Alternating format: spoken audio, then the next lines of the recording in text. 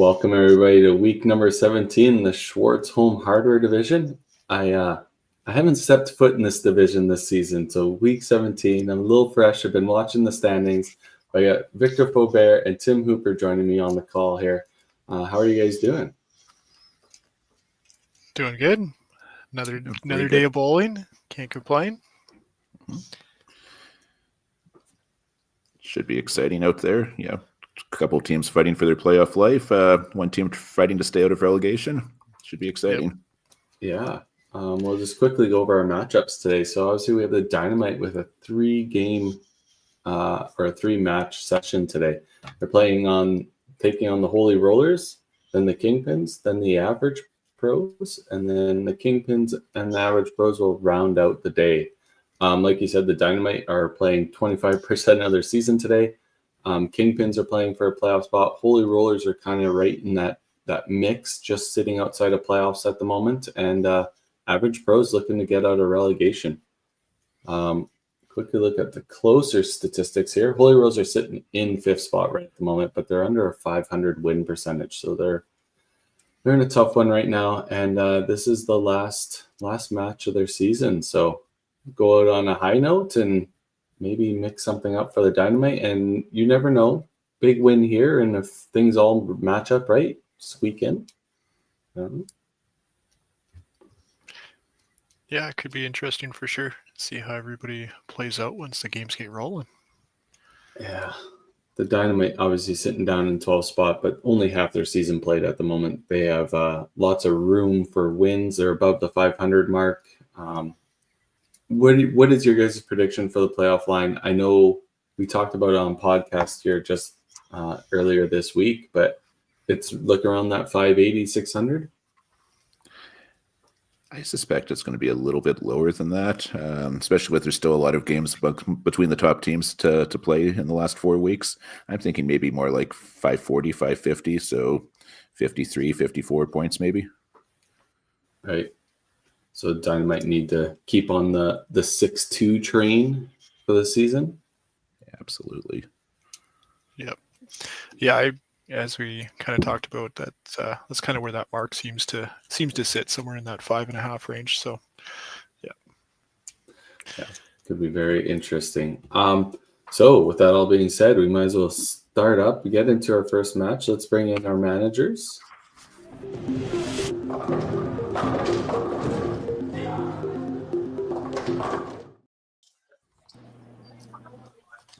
Mr. Steve Petrosevic from the Holy Rollers and acting manager player Aaron Atlas for the match number 1 today.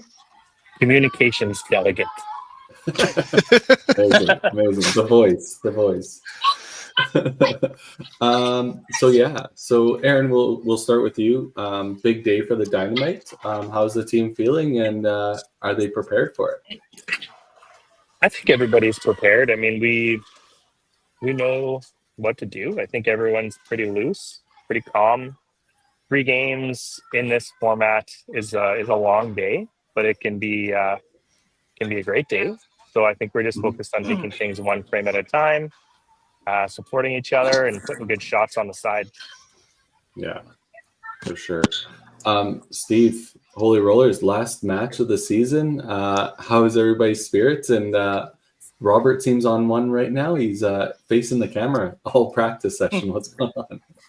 Yeah, I think Robert's doing okay today. Let's say it there. So, yeah, I think today, like, I've seen the team. I haven't seen them this relaxed for a while. So, after the last 4 matches we've had a couple losses. All 4 losses. So, today is about giving ourselves a chance and seeing what we can come up in the end and seeing if we can shoot for that playoff spot. And if we fall short, we got to take it into next year. So, we're just gonna go out there and throw bombs today and see what happens. See how it plays out. For sure. This is kind of something that we talked about as a team with the Crushers last couple of weeks is Dynamite with 3 matches. Say we played 2 matches, and after the session, it feels like you just played an 8-game block. There's so much pressure, right? You're in the moment and having to deal with all those emotions and all the team emotions going on. So we know where you guys are and how it feels, and we wish both teams the best of luck. And let's see some high scores this first match. Sounds good. Thanks, guys. Good luck. Are we doing lineup? Good luck, I guys. was just gonna say, yeah. I was waiting for the key. Sure. Let's do lineup. Aaron, let's do lineup for the Dynamite. Sorry, Carrie. Not trying to steal your job. We've got No, Chad in the one you're doing hole. great. Chad in the 1 hole. Rob Shannis making his season debut in the 2 hole. We've got Tiger Don Holland in the 3 hole. Me in the 4. Scott Barber in the 5. Deanna Tyler on the bench. And Mr. Twister Randy Morissette isn't eligible for this first match. And Steve for the Holy Rollers. Yeah, we got Robert in the 1 hole, Corey following behind in 2, Thomas in 3, Sean in 4, Danny in 5, and Megan, Clark, and myself off the bench. Scott is absent today. Oh, last match of the season. You can't even show up. I said, hopefully it's good luck. Let's see what happens. No, just kidding, Scott. Sounds good. We miss you, buddy. All right. Best of luck, guys. Okay. Thanks, guys. Okay, bye. Bye.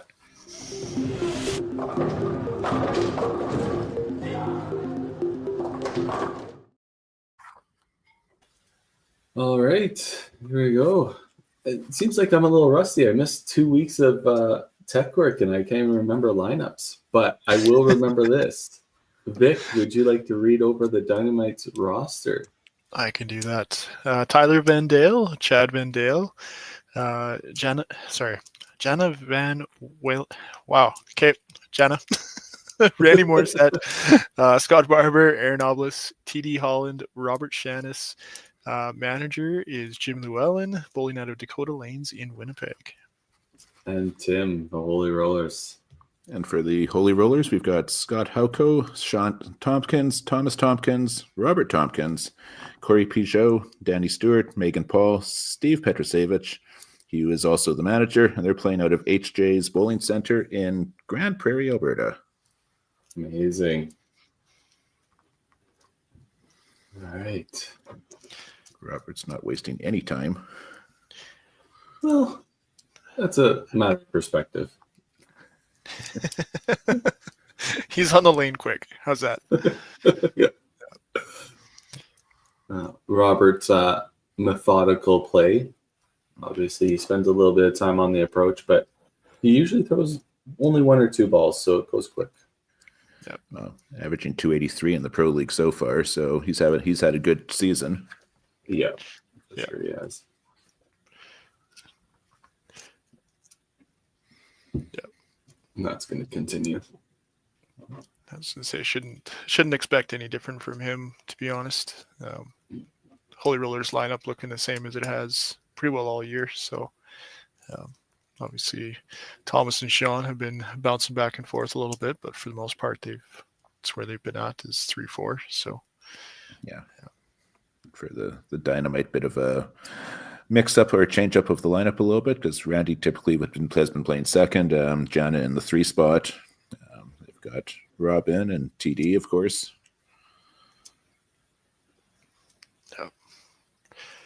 yeah, it's been a while since I've seen some of the Dakota matches, so we'll see what we get to say, right? Aaron's been on his tear still.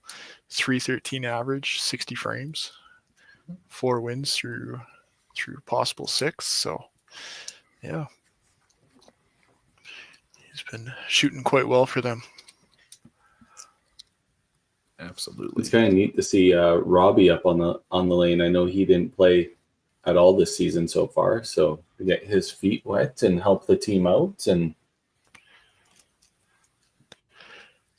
yeah, I'm not sure if it's first availability, but yeah, definitely good to see him starting to get some frames in and yeah, getting on the stream, getting some video time. yeah. Yes, unfortunate miss right, and then open side for TD there.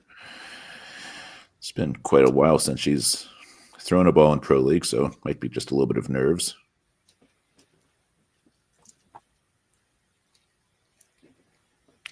Yeah, it's usually something you don't video yourself very often, unless you purposely put it there. But still, it's different when you've got others potentially watching right behind you. So.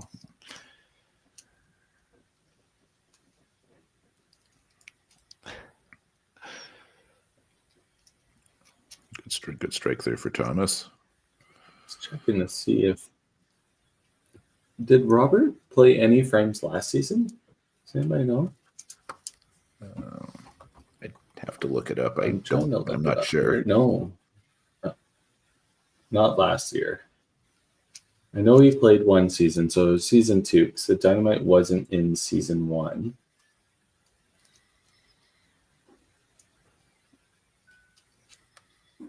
See if I can pull up his stats. I do believe he played fairly well.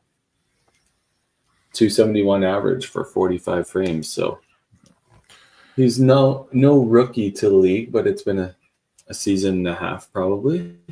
Yeah, and I mean that's actually quite impressive, given that was kind of his return to competitive bowling after a significant absence. Yeah. So a little bit of a rough start here for the Dynamite. A few open frames in a row there, but first frame's always a little, either your team's on it right away or it's just a warm up essentially. I always say when I tournament, never really matters. It's always a good way to think about it, make you feel good about it. But yeah, we've seen these guys just start to put everything together, start frame 2 and just put runs in. So, it does get to that point of what does frame 1 really mean unless you start strong and keep it going, right? All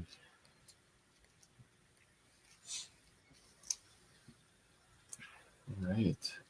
So 1 mark for the Dynamite through frame 1 and 4 marks for the Holy Rollers. A good start for them.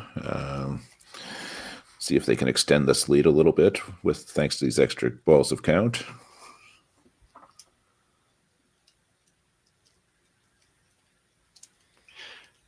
Yeah, see what happens here for sure. Chad looking like he's just gonna keep rolling. Yeah, it was a great shot.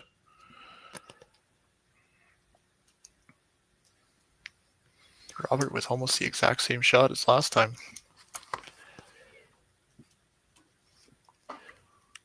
Leaving that right corner standing. Seeing if you can pick it up here again.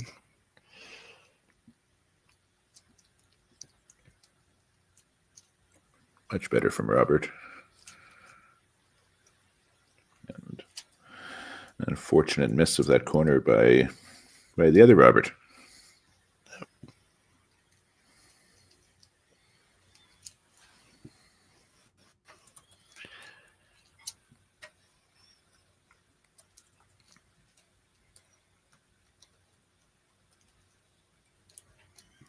Kind of what we expected after frame 1, the warm-up frame.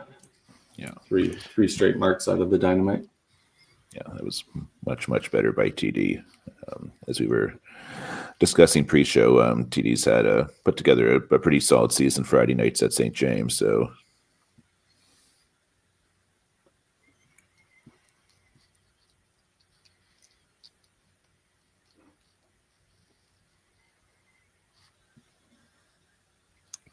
Gets the skinny one there.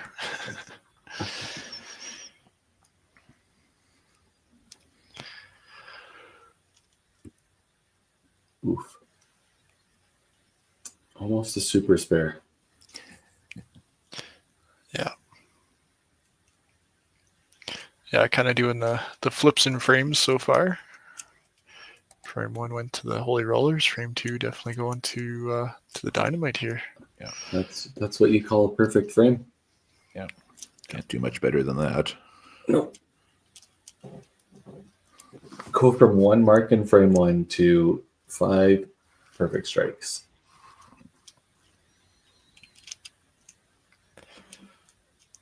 Yeah, see if Thomas can get the Holy Rollers going here. 12.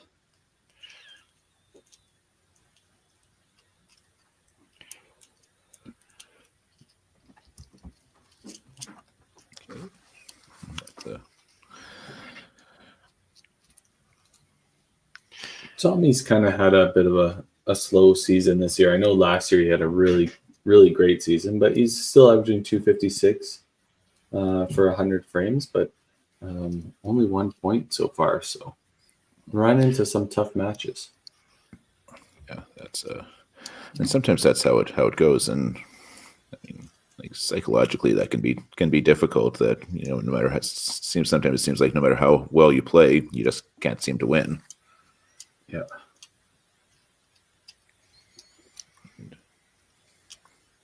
Doesn't pick up the spare on the 12 count, and even though it's really the same thing as throwing for a chop off, I don't know, but sometimes those 3-pin single pin spares seem to be the hardest.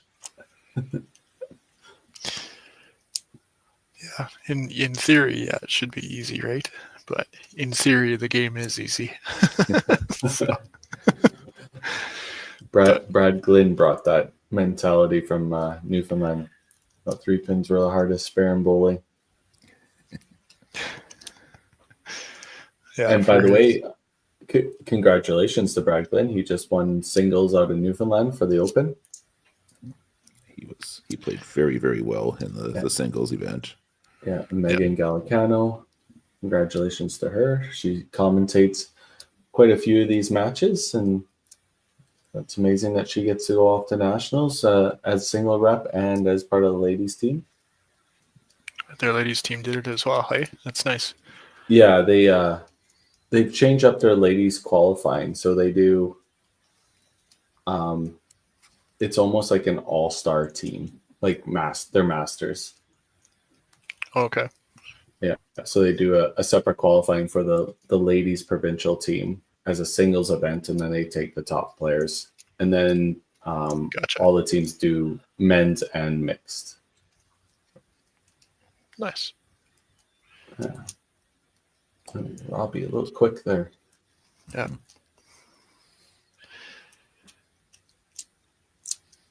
That's much better from Corey. Yeah, she's split frames with Megan so far. Each of them basically throwing 60 frames up to coming into today. Corey with the average lead though, 233. So with 3 wins at that point.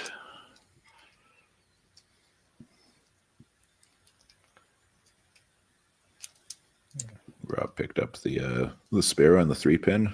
Get the 30 count. The super spare.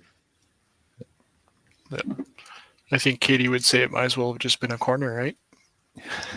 The way it counts. Just throw it in the ditch for really all it matters. That's right. Not that I would advise that, but that makes for a tougher spare, but yeah, trying to clear 5. Thomas with his spare.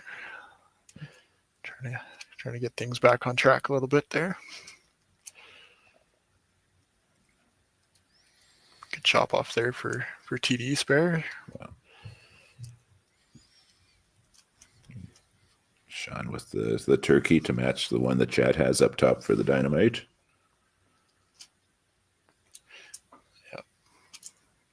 Yeah, try and always match somebody that is on the other side, right? Ideally, it's best against best, regardless of position in the lineup, just to keep scores even. Well, that's a very good response frame there for the Holy Rollers. Yep. Yeah, 4 strikes, or 3 strikes, 2 spares. Something like that. Yep. 4 and 1. 4 and 1, yeah. 2 doubles working. Yeah. Give that total a little bit of a boost there. Yep. Aaron taking the penalty shot there, punching out the head pin after his miss.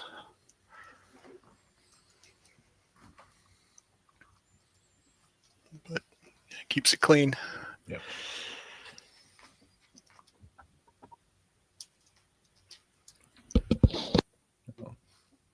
With a couple doubles up there for the Holy Rollers. Scott will be looking to get a second one for his team.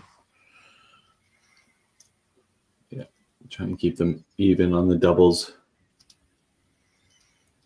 He liked it out of the hand and hangs the corner.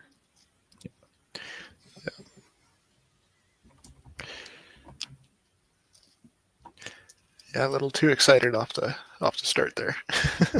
But Yeah.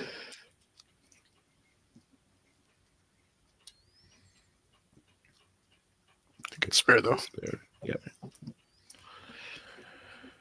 Keeps the marks Right. up. Now we're getting into the meat of the game. Frames 4, 5, 6. A couple players hot from the start. See if they can continue it. Yeah.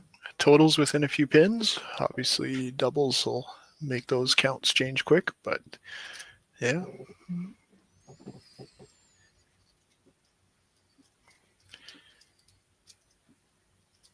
The little thing. No, it's looked a little quick. Out of his hand, I thought he had missed right, but then just tickled the head pin. Just enough to get it to go. Sometimes it's all you need. Good ball there from Robert. Yeah. It's a good couple of frames after that corner miss.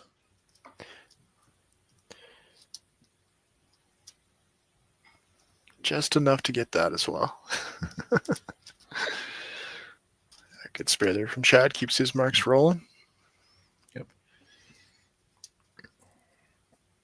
As we say, bowling's kind of the ultimate results business. It doesn't really matter how you get it done, just that did you get it done? Yep. Yep. Yeah, exactly. Corey with another open frame here. Great shot for Rob. Yeah, Rob's starting to pull away here Yeah. at this point in the game.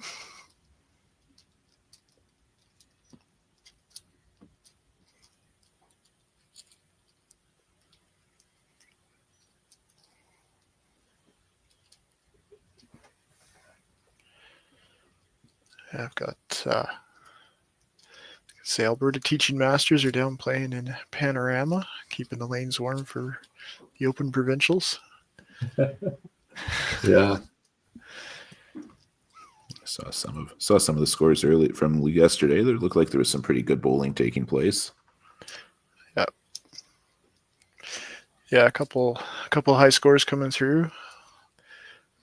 High 300s. A couple high averages showing up as well. So, good ball there from Thomas. Very nice shot. TD with the head pin gets 13 off of it.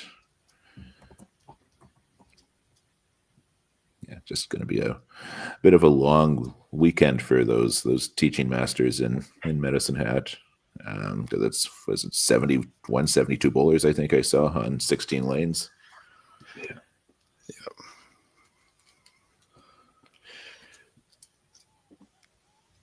Ooh, good shot there from Robert, or from Sean, wrong brother. That's Gets the his hand going four-bagger. early. Yeah. Yeah. Aaron continues his alternating pattern, gets the strike up in 4. He'll be eager to get off that pattern. Yeah, every second lane, right?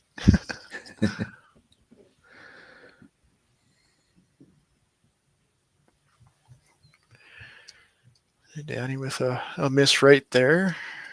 Kind of gives Scott a chance to do something big here. And Thin right side. After getting tapped on his left pocket hit the frame before. matches close within a ball or two, but the two doubles working on the holy roller side kind of being the difference makers. Yes, for sure. I'll give them a chance to definitely extend that lead a little bit in the 5th frame.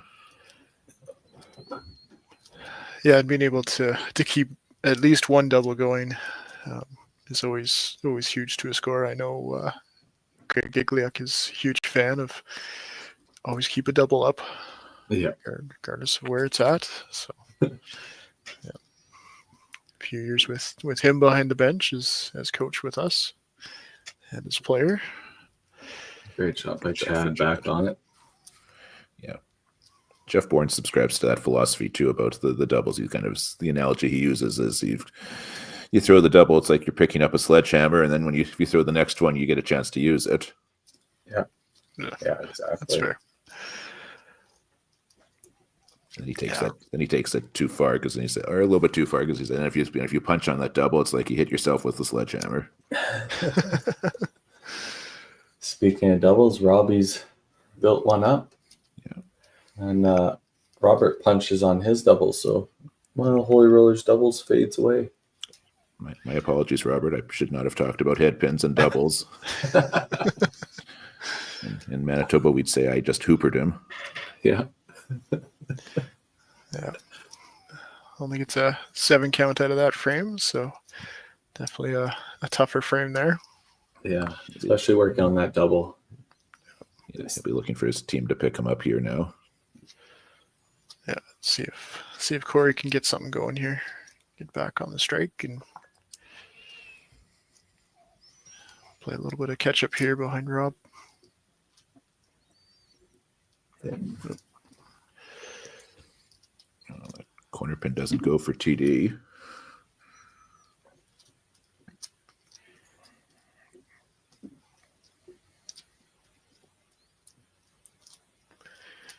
Picks it up though for 15, so good shot there. Chopped cherry.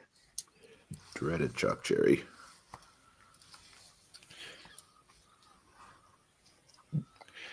I've been talking to a few more people about the angles on that chop off. A lot of people like to go straight at it, but I've always been a fan of going across. Yeah, angle. Yeah. Yeah, sometimes it works, sometimes it doesn't, but I always feel like you have a much higher chance if you're throwing the angle at it. That punch out is a little bit less likely. It's a smaller percentage, but yeah. Agreed. Oh, Thomas good shot there double. from Thomas. There's the double. Yeah, Aaron keeping his pattern. His pattern. Those penalty shots, right? Yeah, looked a little quick on the first one. The second ball looked decent.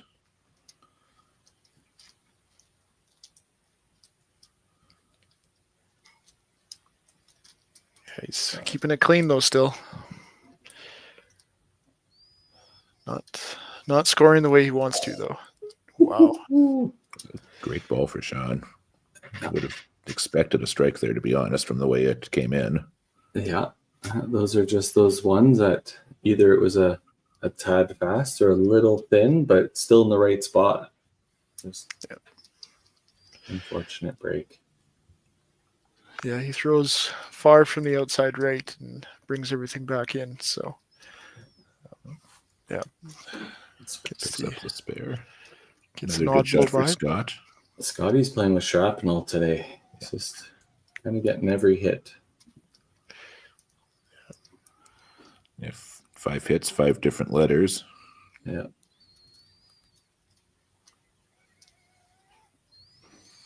Fortunately, sparing everything. Yep. And thin for Danny stays. Looked like it wanted to go, and it just didn't. Yeah. Yeah.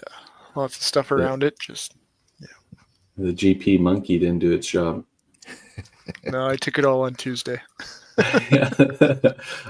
So we got 574 for the Dynamite through the first 5 to 593 for the Holy Rollers through the first 5. So we are within 20 sticks. So good match going, and we'll run our little commercial break for our advertising partners, and we'll bring back the second half of this match.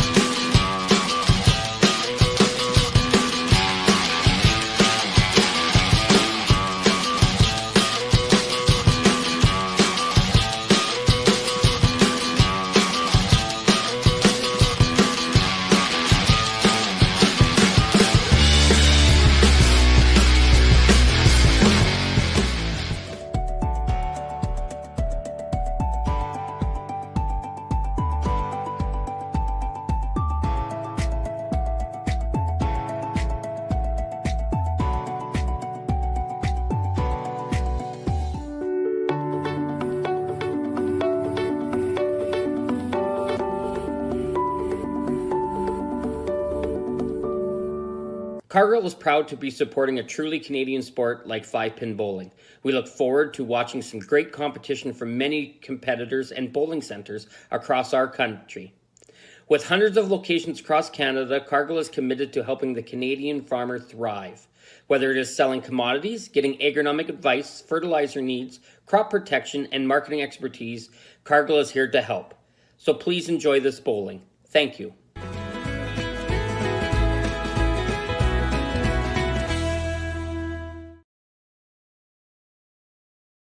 Financial freedom begins with financial literacy. Hi, I'm Dave, and I'm thrilled to be a sponsor. My journey began as a teacher because of my deep passion for education. I brought that same passion into the financial world to help families achieve financial freedom. Financial freedom isn't just about having more, it's about knowing more. That's why I'm here to help you make smart decisions with insurance, investing, and lending, all in one place. I'm Dave, and together we'll help you achieve financial freedom.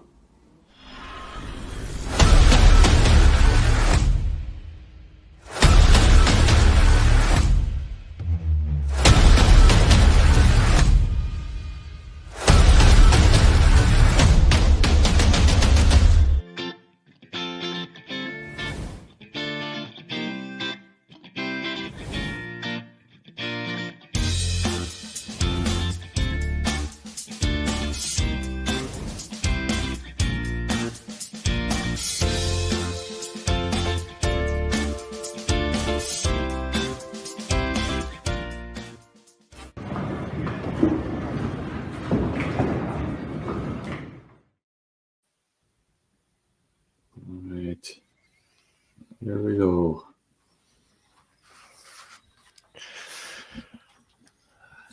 Bit of a change. Welcome. They're not on the lanes yet.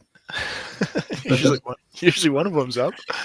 Yeah, so welcome back. Yeah, we've got just came through the chat a couple of subs on the Dynamite through 5 frames. We're going to have Jana coming in for TD and Tyler in for Aaron. They've already changed the names on the scoreboard.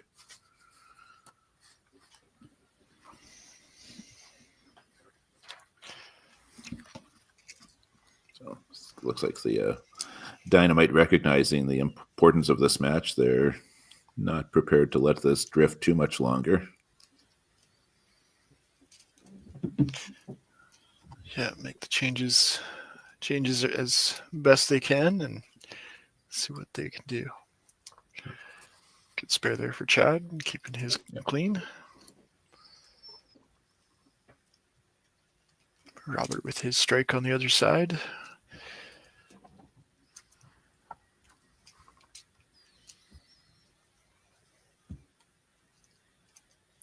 Good shot for Corey. Just couldn't get that left to fall for her.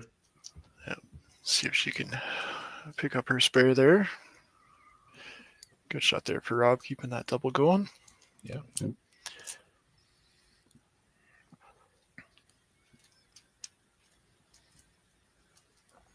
Yes, it looks like Dynamite are well in control of the 2 matches on top.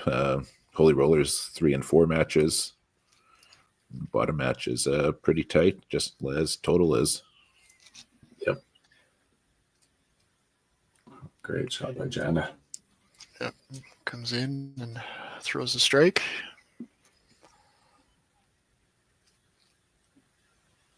Oh, the 12 for Thomas again. Yeah. Yep.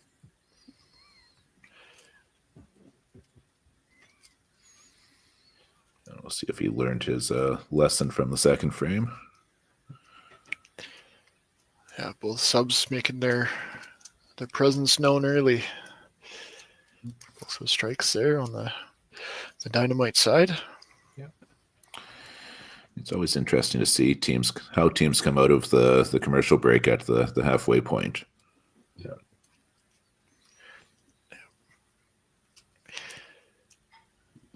Yeah, you're only looking at a couple minute break, but sometimes it's enough just to throw momentum off and make you think a little bit more or tighten up thinking you got to come out strong again. Oh, split.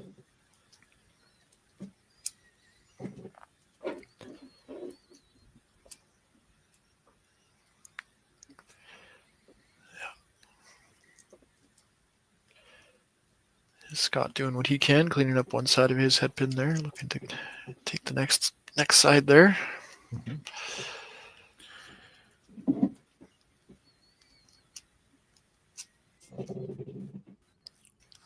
Clears his wood up. Still a good frame for the Dynamite. Double, couple strikes and a spare.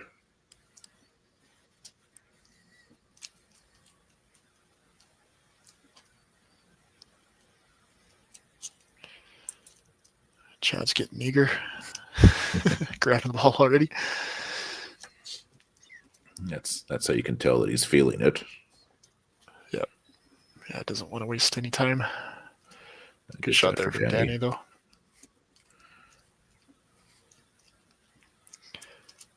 Gives himself a little bit of breathing room. Not a whole lot, but 17 points in this between the two teams. Only real difference is double up on the Dynamite side.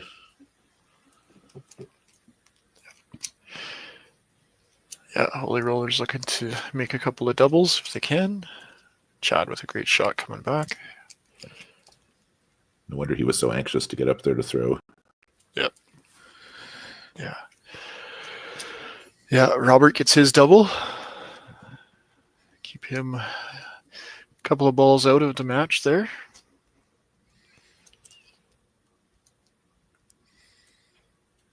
Okay.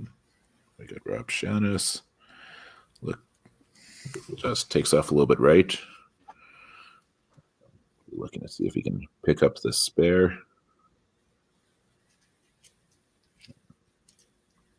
Fortunately, that's another head pin for Corey.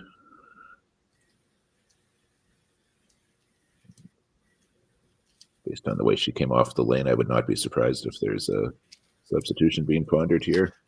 Yep, I was going to say Megan's in.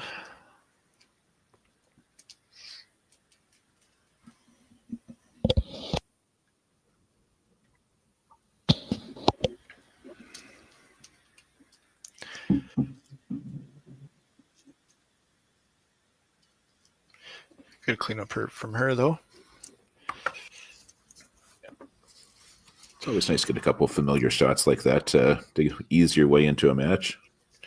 Yep. Yeah, I never really want to think about what's going through coach's head, but you wonder if that move should have been maybe done a little bit sooner, just seeing how that score was going for that match. But change has been made now, so Jana and Tyler both throwing doubles. No easing their way into this match. They're coming out firing. Yeah, doing everything they can to make sure total goes their way.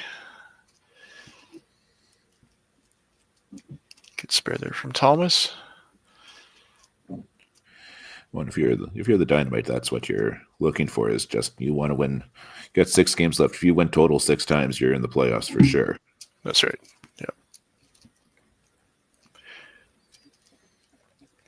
Yeah, Scott's still having the letter problem. Yeah.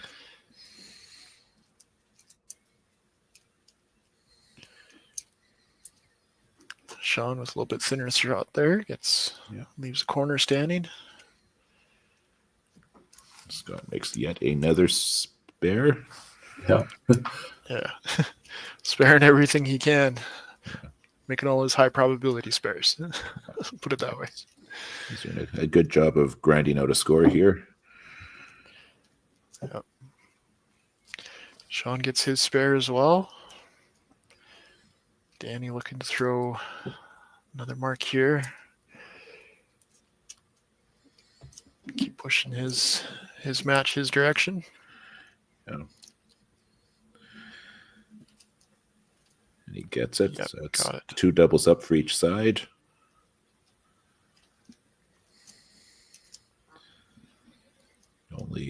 Only difference here is it's 2 doubles and 2 spares each, and the Dynamite have an extra strike, and we're dead even for total.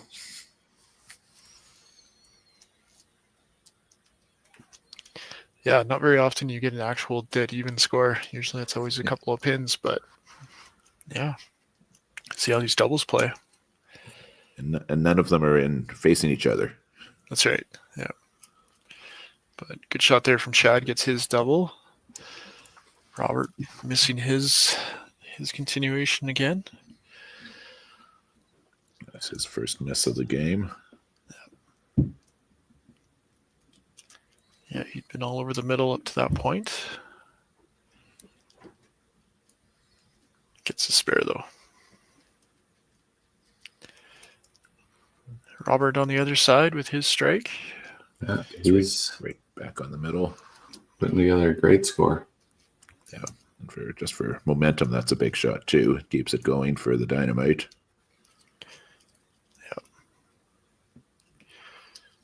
Yeah, just like that, they're starting to claw a bit of a lead here.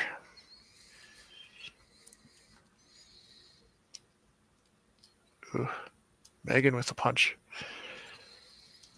Second line is just not having any fun there for the Holy Rollers. No, not at all. Janet gets a chop off on what looked like a bit of a high hit. Seemed quite grateful that that's what she got out of it. Gets the spare.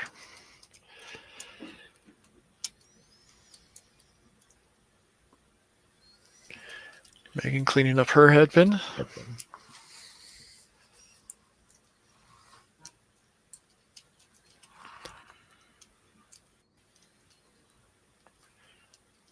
Let's see what Tyler can do here.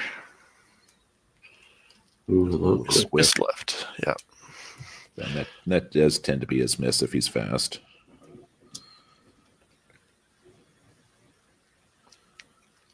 Ooh, that's a tough punch.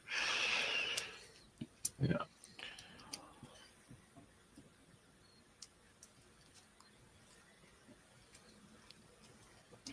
Just kind of get the sense here, just even through the screen, you get the sense here that the momentum is slowly swinging over to the Dynamite.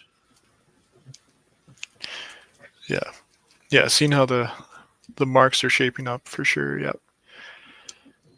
Yeah, just kind of a little bit of tightening maybe on the Holy Rollers side. Yeah.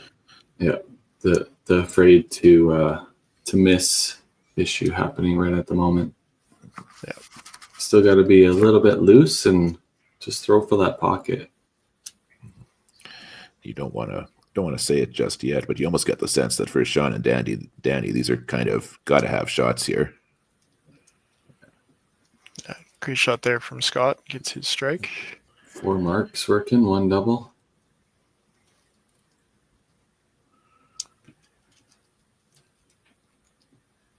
$12. Heavy hit for the 12. His turn to get a 12.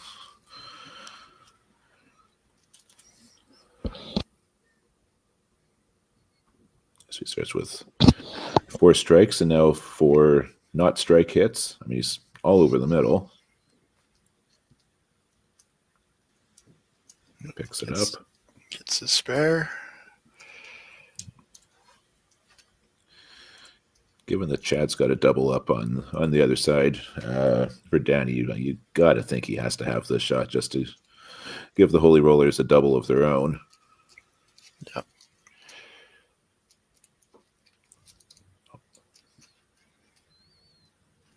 Oh no. Okay, so here we have some mark momentum switching over for sure. And along with that is the loss of count because, now it's going to be a 25-30 point lead likely for the Dynamite. Yeah, total kind of slipping and flipping away there. It's going to be an extra 6 balls of count up there for the Dynamite potentially.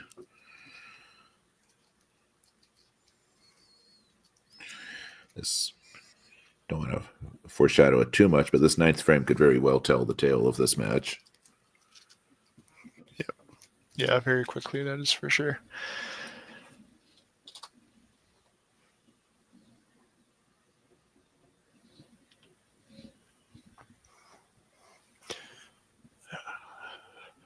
Chad will have the opportunity to throw first here, looks like.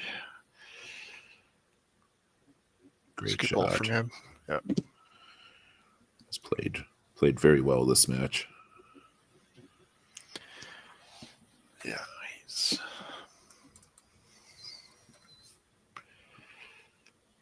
came in throwing 261 average for 60 frames, and he's already got that beat, so bonus to the average.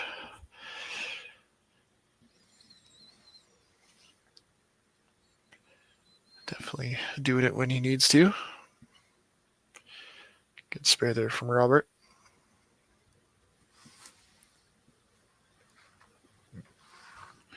Headpin there for Shannis. Slows the momentum just a little bit, although his point is well in hand.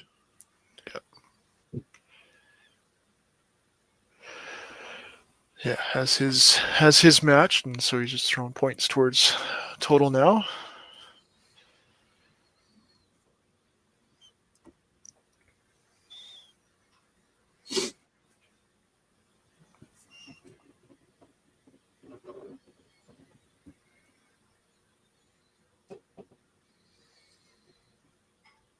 Let's see if Megan can put some points towards total here and give the Holy Roller a shot going into 10. Oh, there you go. Oh my. The GP strike. The high should have probably been a corner. 3-pin was wobbling the whole way, and then the head pin comes out of nowhere to chop suey the 2-pin. Yeah. Yeah, they don't ask how, they just ask, did it go? Yeah. And Jana throws a wobbly head pin, but unfortunately it stays up, so.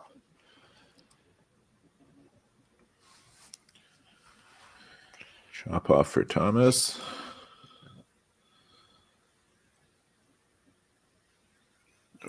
Janet just can't quite get that corner to go. Spare there could have made this interesting. Yeah. Spare here for Thomas gives him a lot of control. Yeah. Yep. Good spare for him.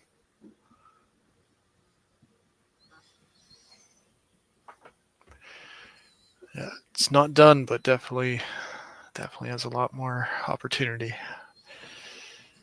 He's got a huge amount of wiggle room now. Yeah, Holy Rollers are gonna make it tight here. 3 marks in the top to start their 9. 4 now. 4 marks now. You can again just sense the momentum swinging once more. Yeah, just a little bit of energy change. Oof. Tough 10 count there. Danny Great gets shot for a strike Danny. there. Super frame for the Holy Rollers. Yeah, that's gonna force Scott to actually throw the strike here to keep things counting in their way going into 10. Because that's 5 marks, 8 balls of count up there for the Holy Rollers. Scott can make the double. That at least would give the Dynamite 6 balls of count from the 2 doubles. Yep. Yeah, he's probably doing the math in his head, thinking I need to do this. And He gets it. So, good shot there from him. 64-point difference, but 2 extra balls of count for the Holy Rollers. This should be, as the British would say, this should be a grandstand finish coming up.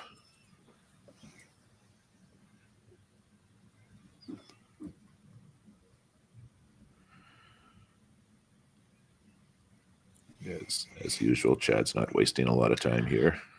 I know. Yeah, good shot there for him for his ham bone. Yeah. Yeah, he's looking to put a lot of that total into his hands. Make it easier on everybody else going down the line. Good answer for Robert. Yeah, good shot there for him.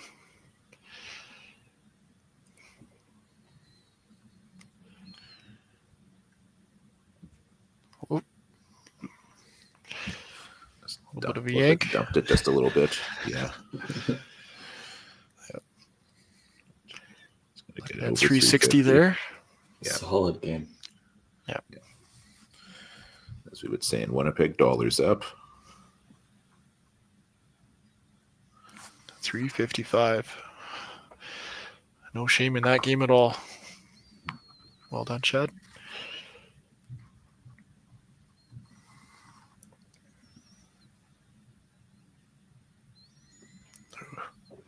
Just untimely head pins and opens, right?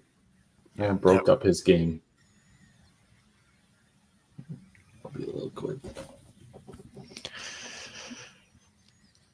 Yeah, they've got 90 pin separation after first bowlers are both done. So that double in the bottom for Scott is still likely to play pretty big. Yeah, it's looming very large. Ooh. It's All right. uncharacteristic for Mr. Shannis. Megan can make up a lot of this total back in this 10th frame alone. Yep. It's a good shot. Perfect ball. Good shot there. Yep. No extra stuff needed. Yep.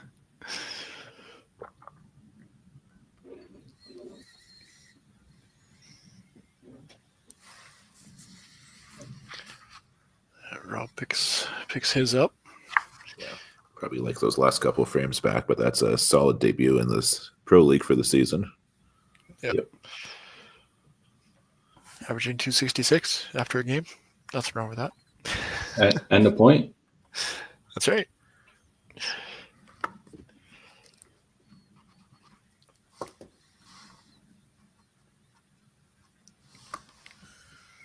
Just a little left there. Yep. Let's see if she can get the spare and just add another 50, another extra 15 for her frame on top. Yep. Nothing wrong with 80 for 3 frames off the bench. Yeah. Good work there for Megan coming in.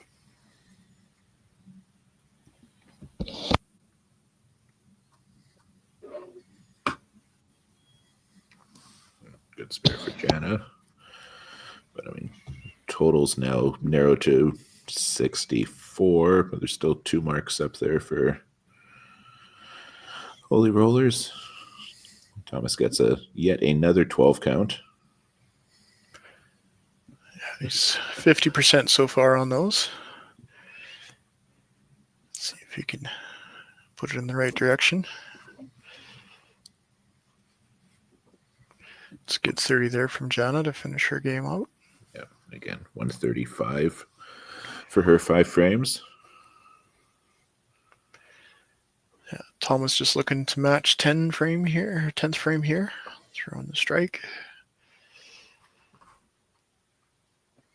Ooh, Tyler quick. Very fast. Yeah, just not where he was for that 6th, 7th frame, that's for sure.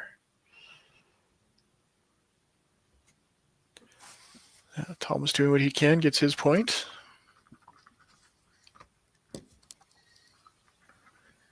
Gets the push for the spare. Now it's 1 shot for the bottom. Yep.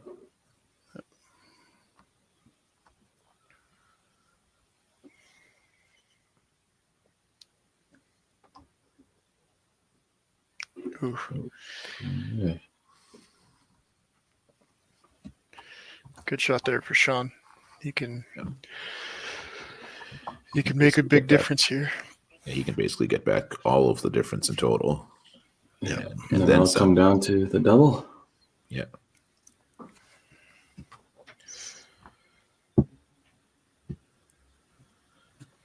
It's kind of what we were expecting. Something close coming down to the last players. Yep, and they're not going to disappoint. It's now very definitely squeaky bum time.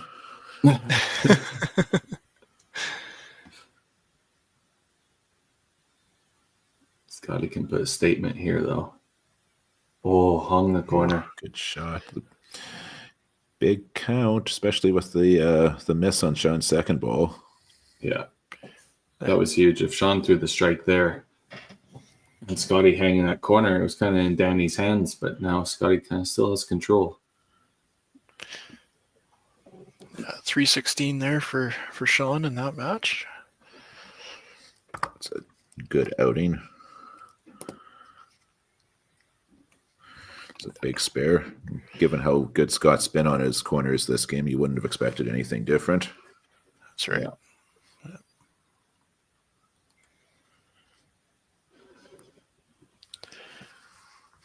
Yeah, Danny's looking to 75, right? Yeah, so we can get the 1306, 1316. 13-16.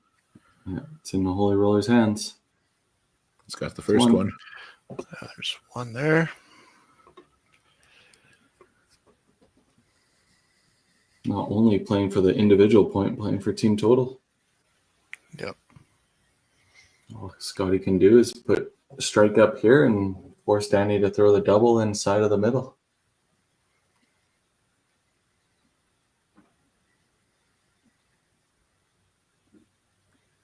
Another corner. Got the double.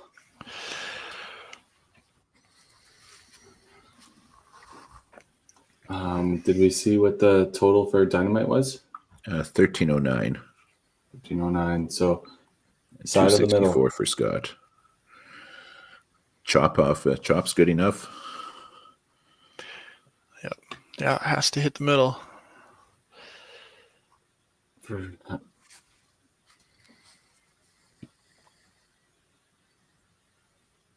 Got it. Got it.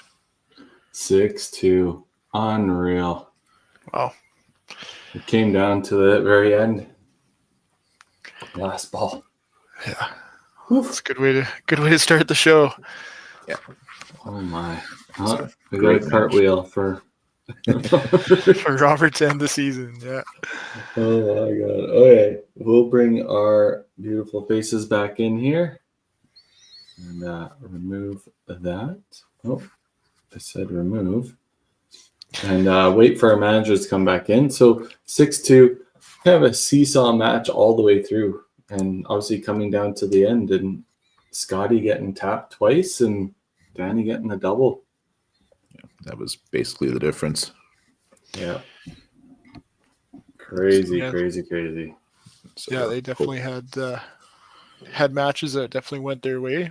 Hand in hand, 1 and 2 on the Dynamite side was convincing wins, and then 3-4 was the other way around and just negated all those extra points, right? So yeah. Steve, great finish for the team. Obviously 6-2 win is good at any time. But it's got to feel good to end the season on a high note. Yeah, absolutely. I think that's what our goal was coming in for it, and it was shooting to give ourselves a chance, and that's exactly what we're going to do. And now we'll see. It's on the table to see how the cards play, but it was a great match, and that's how it should be in this Pro League. So awesome game, guys. Yeah. Aaron, obviously with Jana and Tyler coming in, they both come in, throw the doubles in those 3-4 slots. You got to think that momentum is flipping in the 3-4 hole because 1-2 was on fire, and then it just kind of fell away. Obviously coming down to the last ball, essentially in 10 for Danny. Team played super well. I don't see any negative. Just the pins just didn't fall when you guys needed them, it seemed like. Sure. Like, I'd like to say, wicked finish to that game. It's always hard. I think we can all look back, including myself, and find those pins that we needed to win. Yeah. Some 5/8s, some missed punches. You need marks. You need marks on marks. So, Jana and Tyler came in, gave some energy, and brought the match back around. Chad had a good game. Rob bowled really good. It's just really tough when the match is that close. I feel like everyone on our team feels like they could have been the difference maker. Yeah. But thankfully, we've got games left, so we're just going to take the positives into the next game. Yeah, for sure. Yeah. So, Steve, we obviously decent season for the Holy Rollers. Probably not the season you guys thought after the start you guys had to the season. A real struggle in the middle there for you guys, but amazing bowling. Always great seeing you guys play well, and yeah, great struggle as a team. And you guys stuck together the whole way through and clutched up in the end. So that's got to be a good feeling coming to the end of the season. Yeah, definitely nice finishing it up here. So the team's on a positive note. So yeah, we'll see how the rest of things go. And good luck to the rest of the matches for Dynamite today. And go get them. Yeah, good luck, Aaron. Amazing. Thanks, buddy. All right. We'll roll our commercial, and then Aaron, we'll see you in 3 minutes. I'll stick around. Hope to see you guys all at him. Sounds good.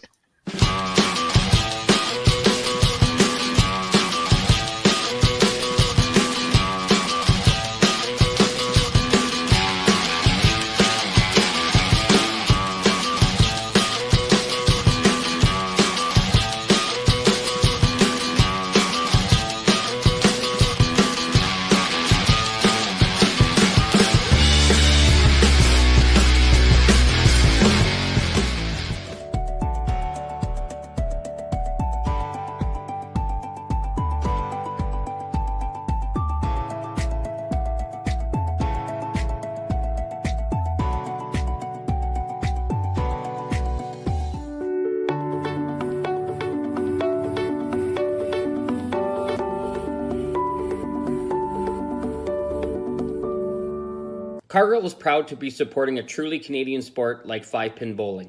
We look forward to watching some great competition from many competitors and bowling centres across our country. With hundreds of locations across Canada, Cargill is committed to helping the Canadian farmer thrive. Whether it is selling commodities, getting agronomic advice, fertilizer needs, crop protection, and marketing expertise, Cargill is here to help. So please enjoy this bowling. Thank you.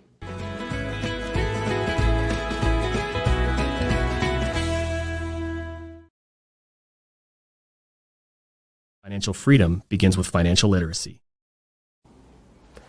Hi, I'm Dave, and I'm thrilled to be a sponsor. My journey began as a teacher because of my deep passion for education. I brought that same passion into the financial world to help families achieve financial freedom. Financial freedom isn't just about having more, it's about knowing more. That's why I'm here to help you make smart decisions with insurance, investing, and lending, all in one place. I'm Dave, and together we'll help you achieve financial freedom.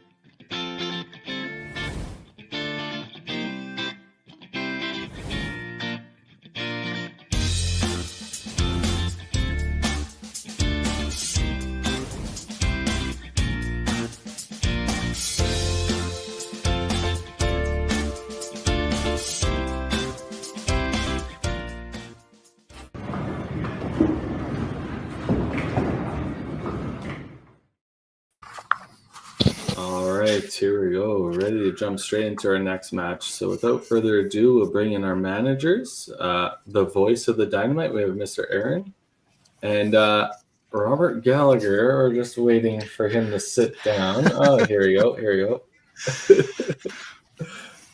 Robert Gallagher, how's it going?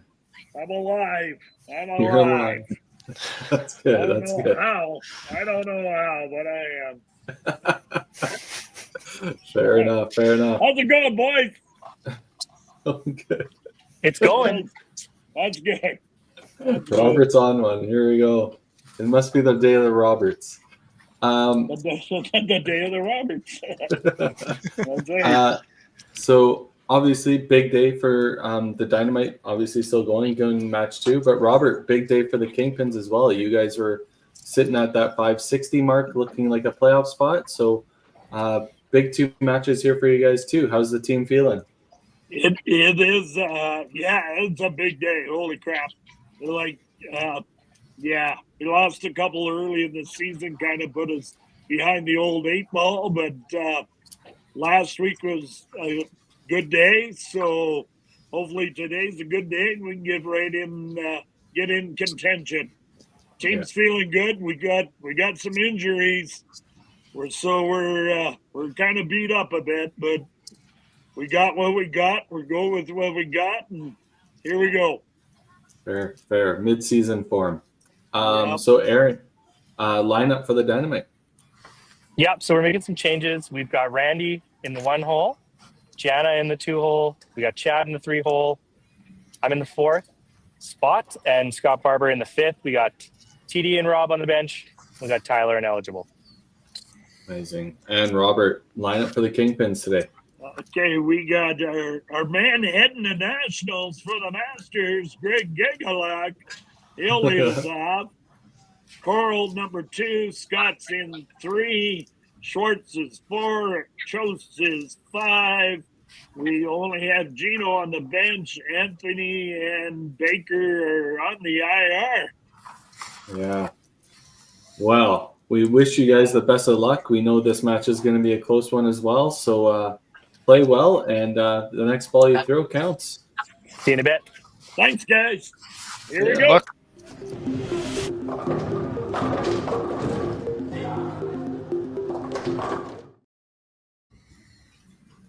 All right.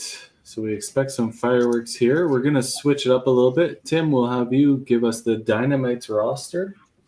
Okay, so for the Dakota Dynamite, we have Tyler Van Dale, Chad Van Dale, Jana Van Wellingham, Randy Morissette, Scott Barber, Aaron Oblis, TD Holland, Rob Shanis, managers Jim Llewellyn Jr., and as we've seen, they play out of Dakota Lanes in Winnipeg. Amazing. And Vic.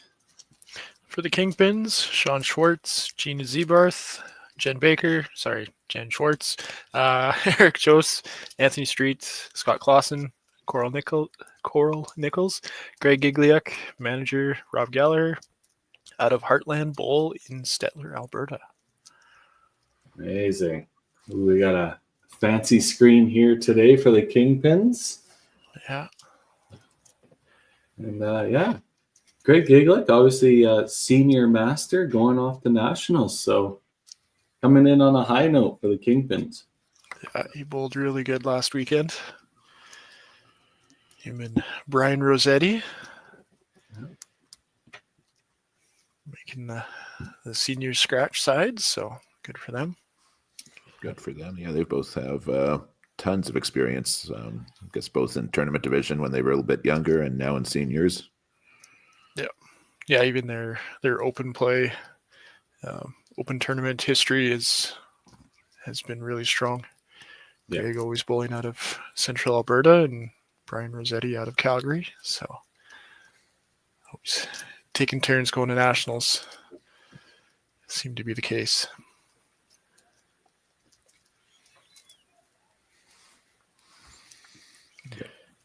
Both him and Randy missing and then paying the price on the second shot.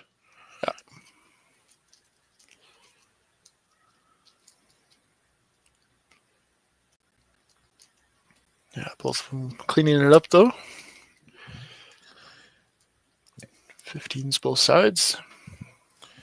A great shot for Coral. She was really good last week. The Kingpins had 3 games and Coral had a 327 and a 368 in there. Yeah, good for her. She's been a lot steadier this year for them than they had in the past. I know she doesn't always get a lot of play time either. So she's obviously traveling a long ways, just like Scott. Yeah, averaging 269 for them coming in, 53 frames, with 4 wins though. So she actually has been playing a fair amount this year. I know with Jen being out injured, definitely forces that one a little bit too. So.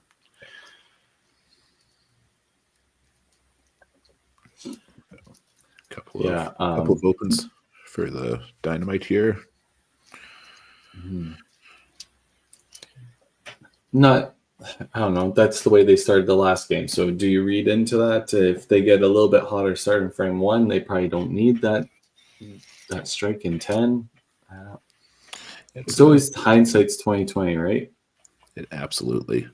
And I mean, anytime you're the coach or the manager, it doesn't matter what the event is, you're going to second guess a bunch of things. And that's kind of our job as the commentator too, is to second guess decisions.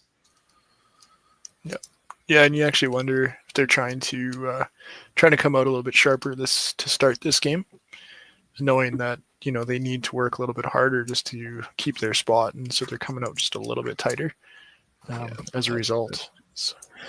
Well, that's just it. With the result of that game for the Dynamite, their point percentage has now slipped to .509, which is just marginally ahead of both the Lumberjacks and the Maniacs.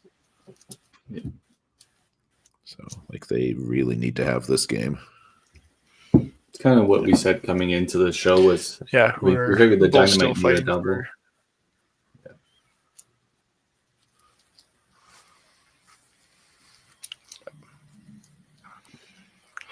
Yeah, this first frame still not looking good for them.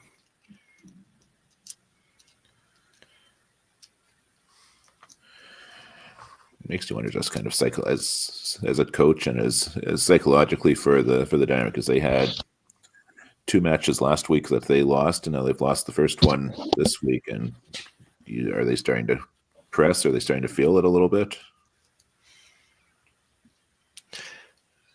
Yeah, it could very, very well be the issue.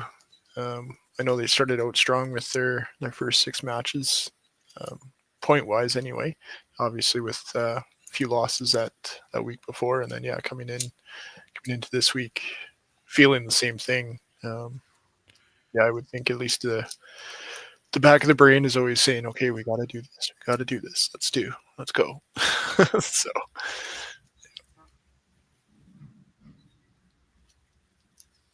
Yeah, good shot there. Shot for Scott. Yeah, they needed that one. Even though it's early, just psychologically, just to kind of steady the ship. Yep. Yeah, give them something to work towards, right?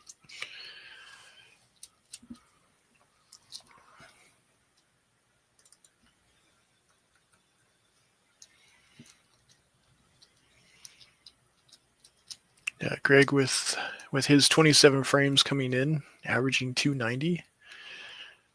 So definitely when he's able to play has been very much contributing to total. So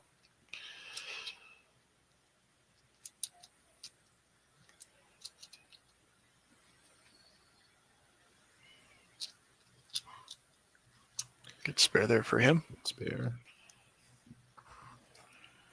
Keeping at least the marks even through that first line. That is 2 left 3 pins in a row for Jana. You don't see that very often. Yeah. Might need a bit of a mental reset. Oh, heavy hit for the second, for the spare attempt. Coral picks up the spare. Good 30 count.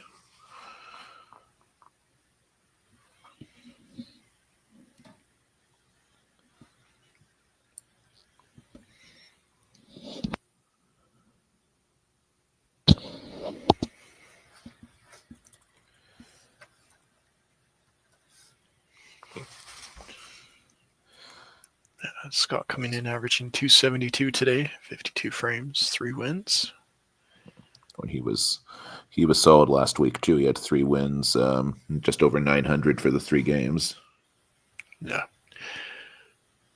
definitely making that trip worthwhile. That he does. Yeah, Kingpins as a whole were quite strong last week. They had 2 games, both their 2 wins were both over 1,500. Yeah, I heard that they did well. I did not get a chance to go back and watch the stream for that week. Good spare there, though. Yeah. Yeah, Chad with his miss on the chop off. Got some significant lift on that third ball. Acrylic lanes can absorb it a little bit better. That one would have been on the softwood, provided hardwood lanes. Not that there's very many wood lanes left out there, is there? No, there definitely is not.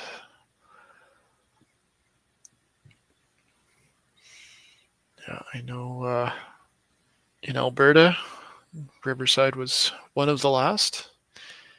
They've had new ownership in the last few years here. Still keeping the wood lanes, as far as I know. But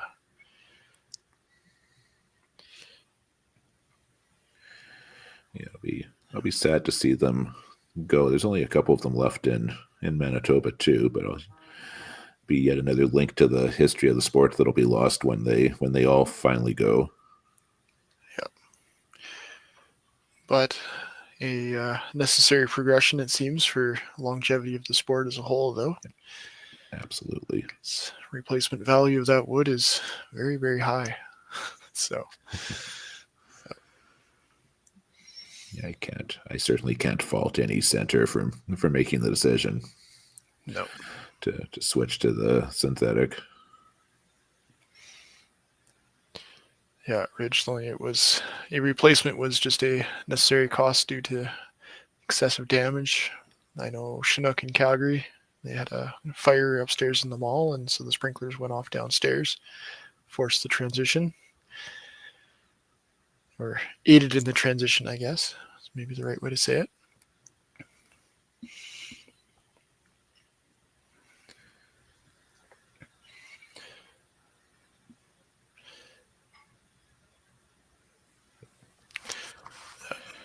A couple of opens for Eric, but he's got 30 for his 2 frames. And for the Dynamite, unfortunately, the middle of their lineup seems to be continuing to struggle. Yeah, just hasn't quite found it since coming back after that last game. Scott with a chop off there. He's liking some letters. But yeah, this makes another spare. He still hasn't missed the middle today, but I think that's 6 or 7 now hits that he's had to spare. Yeah. Yeah, he's doing really good on his spare percentage. 100% at this point for, I believe, this game and last game. For his high probability spares. Yeah, Greg with a good shot there. Randy looked like he liked that one out of his hand, but the right corner had other ideas. Yeah, I was going to say the hit didn't quite reflect the same as what he was looking for. Coral with a good hit of her own, leaves the corner. Randy with the spare. Keeping pace so far with Greg, score-wise.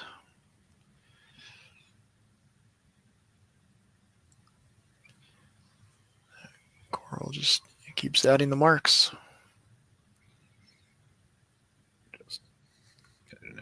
Just kind of very slowly building a lead. And Jowning's back on track here, gets the strike there. That was a solid shot. We'll see if the rest of the lineup will follow her now. Yeah, get something going here and in the early frames. Oh, good heavy hit there for the push. Yeah, it had a ton of roll on it. Yeah.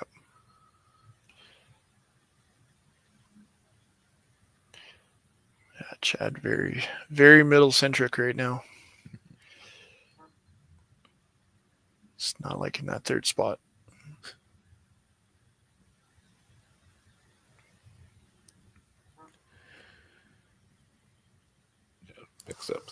Picks up the left side. Sean here looking to find the middle on his first ball.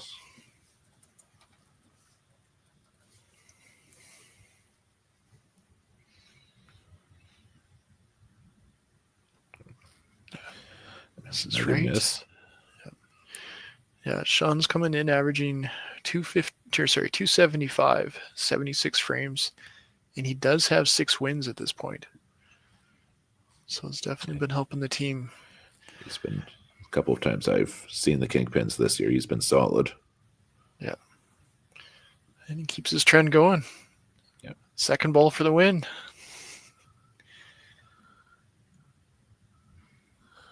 Yeah, last week Sean had 346 the first game and 330 the last game. Yeah, he's been a huge bonus to the game for Central since he came back. Took quite a few years off since he was in YBC back in his youth. So another loose shot for Eric. But for the Dynamite, Aaron and Scott both with strikes. Much better frame for the Dynamite. Yeah, Eric is just kind of playing a very cautious game right now, it feels. I don't get to see him bowl as much as I might have used to have, but almost looks like he's trying to place it a little bit, that first ball. Yeah, trying to be a little exact, and he's definitely one of those bowlers. I've seen him throw a lot more than probably a lot of others. Just being part of Central and seeing him kind of grow up as well. Can definitely tell the difference between a strong, aggressive shot for him and when he's a little more relaxed and trying to get it where he needs to be. So, right, yeah. Randy with a good shot there keeps his marks going. Keeps the momentum going for his club. Guess we should probably point out for the viewers that the scoring system for the Kingpins doesn't include the score for any marks that are up. So for any uncompleted frames. Yes, that is a different setup for sure. Don't see that very often, but gets to play extra math for us too. Get our brain working on a Sunday. I was going to say Sunday morning, but for you, it's not as much morning anymore. No, especially for those people watching out on the East Coast. It's now definitely Sunday afternoon.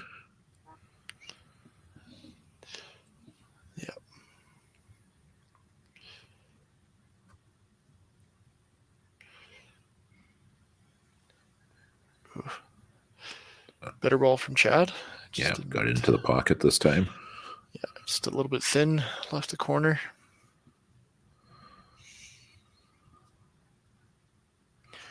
Coral missing the middle there for second shot. So Chad getting his spare.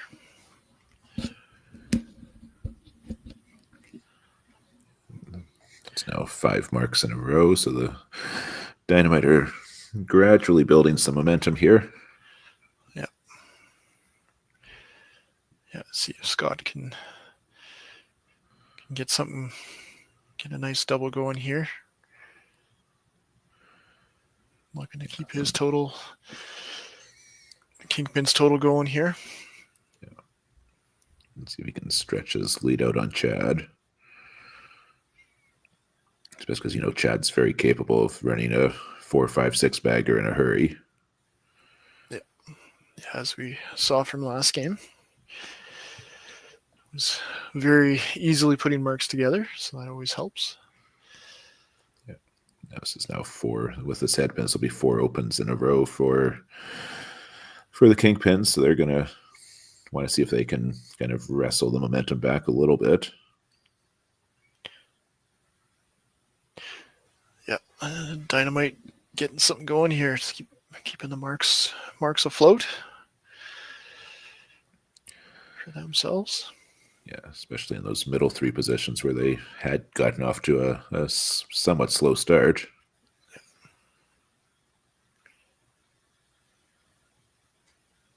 Yeah. Scott throwing a double there.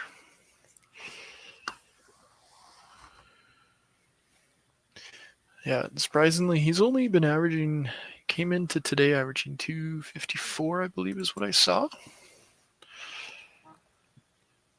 Yeah, for Scott? Yes. I think when I checked, I think it's 248, 249. Oh, Sorry. Yep, wrong Scott.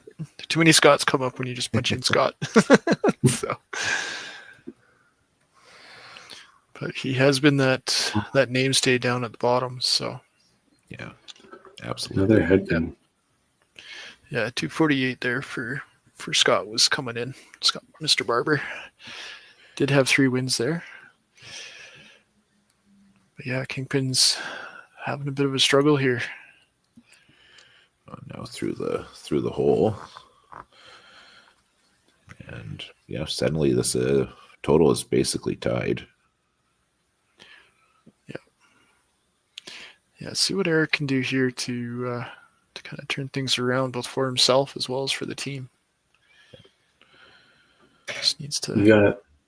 You gotta think that Robert's looking at a pull here soon. You would think so. Can't let it slip away. Yeah. I know they only got the one option, but yeah, where do you Might think need you to can put use it to best effect? Yeah, Eric's missed three shots in a row here. Yeah, feels like he's playing kind of a cautious game, but did get the mark there, so Yeah, stops the bleeding a little bit.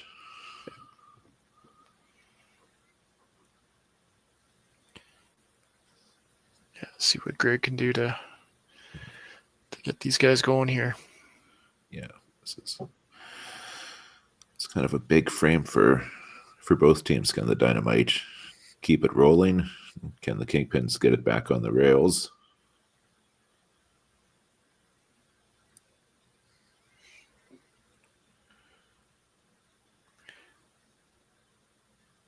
Yeah, punch there for Greg, chop off there for Randy.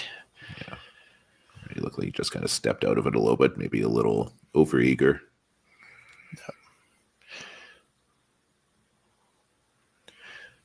Yeah, it was definitely the heavy chop. So, since I almost punched out the 3-pin. Yeah, that one always hurts. Yeah, especially when your opponent's opened. Yeah, especially a couple of frames in a row where you can see yourself getting back and doing something positive, right? So I do have a small lead going into the break in the leadoff match. Much better from Coral. Great ball. yeah, back on the strike there.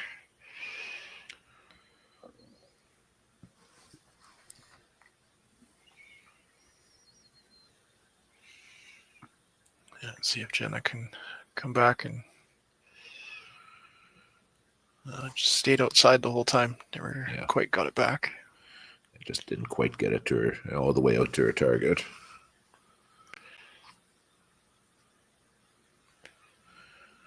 But if she can pick up the spare, she's only going to be down 12 and a ball.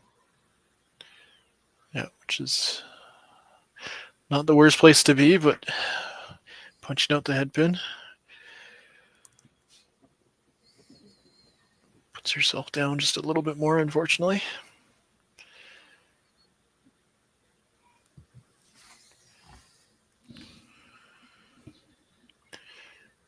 Seeing if Mr. Clausen can get himself to spare.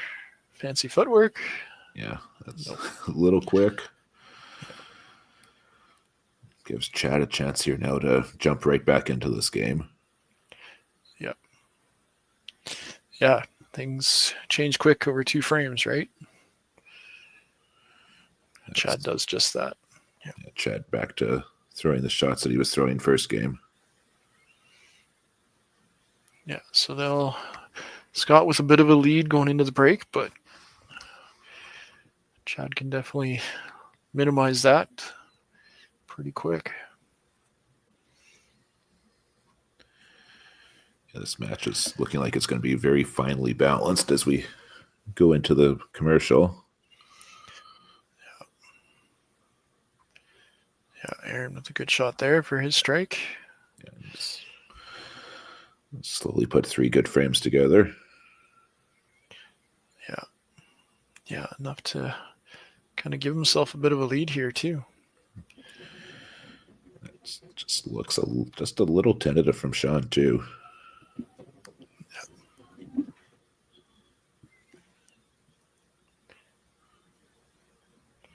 Yeah, just not as sharp as has been playing in the past.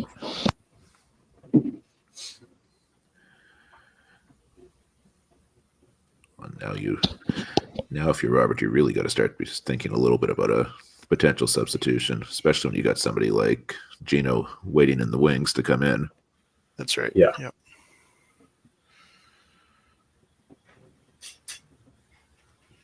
Yeah, Sean so far with his only middle hit, unfortunately, was a punch. So, yeah. Scott had his first miss of the day, but he picked up the spare. He's gonna have a comfortable lead heading into the second half of the match. Yeah, you got to think these shots for Eric are getting pretty important. So, All right, good push. The best ball he's thrown in this match.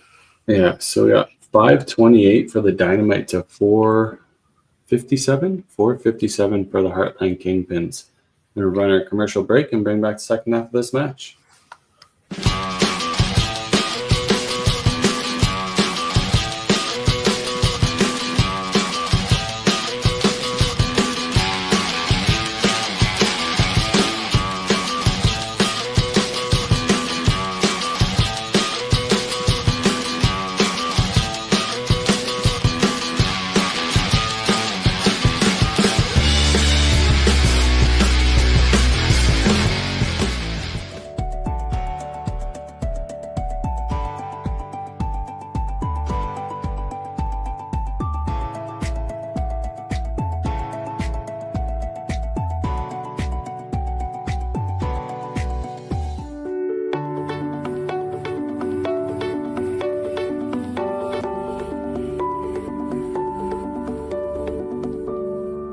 Cargill is proud to be supporting a truly Canadian sport like 5-pin bowling. We look forward to watching some great competition from many competitors and bowling centres across our country. With hundreds of locations across Canada, Cargill is committed to helping the Canadian farmer thrive. Whether it is selling commodities, getting agronomic advice, fertilizer needs, crop protection, and marketing expertise, Cargill is here to help. So please enjoy this bowling. Thank you.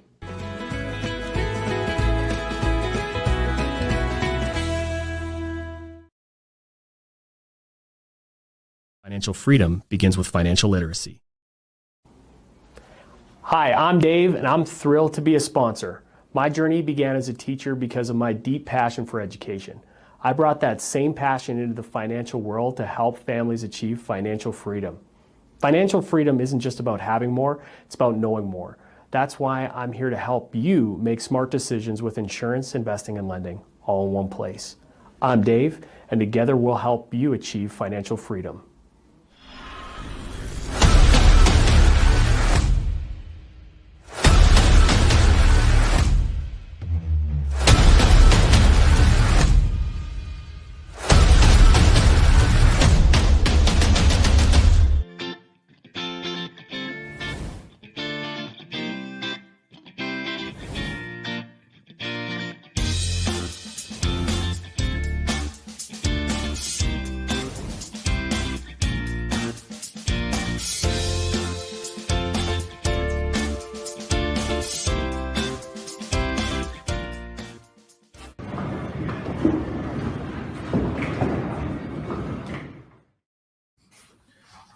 All right.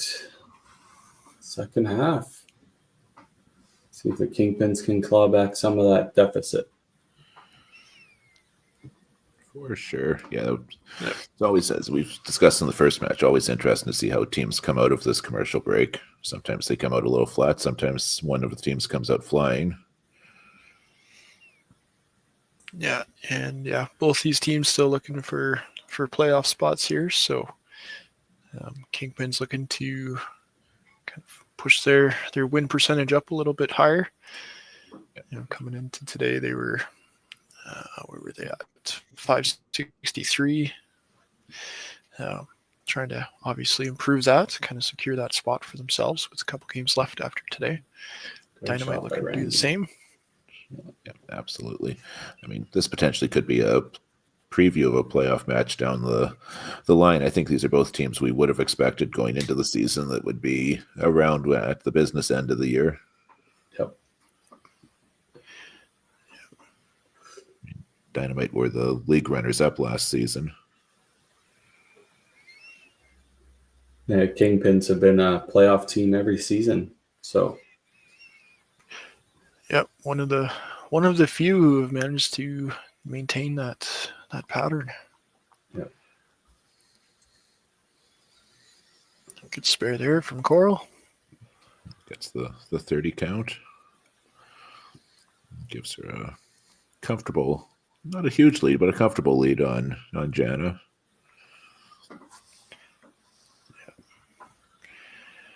Yeah, Jana looking to put some marks together to kind of chip into that. She might have been looking for a ball. Yeah. Got told no.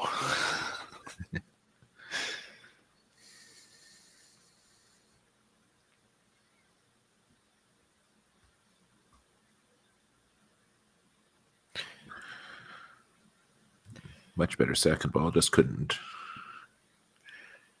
well, marked it. mark it. I was going to say, I'm pretty sure that corner didn't go. No, that would fix that. No, that was...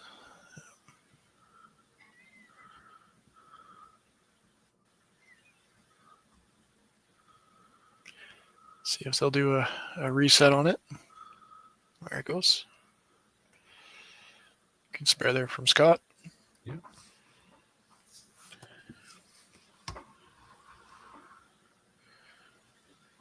So it's 3 misses for the Kingpins, but they've picked up the spare each time. Should maybe look at pick up that second ball. Yeah, pick up the first ball, put it down, grab the second ball and throw it. Yeah. It sounds silly, but sometimes the mental reset, it can be so huge. Yeah. Yeah, just something to break up the pattern, right?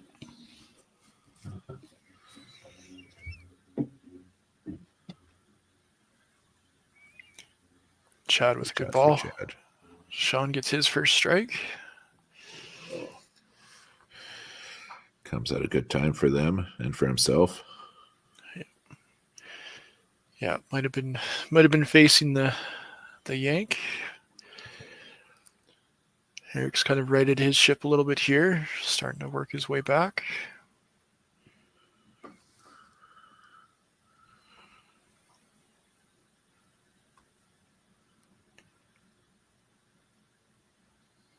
Yeah, another good shot there for him. Yeah, all fired up. Aaron with another good shot. Yeah. Yeah, Dynamite are starting to put marks together. A couple of doubles showing for themselves. As we discussed in the first match, just the importance of having doubles and keeping them going. And through the first 5 frames of this match, there were a precious few doubles to talk about. Scott's figured something out here. Yep. That's significantly more strikes than he had in all of the last game. Yep. So.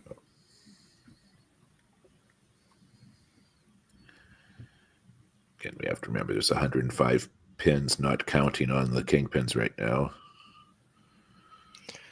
Good shot there from Greg for his 30 count. Ooh. Good shot. Tapped. Yeah. Just came out of it just a little bit early again. Kingpins are putting marks together now. Yeah, coming out of the break hot. Both teams. It's good. Randy gets his spare. Spare matches the 30 count. He's got 18 pin lead. Looks like we got TD coming in for Jana in the 2 spot.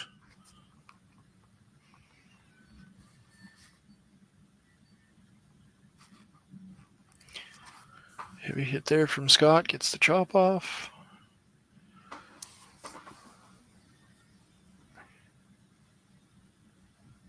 Yeah, TD not able to come in as strong.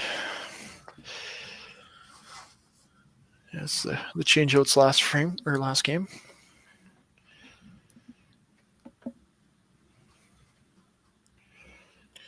But picks up the spare. Yeah.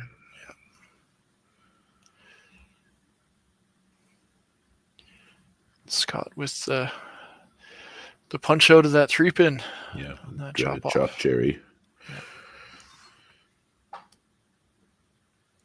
Chad now with a real chance to not just get back into this game, but actually take a bit of a lead. Yeah. Yeah, 3 open frames in the last 4 definitely does not help things out for Scott in that respect. Yeah, it's an absolute bomb from Chad. Yeah, made sure to put that one where it needed to be.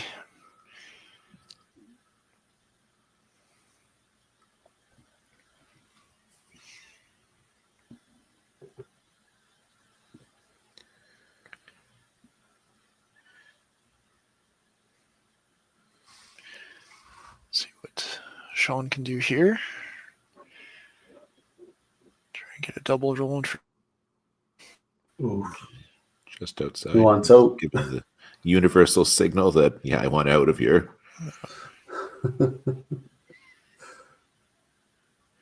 Meaning Gino is coming in. Sean in the 7th frame. Yeah, Aaron with a thin chop off there.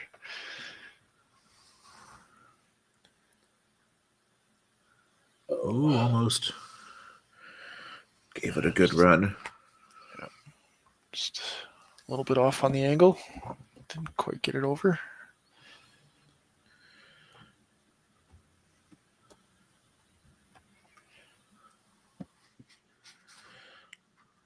He's had fancy footwork a couple of times this game. That's a miss on the chop spare attempt for Aaron. He's still going to have about a 2-ball lead on Gino in the 4 spot.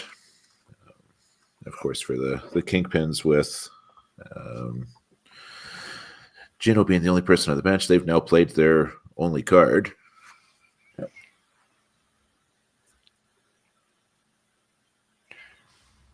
Yeah, Eric with the triple there. He's definitely found something, and he's definitely fired up. Yep. Yeah, he's one of those guys that will definitely be the energy for the team.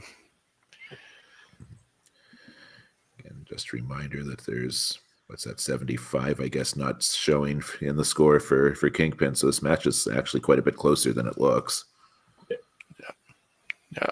Scott getting his double, keeping ahead there. 2 doubles for the Dynamite, 1 for the Kingpins. Kingpins will definitely be looking to double up at least one of these strikes up top.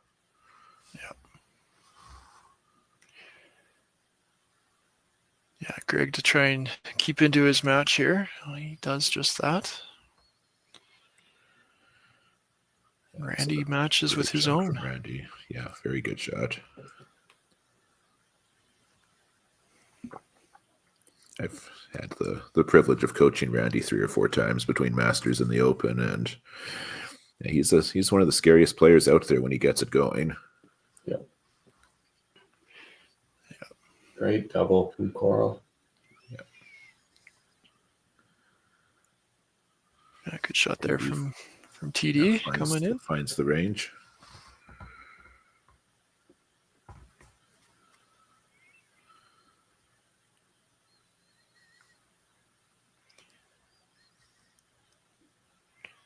See what these guys can do here for their 8th frame. Just a bit left. Yeah, Scott's got to fight his way back into this one here. Chad with a ham bone for himself. 2nd one for the day for him.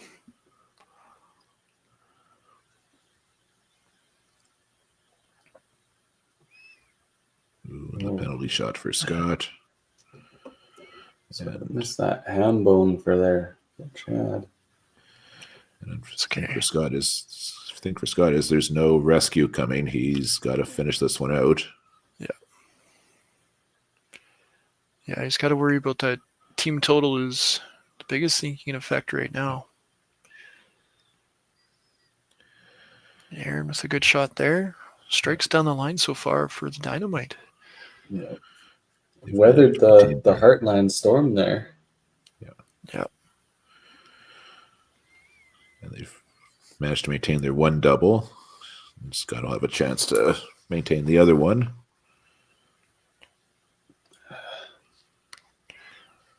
Yeah, it's a tough spot there for that punch.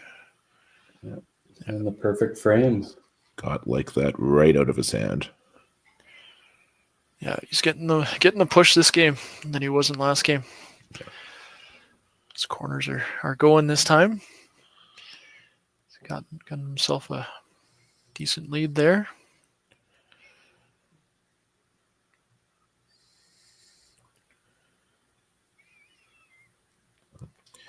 Even making allowances for there's 135 not in the total for the Kingpins. They're now significantly behind. Like Eric really needs the shot.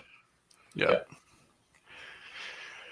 Yeah, there are two doubles at the top. Unfortunately, one of them is actually leading, the other one is chasing. So, yeah, so it's not having the same effect. Strike here gets them within 100, though.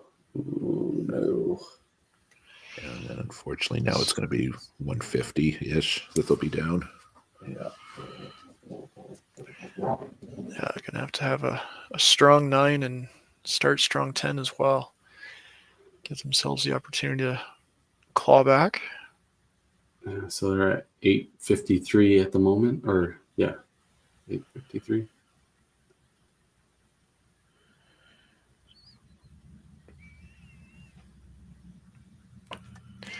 Yeah, 868. 868s are exactly 100 down. But 2 doubles to 2 doubles, and then the Dynamite have 3 extra strikes up there. Need a big 9th frame and need some help.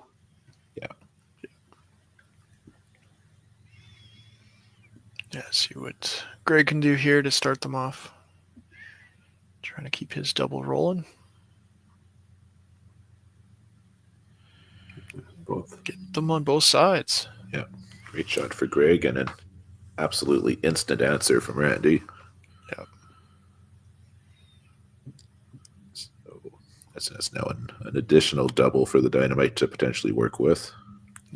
Yeah, 3 pin separation in that match. Greg has fought his way back with his grouping. A little thin, leaves a corner. Great shot for TD. Yeah, TD with her strike. Another double. Yeah, going to be a big counting frame in 10. Good spare there for Coral. Well, if you're both these teams now knowing that every single point could be huge for making the playoffs or for playoff seeding, like it's now like, can you find a match that you can possibly sneak a win in that you're behind in? Yeah. Yahtzee there for Chad. Yeah, after a shaky start, he's really been firing it good since the 3rd frame. Yep. Oh man. Yeah, Scott just not finding it here in the back half of the game. No. It's not only like they're not punching, they're not hitting. They're just kind of spraying the ball everywhere. And that's going for everybody down the line. Yep. Nobody's been solid on the middle, so a little shaky. Yeah, not as consistent as they have been in the past.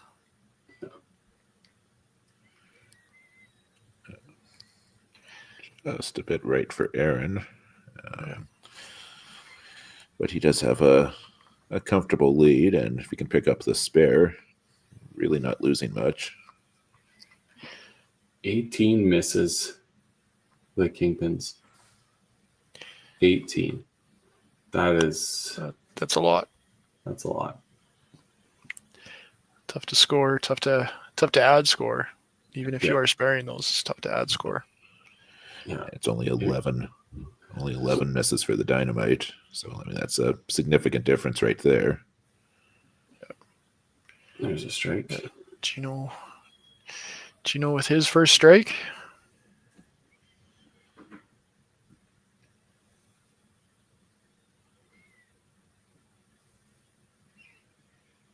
Sometimes the game comes down to just a simple stat like that, right? You're not giving yourself a chance to strike as often as the other team. Yeah, that's right. Yep. Yeah, that is right. Yeah, Hambone there for Scott. But you look at the last two frames for them.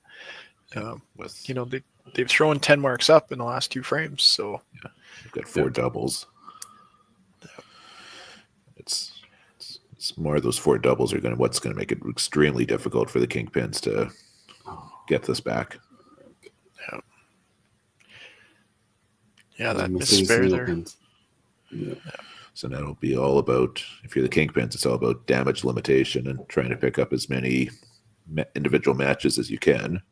Yeah, they're looking at damage control now. Let's pick up our single pins where we can get, or our single points where we can get them.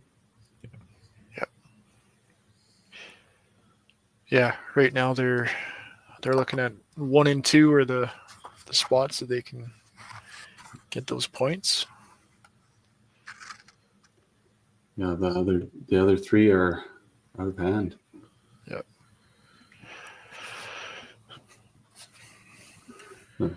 4-hole, you never know, but great shot by Randy. Yeah, so that's going to decide the first one. Yeah. See what happens here.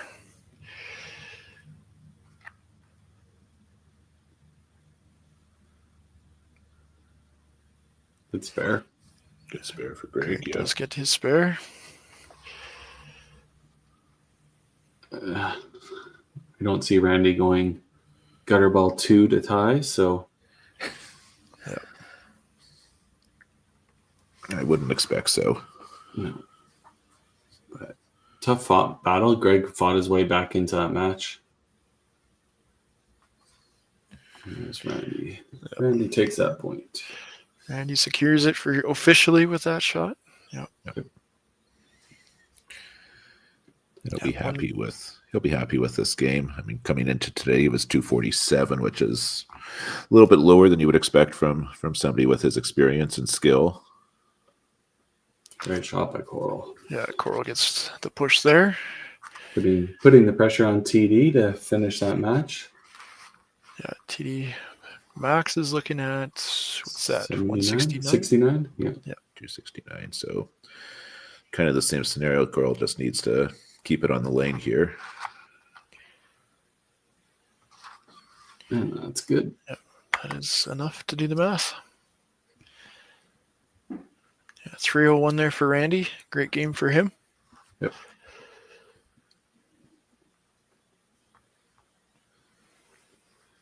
$281. Yeah, $281 for Coral. Wins her match as well. Solid game.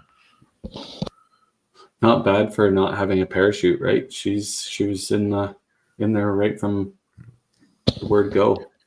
Yeah.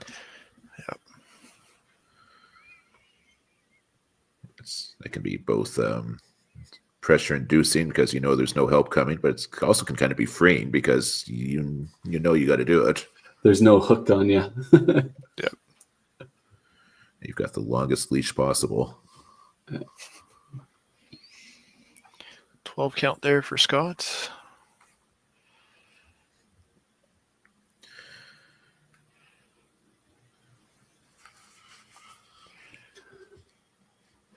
So a good little bounce back. TD. Yeah, good. 116 for 4 frames is nothing to sneeze at. No, nothing wrong with that at all.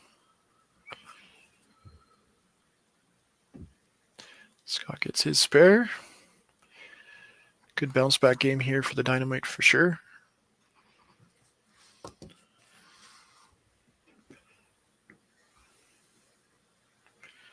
see how the rest of these guys do. Not quick for Chad, but plenty of room on his scorecard. Scott excited for that one. Been a few frames. Yeah, miss there for Chad, but he with that 5-bagger, he bought himself the chance to have that miss. Oh yeah.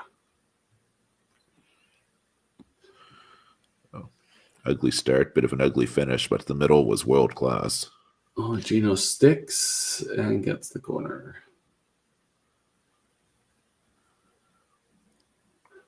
Which unfortunately takes away the chance to steal the point from Aaron. So the rest of the points are locked up. We have a 7-1 for the Dynamite. That's going to definitely stop the bleeding that they've been experiencing for the last few games. Yeah.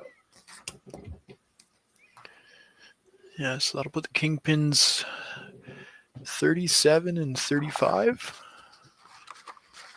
Yeah. So just over that 500 mark. Still in shooting range, obviously with 3 matches to go for the Kingpins, but not the game you want to start off with, especially with one of the teams you're battling a playoff spot with, right? That's right, yeah. Yeah, they'll still have one more game today, so playing the average pros. Yep. I believe.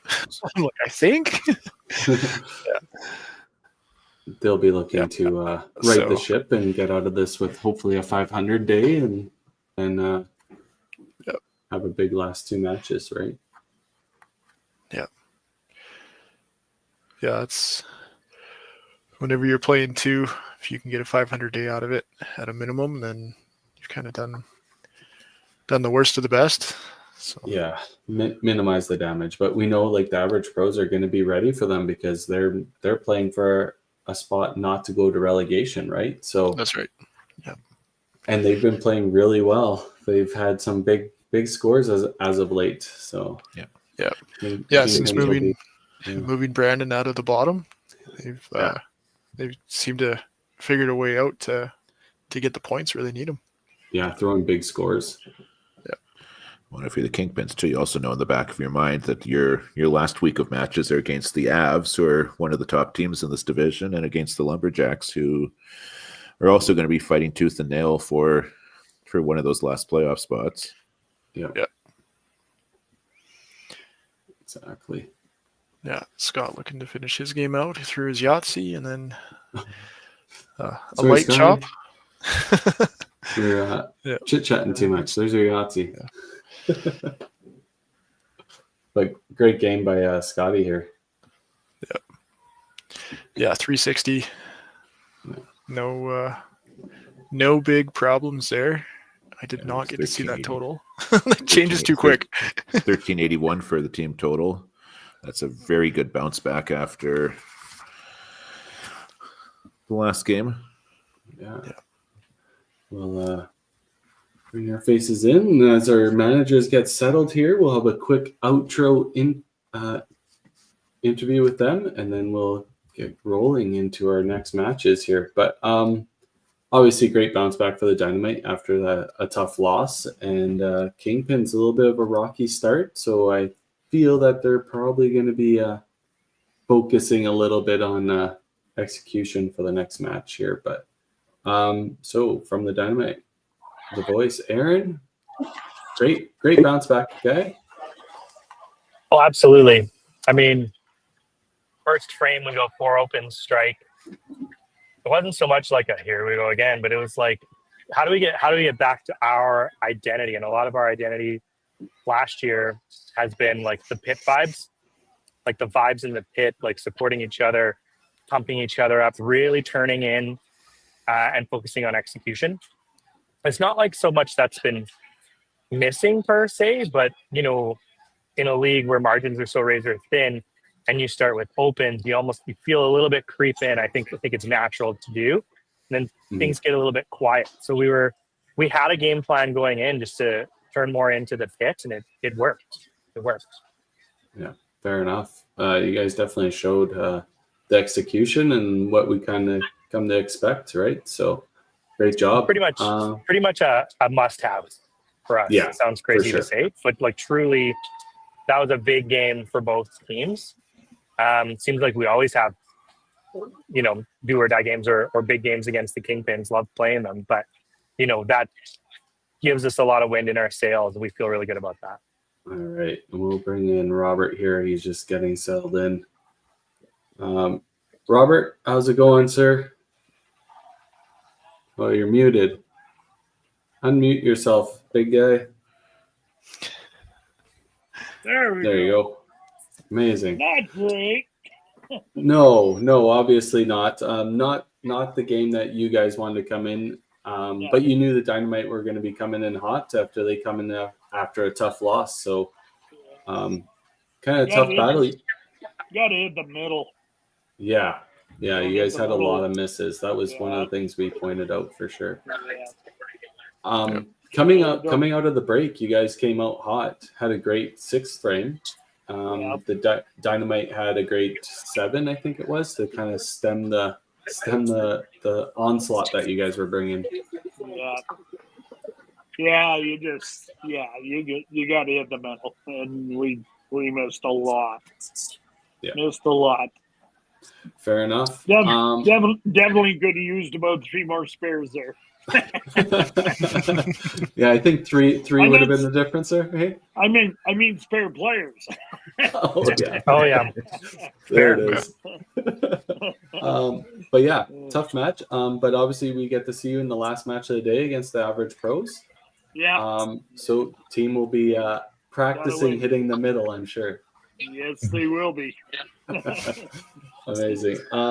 Aaron, you guys have another match here right away against Average Pros. So we'll see you in about 3 minutes. We're gonna run our commercial, and we'll see you guys later. All right, thanks, boys.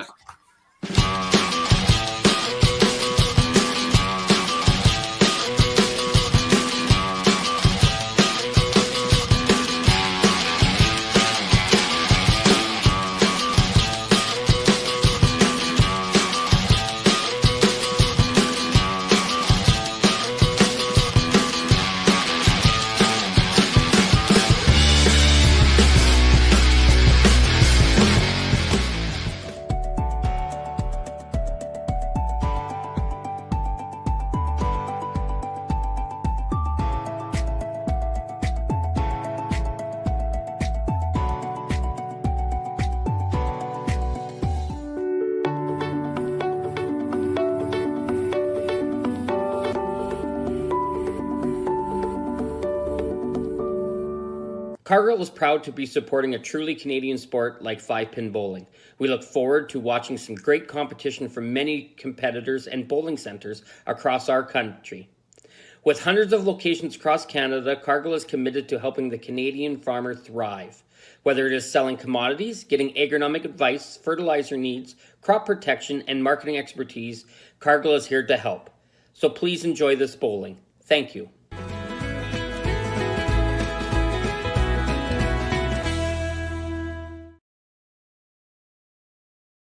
Financial freedom begins with financial literacy.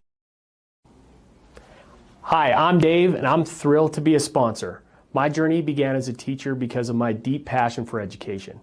I brought that same passion into the financial world to help families achieve financial freedom. Financial freedom isn't just about having more, it's about knowing more.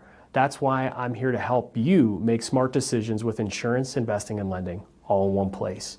I'm Dave, and together we'll help you achieve financial freedom.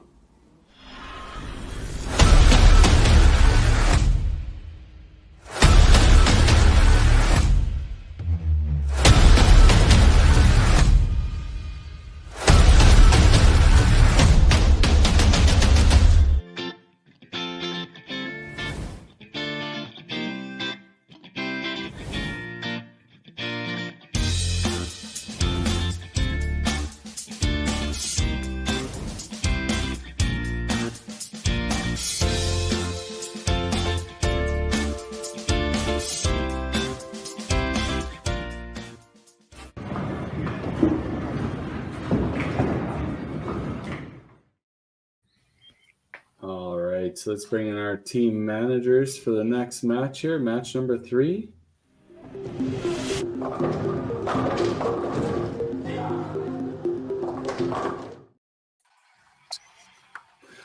We have Mr. Palmer Hagen from the Average Pros and the voice. Oh, there he showed up. Perfect. Amazing. Right on time. The voice. The I feel like I voice. should talk like this. How's it going, guys? Good. How are you doing, Palmer? Not too bad. Not too bad. Not too bad. So you're kind of right in the territory, if we will, of the relegation area. So the Average Pros, obviously, you guys have been averaging really well. Like your scores are posted. You're just running into hot teams. Yeah.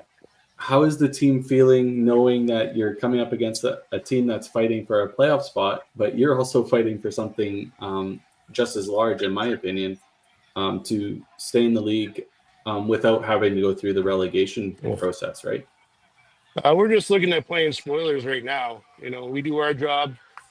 It should take care of itself, and then we plan for next year kind of thing. But yeah, it is. We got 3 tough teams to finish with too, so there's definitely going to be some scores thrown at us. Yeah, fair.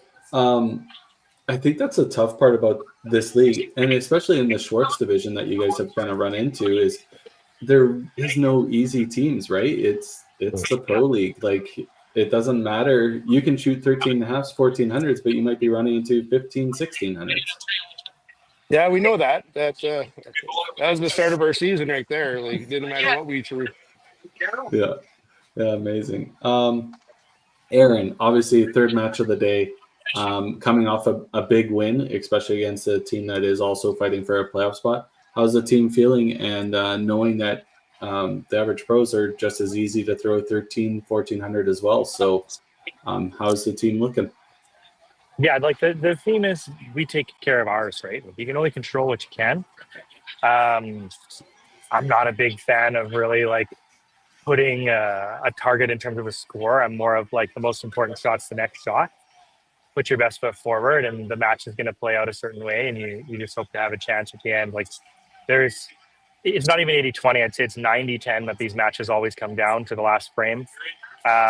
So we're just going to go put teams feeling good. We're going to go put another good effort out there and, do our best against these guys. Amazing. All right. With that being said, what's your lineup? We're going to stick with what we ended with. So we got Randy in the number 1. We got TD in the number 2, Chad 3, Aaron 4, Scott 5. Amazing. I'm Palmer, the pros. Yeah, we got George, Scott, Brandon, Julie, Henry, with Mark and Sue on the bench. Amazing. Well, best of luck. Your next ball count, guys. Good luck, guys. Good luck.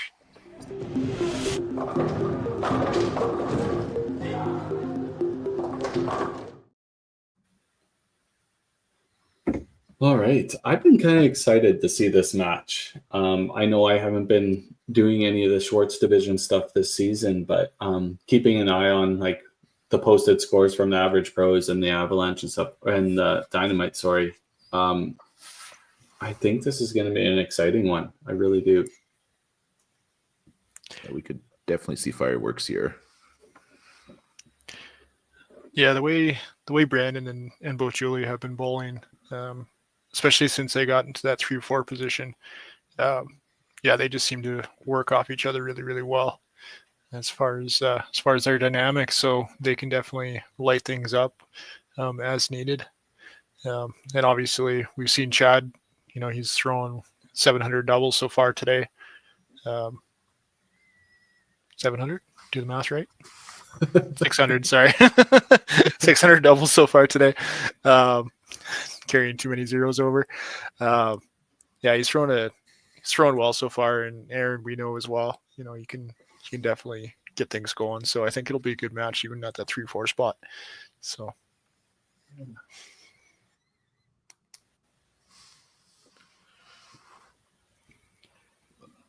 Dynamite already off to a better start than last game. Yeah. Their last 2 games. The last 2 games, yeah.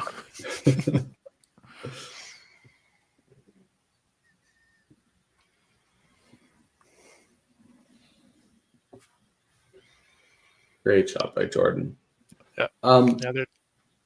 Sorry, Vic, you're kind of saying like how they switched their lineup and stuff like that. I think they kind of went with the mentality is they had Brandon at the bottom, but he was running into massive matches. Even though he was throwing well, he was running into bigger scores. So they decided to move him into the middle of the lineup to hopefully free him up a little bit, still throw his big scores and get those points. And then down at the bottom, if they find themselves in a position to steal the match at the bottom, they were happy, but they were looking at points up top first.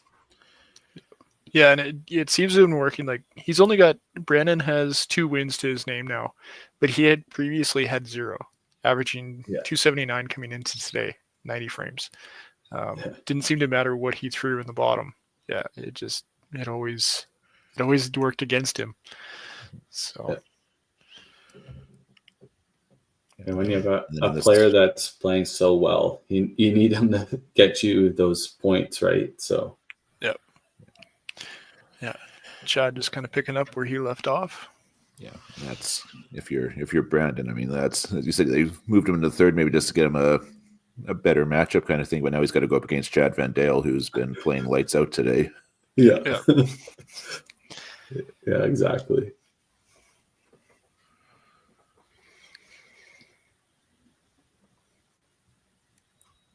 Quick.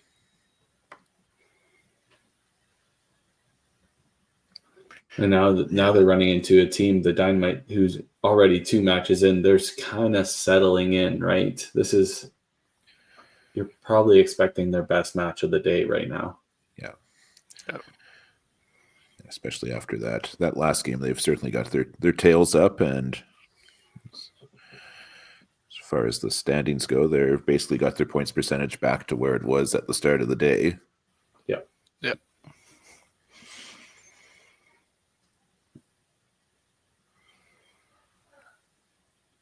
Yeah, a bit of a tougher start here so far for the average pros. Mm-hmm. Playing on 16, where last week the Crushers just absolutely crushed. Yeah, we made the change to get onto that side of the house, and it worked out well for us. So I think the average pros kind of took that mentality. They jumped over there too to see if they could do the same thing, even though they were scoring well already.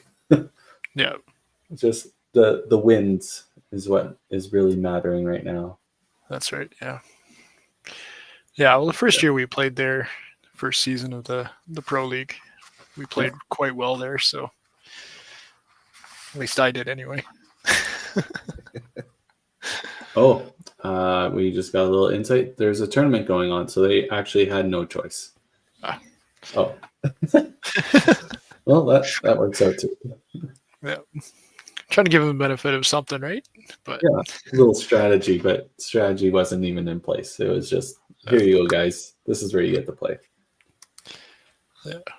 The skinny strike for Henry. Nice. But it worked. Strikes on the board.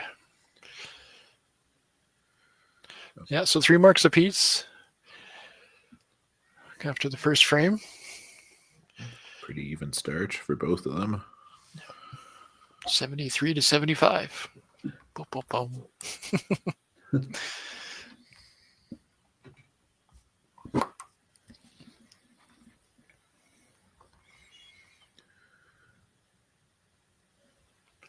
A little bit heavy hit there for Jordan. Leaves the corner.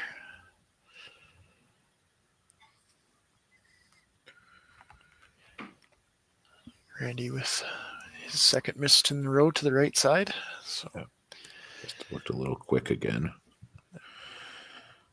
Although again, as we saw in the first game, once he gets his pacing well in hand, he's can be dangerous to play against. Yeah, Jordan doing a good job getting his spare as well.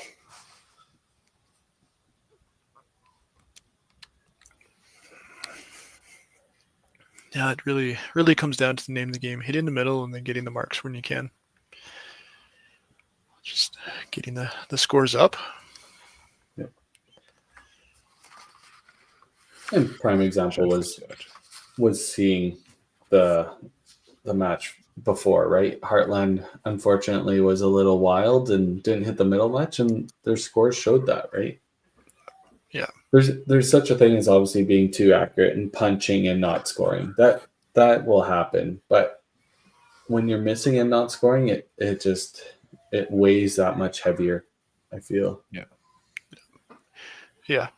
It makes you almost work harder to try and get the spare sometimes, and it's just okay. I just need to make a half board change, one board change, and then suddenly you're hitting the side of the head pin now. Right? Yeah, for sure. Like if you're punching or getting tapped, it's a lot easier to convince yourself that you're just a fraction away. When you're missing, it's a lot harder to do that. Yeah.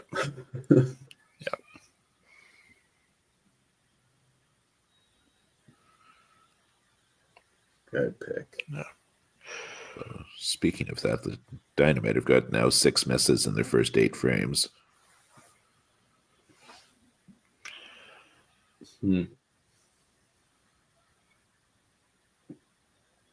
That's a pin action on that one. Something was getting karate chopped there. It didn't matter which one it was.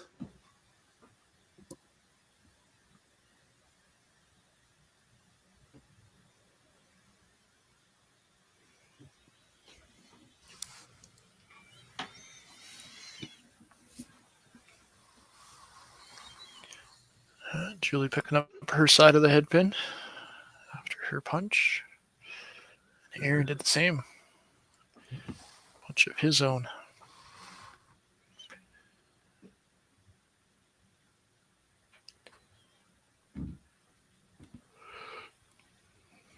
Yeah, a few pins separating them by the end of the frame here.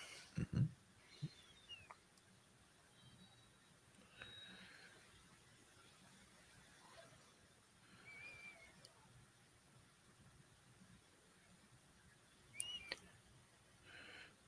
Henry here with a chance to get an early jump on Scott.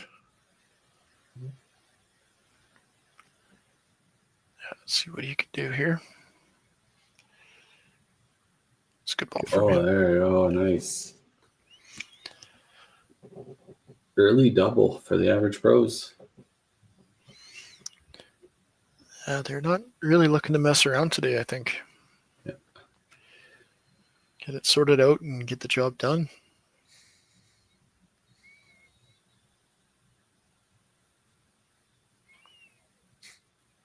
Scott with a chop up of his own. Misses left.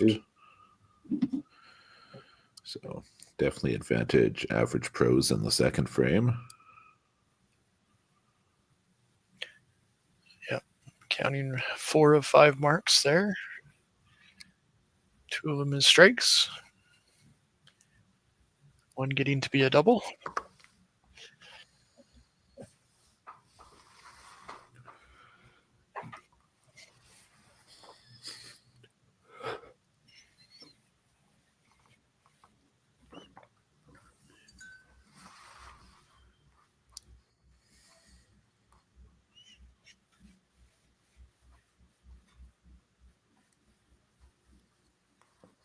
Good push on that one. Randy getting his, though. Gets Much his better strike. from Randy.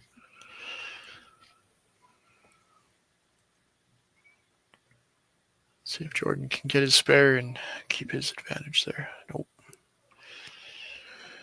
Came out of that one a little quick. Yeah, that never looked likely to get that corner. Yeah, better shot that one. Yeah. Good count for TD. She'll be looking to pick up the spare.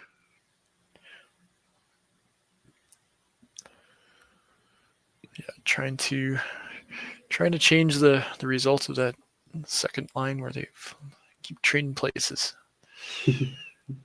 Herself and Jana. Oh, just missed that one. Yeah, out of her hand, I thought that looked good, and then it just never came up. Scott with a set of aces. That's the first one we've seen today. Yeah. I had one of those last week. Yep, you did. Yeah, and then you made a big difference after that. That's for sure. Figured it out finally, but Yep. Yeah, that's the crazy thing about Pro League is you feel like you have so little time to get things figured out. Yeah.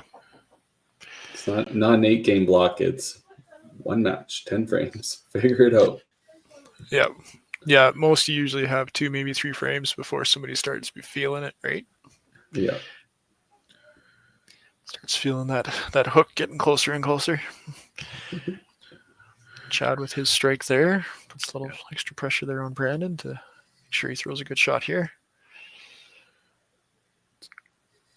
Aaron, good shot of his own as well. Yeah. So after a bit of a wobble in 2, the Dynamite are looking good in 3 here. Yeah, four decent middle hits.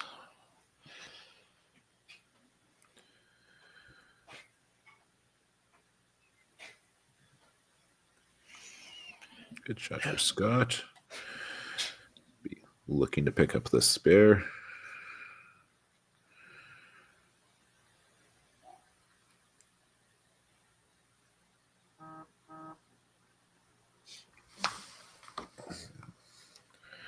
Brandon with a good job cleaning up his miss.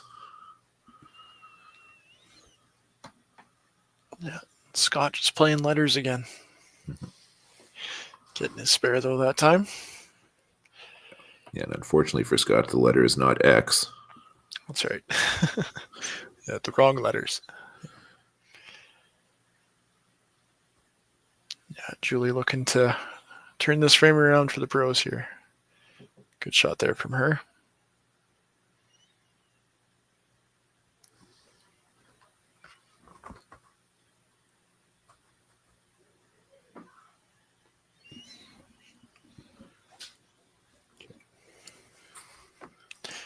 Yeah, did Katie wasn't available this game? I believe is Yeah, it Palmer was Sue and Sue was available. Mark. Yeah. And Mark. Yeah.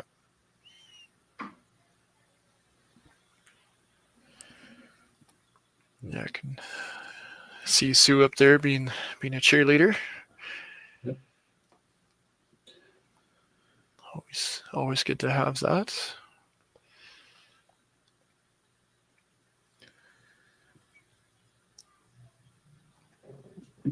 That's better from Henry. Super spare. Yeah.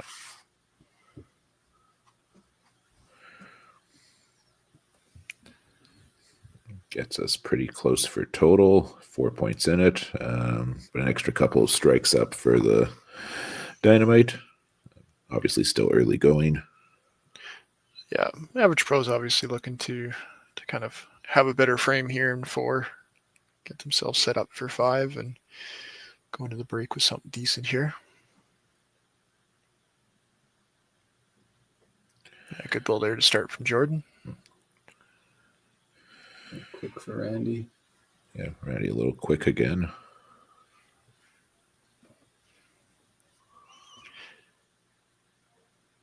Yeah, these two right now look like they're just going to trade back and forth a little bit.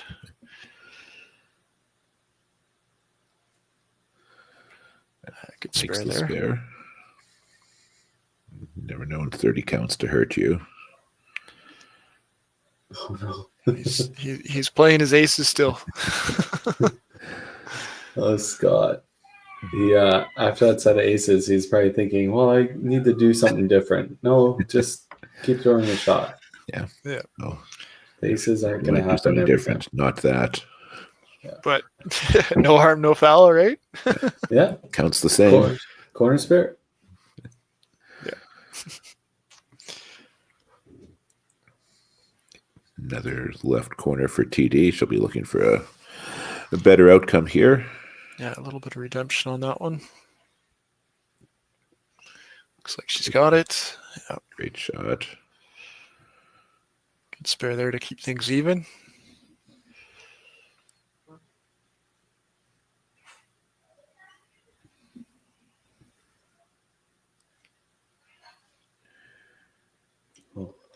Brandon just can't quite get it there. Yeah.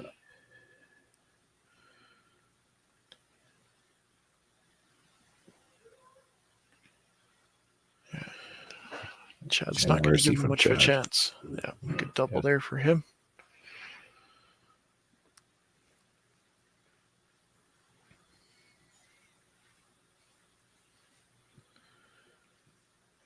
That's better from Brandon. Good half.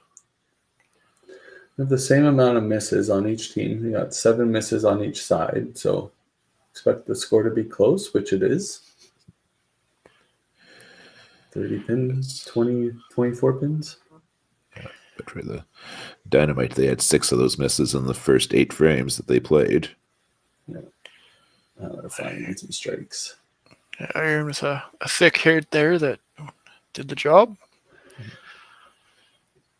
Got himself a double to count, so we'll expect to kind of see their scores start to bounce up a little bit here. Average pros haven't really found their game yet. No. Being a little erratic. Yeah. With a shark attack there. From the with a good graphics. strike. Oh my. Ooh. Yeah, Julie's not going to be happy with herself.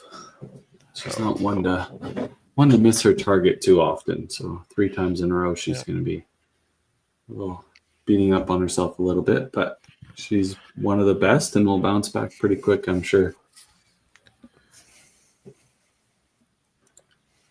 Henry's here to pick her up and carry the team into the 5th frame.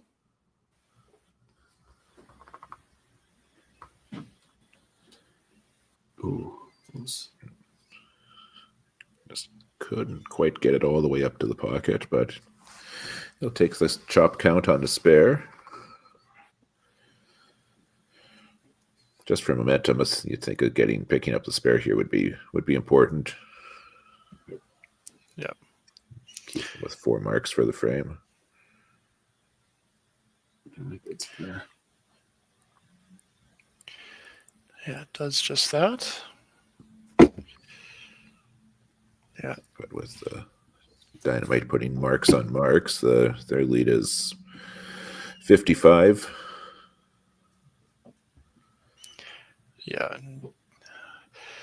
Highly probable to see that start to balloon a little bit higher here. Yeah, especially with those 2 doubles. Yeah, doubles counting for sure will make a difference. Blow through for Randy. But it's a hit and the extra count. Yeah, Jordan looking to make his 30 count here. Keep himself within range.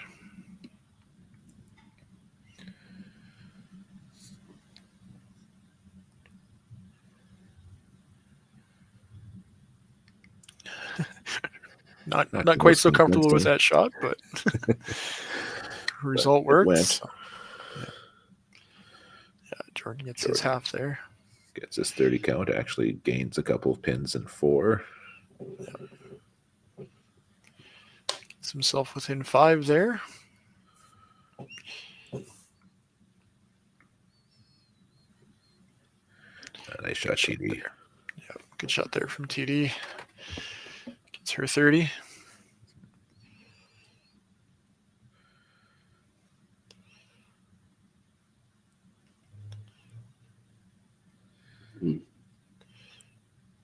Miss right this time for Scott.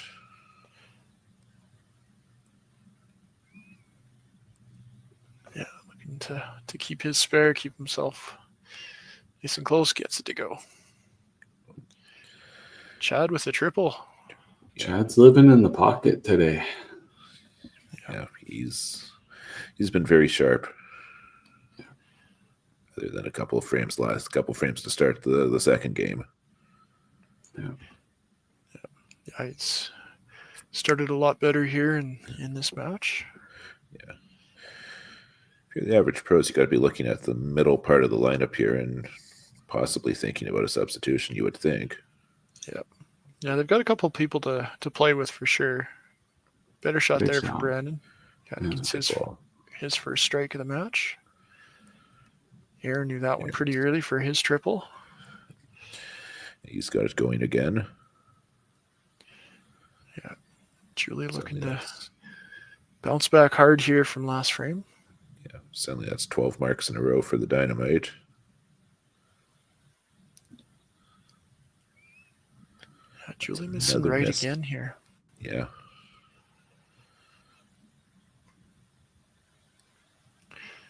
Scott kind of happy for the start, but leaves up the left. There we go, Julie. Flat to the left side of the middle. I don't get a chance to watch Julie all that much. Is her normal miss to the right? You know what? I'm not too familiar with her game that I could tell you that at all. I'm not too sure.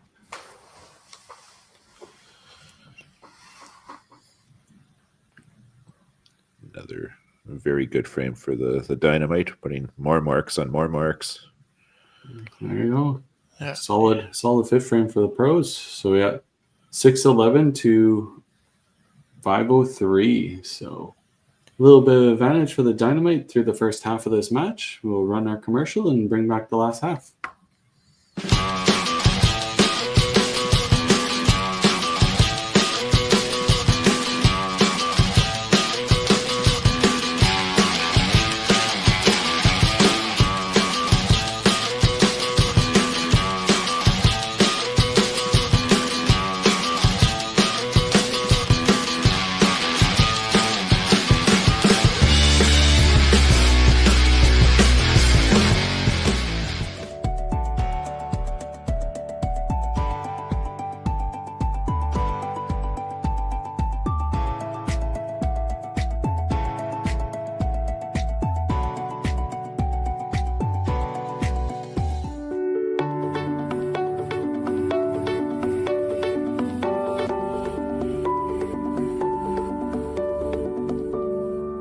Cargill is proud to be supporting a truly Canadian sport like 5-pin bowling. We look forward to watching some great competition from many competitors and bowling centres across our country. With hundreds of locations across Canada, Cargill is committed to helping the Canadian farmer thrive. Whether it is selling commodities, getting agronomic advice, fertilizer needs, crop protection, and marketing expertise, Cargill is here to help. So please enjoy this bowling. Thank you.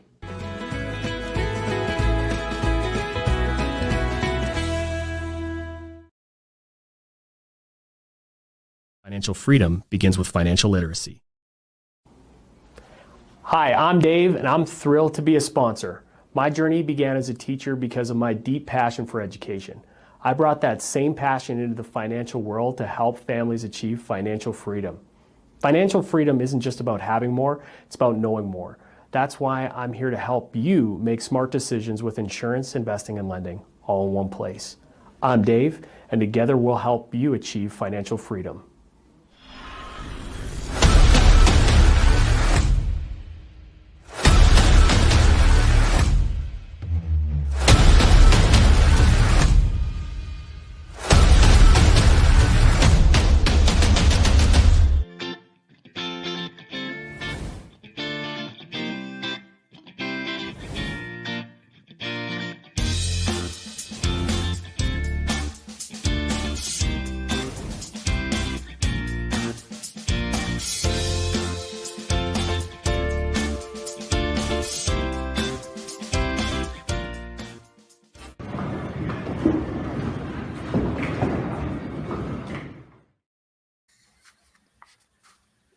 All right, here we go. Second half of the match.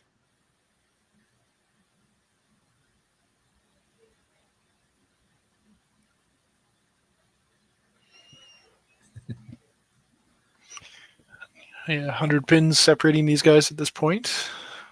Bunch of extra marks counting for the Dynamite, as they've got a couple doubles on the board here for both Chad as well as Aaron. So let's see how those play out. Ooh, split for Jordan. Randy just a little quick miss left. Yeah. Yeah, he's been struggling with his footwork at times today. He's done a good job getting the spares, though. So until I say that, sorry about that, Randy. Curse of the commentator. Yep. You can't hear us, but yet. Yeah.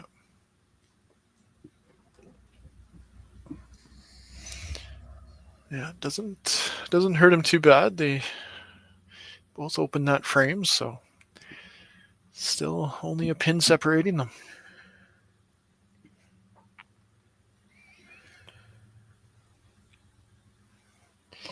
For both these teams, you got the one fighting for the playoffs. You got the one fighting to avoid the relegation round. I think every single point that you can possibly squeeze out of these games is going to be huge at the end.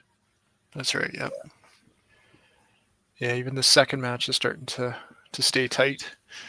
Scott just kind of keeping the marks, rolling where he could, and I do it again. TD with her punch there. Looks like we're having a bit of an opening, but seeing Mark come in. Dots.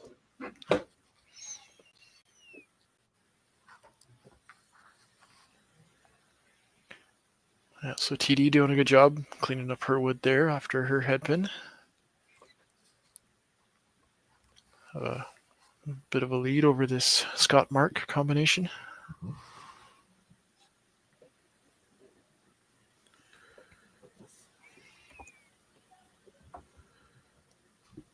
bit of a slow start for both teams out of the break.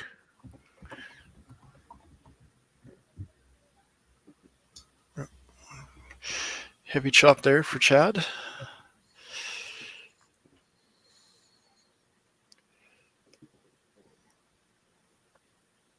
Not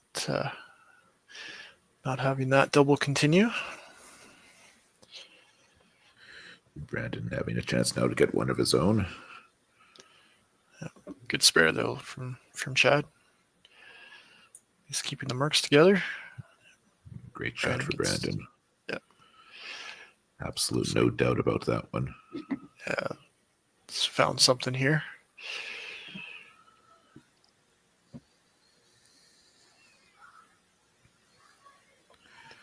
Well, now if you're Aaron, you definitely want to keep this string going just so you can match Brandon's double. Yeah, not having to worry as much about his individual match. Julie with a split there. Aaron with a good shot for Aaron. Yeah, gets a handball in there. More importantly, keeping the double counting.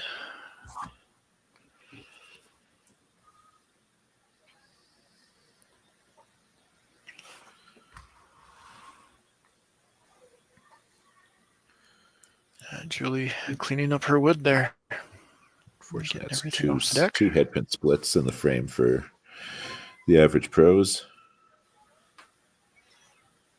Scott can't quite get that corner to go, but picks up the 28 count.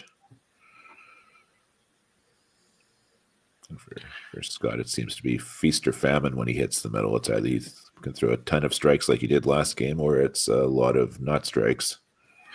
Yeah. And I was going to say he had that, but just fell off just at the end.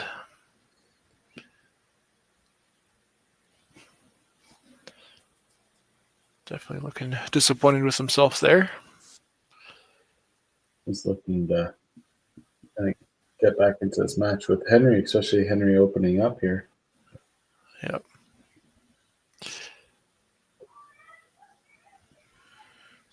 Don't think either team will be particularly thrilled with this. The sixth frame, as the Dynamite have stretched their lead out to almost 150.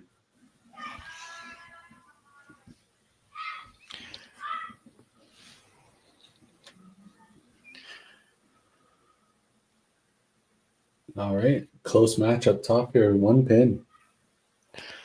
Yeah, both with open frames last one. Looking to both start something fresh here. Oh, Wow. Heavy hit corner for Jordan. sparable here. Yeah. Punch there for Randy on the other side.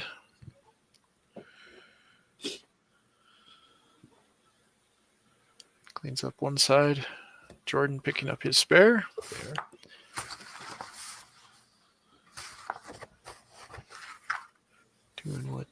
Doing what he can with what he was left. Yeah.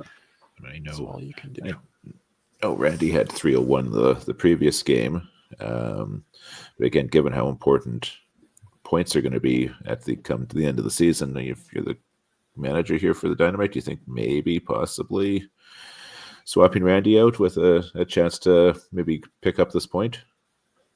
Yeah, like I would think that's got to be in the thought process here. You're only one pin and a ball away. So, and Randy's been kind of all over the place making his spares, but I don't know.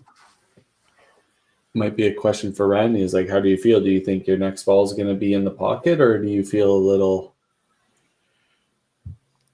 not too sure? That might be the time to make the switch. But yeah, great shot by TD there. It was a good ball.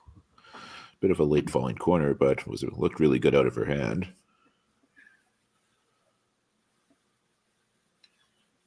Yeah, Mark getting the spare there.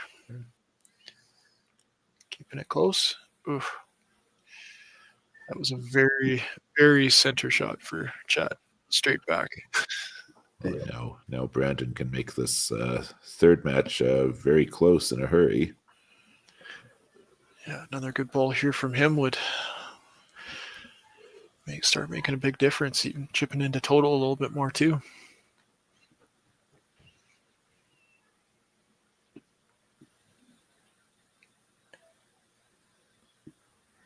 Chad only able to count 10 on that head pin. Oof. Threw that one right side. He hadn't thrown right side yet today. Yeah. Good count though, getting the corner.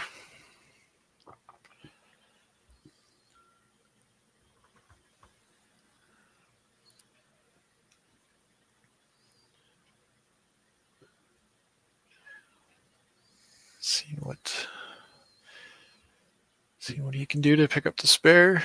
Aaron on the opposite side, looking to keep a double going here. Nope. He does. Yahtzee for him. That's going to keep the score ticking over, especially with the average pros not having a chance to put a double of their own up. Yeah, Brandon unfortunately missing his spare. Leaves it on the deck.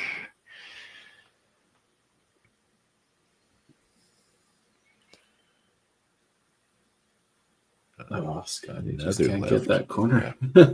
Yeah, heavy hit that time, and yeah, everything just slid right in front. Julie finding something. Julie.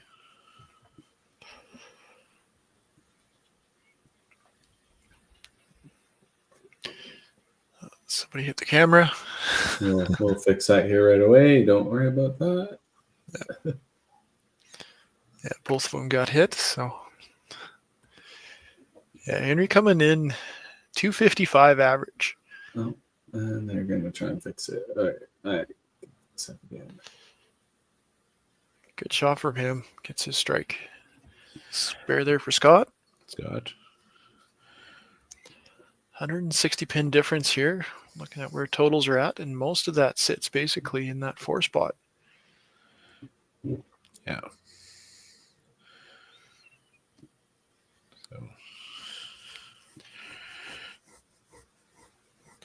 Yeah, that 3 and 4 spot are basically keeping that separation, and that total is where everything's at. Obviously, average pros are doing what they can. Chip in where. Dexter Wiseman sighting. Yep. That was a much better pace from Randy. Good shot. Yeah, probably knowing that with how tight that match is, knowing that he has to throw that one.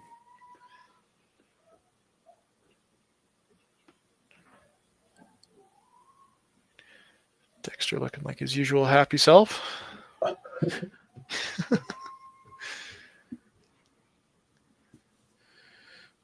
TD just a little bit off to the right. Good shot for Jordan. He's going to stretch his lead out to 16. One ball cushion. Or one Much pin better cushion number on to be that, up right? than 14. Yeah. A good spare there.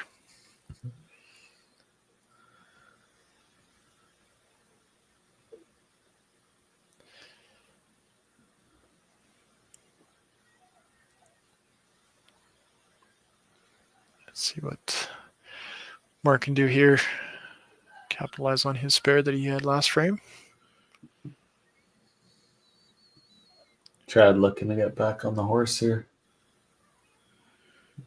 Oh, it's a little quick. Oh, great shot. Chad got his. Thin strike, but carried. Well, unfortunately for Mark with that 3-pin count, that second match is starting to drift away a little bit. Kind of needs to pick up the spare here to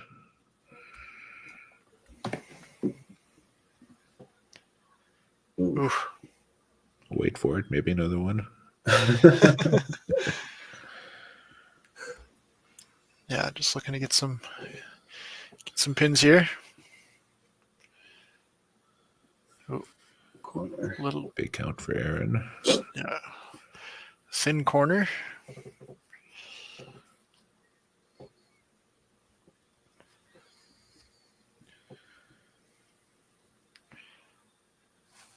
Looking to pick that up.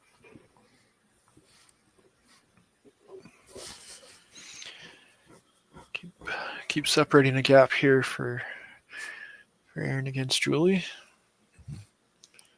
And total's now out near 200. Yeah, Aaron picks it up.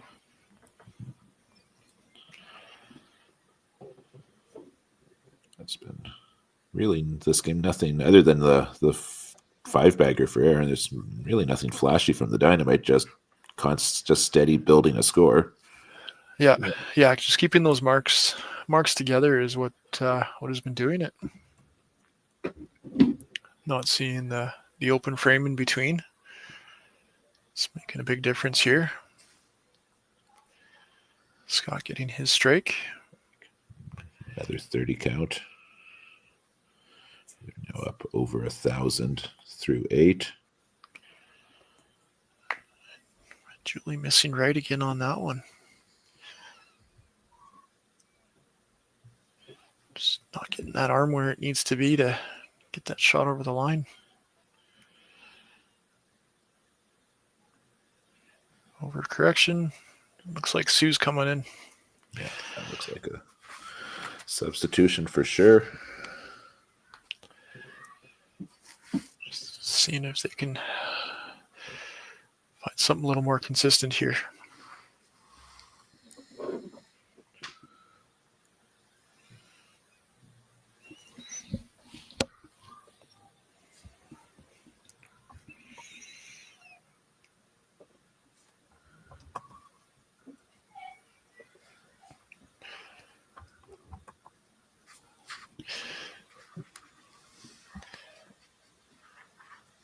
See what Henry can do.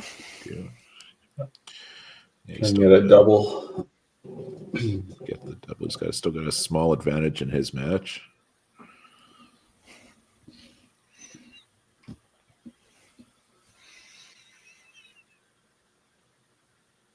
Oh, Oof. Ooh, boy. on the beak. It's a tough 8th frame for the average pros there. Only throwing the 2 strikes there, 1 and 3.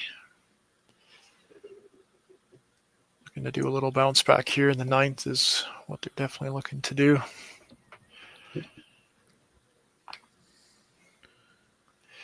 Down pretty well 200 at this point.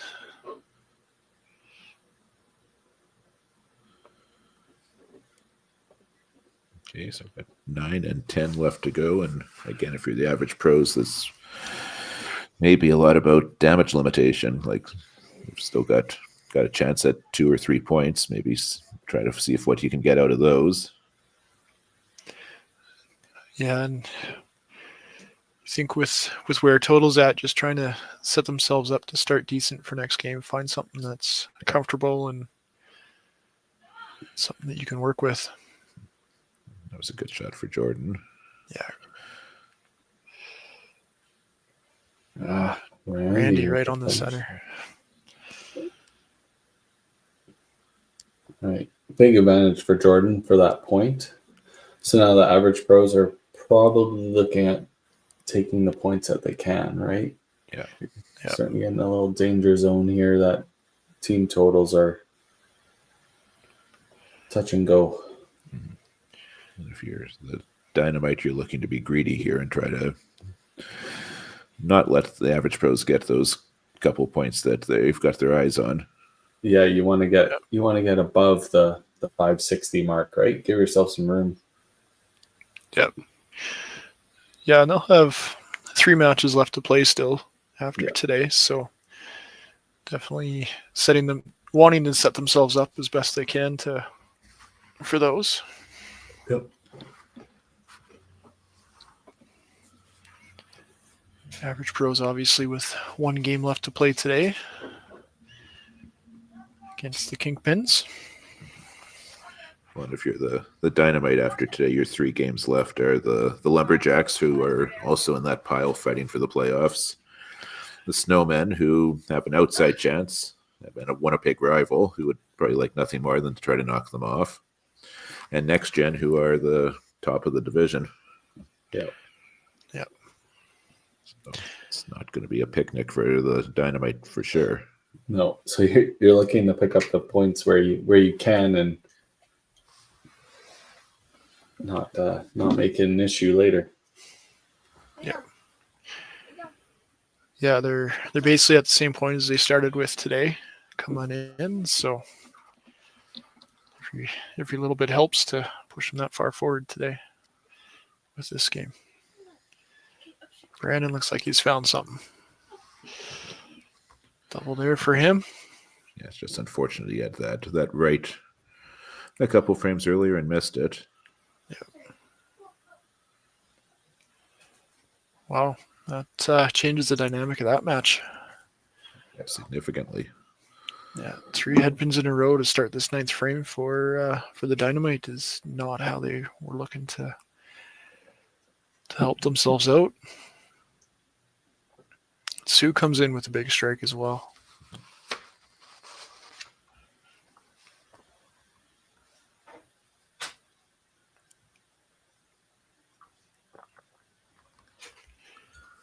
Yeah, she's looking at 212 is her max for that 4th line. So even though they're kind of getting blown out of the water here in team total, it looking maybe can get a 5-3 out of this? Possibly, yeah. For sure. Oh, Henry. Yeah, he's disappointed in that shot for sure. Yeah, that makes it a little bit tougher. Obviously, a big spare here for him would do wonders because Scotty's obviously not guaranteed to strike here. He's got lots of corners work up there, so. Spare. Oh. Aaron with a good strike there. Aaron's just on a heater. Him and Chad are playing really well. Aaron's carrying team total at the moment. Yep. Yeah, that's a big chunk of that separation right there, for sure. Henry cleaning up his wood. Forcing Scotty to still do something here in 9. He needs to catch him still. Oh, there you go. 4 out of 5 punches in 9. Yeah, that's a big swing. Yeah. Yeah, thankfully for themselves, they had lots of room on team total.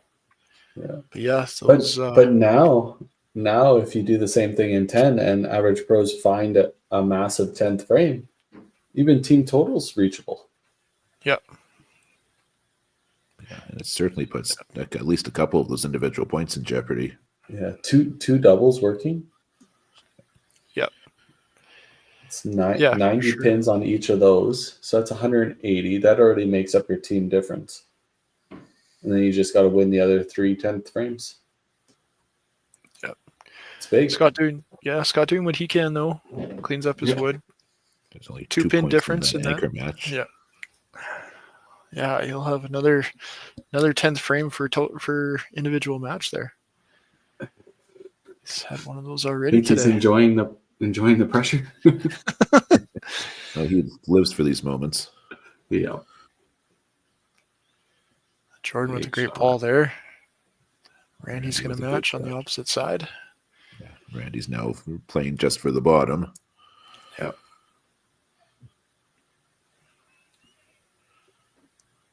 I mean, as we were talking about, those 2 doubles become 90 very quickly if you can bang out. But if Randy can bang out, that cuts the damage in half. Yeah, cuts it down to 45 for sure. Ooh. And he's matching on the other side. And if you're the Dynamite, that's good enough. Yeah, at least your total is not running as far away, right? So. Yep.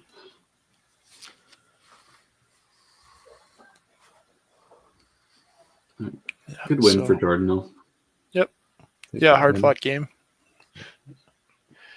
Nothing was settled until basically 9th frame was the big changer there. Oof. Another head pin there for TD in that one. Hang out for 95 here, Doss. He'll match. So good win for TD. It was a bit of a rough game there. One single pin missed spare and then 3 head pins, but enough to take the point.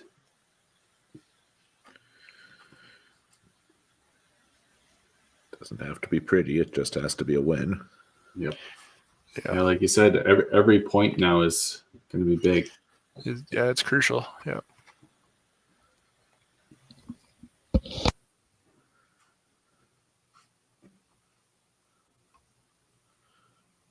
It's going to jump up here to try to make Brandon's job as hard as possible. Yeah. This could be 10-point difference, right? Brandon can get the 97. Yep. Yep. Well, that was just fast. Yeah. Okay, so Brandon needs the first one to lock it.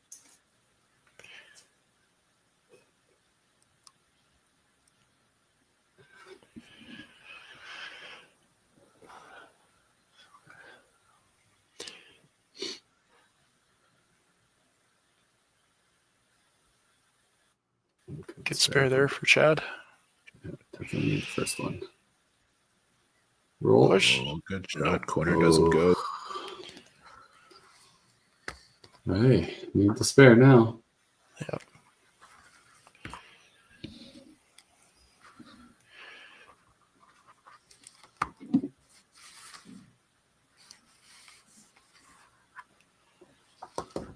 Yeah, big shot like that. 72, and that shuts the door.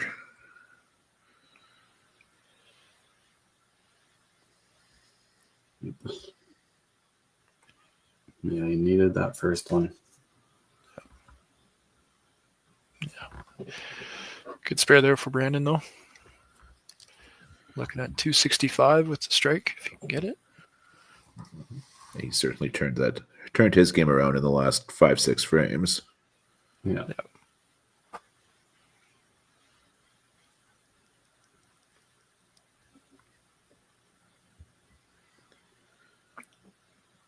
Yeah. Unfortunate 10th there for Aaron. But still going to wind up over 300, and that's with 2 head pins in there. Yeah. Yeah, 263 there for Brandon. Point does go to Chad. There'll be lots of spots in that game that Brandon can look back at and figure where he could have picked up those extra 9 pins, right? Yeah. Yeah. We don't want to point, but the obvious one is the one we're staring at us in the 7th frame. He picks up that spare. He's a winner. Yeah. Yeah, that's the one that obviously we can see on the screen. But yeah, this first half of the game was very rough as well. Yeah, it made a big difference. 5, 6, 8, 9, 10 made a huge jump in his score. Good spare there from Sue. A chance to pad the stats here. Scotty's just gonna put up a score and see if Henry can match it. Leaves the corner. Story of the day. So 30 count max for Scott, which means Henry just needs 30 points in 10.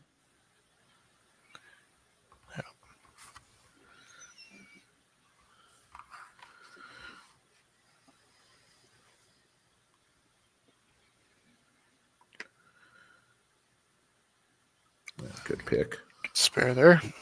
Yeah, so Henry needs a spareable.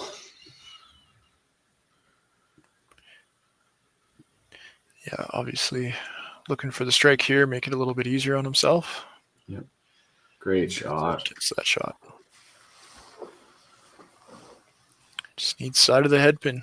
Give himself something spareable. Yep.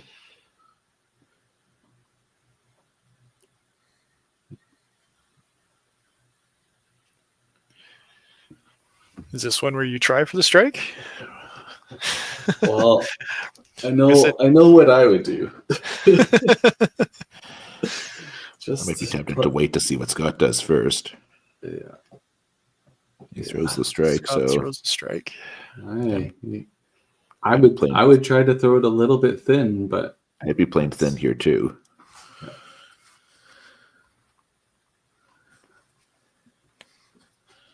Oh no. Beaked it. That's the one thing you couldn't do.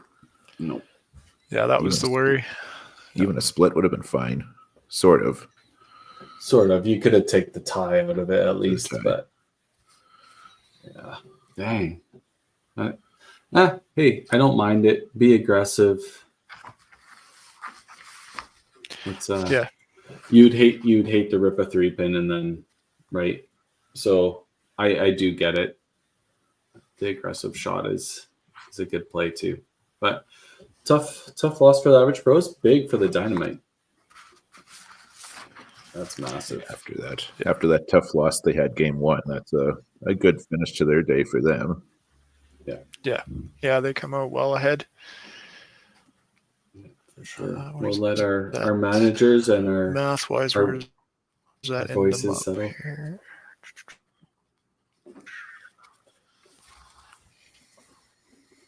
That should definitely be 580.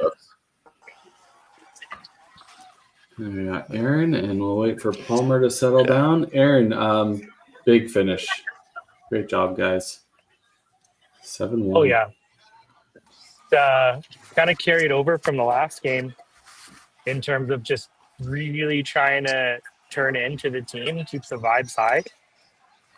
We do have the other match streamed right beside our board, and just tried to really be the wind at each other's back. And I think you can kind of see through the lineup in each match, and for total, especially in the back half, we had people throw the shots they needed and kind of sway some points and sway some total. Yeah, for sure. Palmer, obviously, team got a little bit behind the 8 ball there in the first half, but good battles all the way into 10, like a chance to steal 3 matches, end up unfortunately with only 1 match, but team was there. We're just a little tight that first half, I think, but once we started freewheeling a bit, it got a little bit better for us. A couple of rough corner pins for Brandon on his match, but we got to spare those. It's a pro league for a reason, right? So the single pins always matter, right? So, but Yeah, tough one there, but great on the Dynamite, 7-1 win. Sending you guys into a great position going into your last 3 matches of the season. I think we were 16-8 today, which is a 660, which is higher than we came in with win wise. So absolutely had to have kind of put ourselves in a position with our back against the walls after our 3-game slide there. So this feels really good to get back to our game. Like, it's one thing to win, but it's another thing. Like, those last 2 matches felt like us. Yeah, fair enough. Team proved that you deserve to be there, and everybody will be looking at you guys in the playoff spot. So best of luck in your last 3 matches. Palmer, obviously, we're going to see you in about 3 minutes. Team bounce back to continue to play spoilers on the Kingpins. You betcha. Alrighty. Good luck. Thank you. Good game, guys.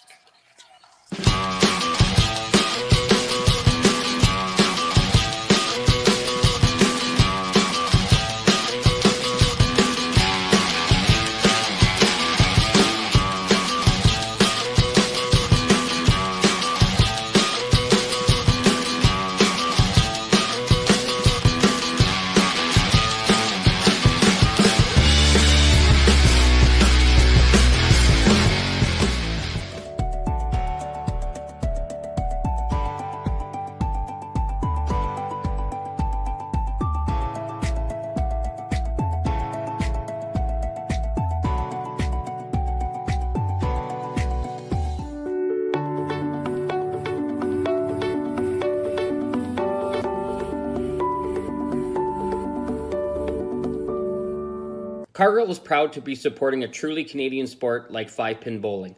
We look forward to watching some great competition from many competitors and bowling centres across our country. With hundreds of locations across Canada, Cargill is committed to helping the Canadian farmer thrive. Whether it is selling commodities, getting agronomic advice, fertilizer needs, crop protection, and marketing expertise, Cargill is here to help. So please enjoy this bowling. Thank you.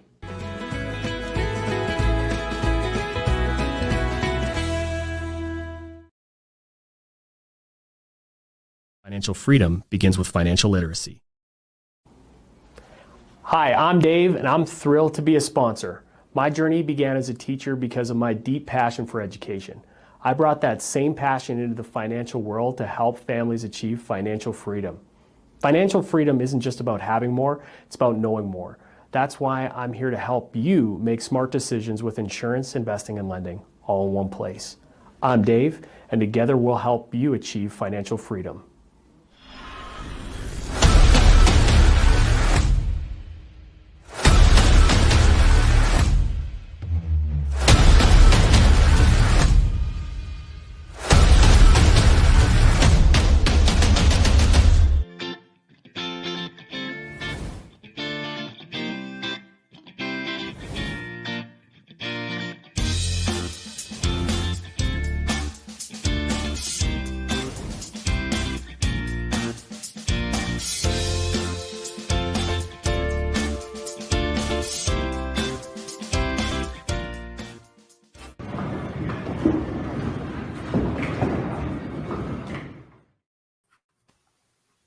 All right, here we go. Last match of the day. We have a little Heartland Kingpin and Average Pros. It's the Average Pros last match of the season.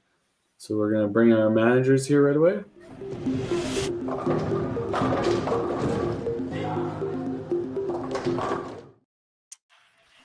Hey, boys. How's it going?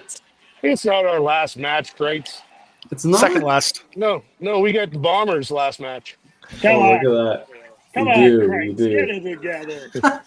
Where's Mitch? Hey, Mitch was what doing is this. what is this Schwartz division? How did it come through? Yeah, I don't why understand what's are going on. you on the Schwartz division anyway? We're being set up, Robert. What's that? We're being set up here. I know. I think so, buddy. Hey, maybe buy some Crushers merch. Damn, God. damn Christ. Damn Christ. All right. How's everybody feeling? Are you guys ready? Better now. Out? Better now. I've had a couple of beer. Yeah, we just did a team shot, so we're set to go now. So. Not a boy. Right. That boy. There you go. Fireball. Sounds good. Obviously, both of you guys are still playing for something. Average Oh, Pros yeah. may be a little bit more of a spoiler moment, but with that all being said, Robert, what's the Kingpin lineup for this last match? Same as the first game. We're going the same. We're going Gigi, Coral, Scott, Sean, and Eric. Gino on the bench, and Anthony and Baker are dead. Yeah, sounds about right. And Palmer, Average Pros. We're going George, Sue, Brandon, Julie, Henry with Scott and Mark on the bench. Amazing. Well, best of luck, guys. Throw lots of strikes and have Yes. some fun out there. We need Good luck, strikes. Robert. Yeah, you too, buddy. Take care.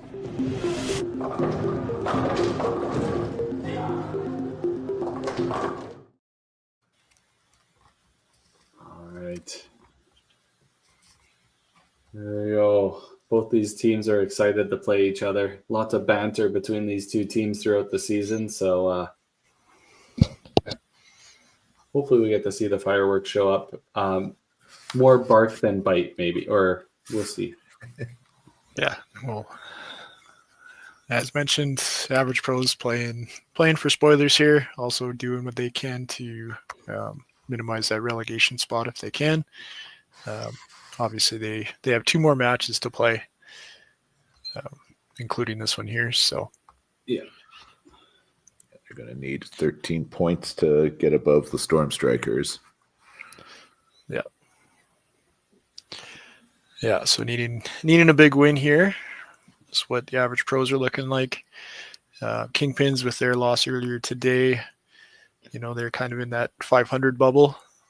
So looking to improve on that and get back to where they were at the start of the day here. So yeah, because I think that gets them down. They're at 514 now, which is would be fifth place on points percentage.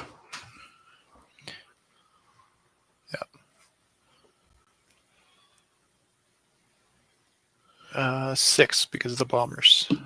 Oh, yes. Bombers being in the weird spot down there. So, yeah, with their 5 games left to play. So, and if you're the Kingpins, just as we we're talking about how the Dynamite don't have a bit of a picnic for the rest of their schedule, it's kind of the same thing for the Kingpins. They wrap up with the Avs and the Lumberjacks. Yeah, so both playoff teams as they currently sit. Lumberjacks fighting probably for that last spot is what they're doing. Yeah, conceivably that Lumberjacks Kingpins game could be a play-in game for the playoffs. Yeah, it's kind of a slow start for both of them. Marks through second line.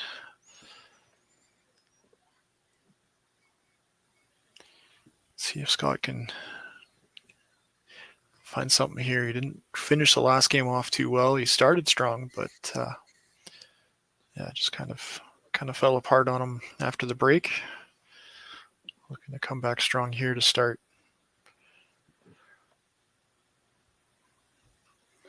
It's kind of funny, we always look back at the previous seasons and how we always say the Lumberjacks kind of underperformed, and now this is their playoff chance.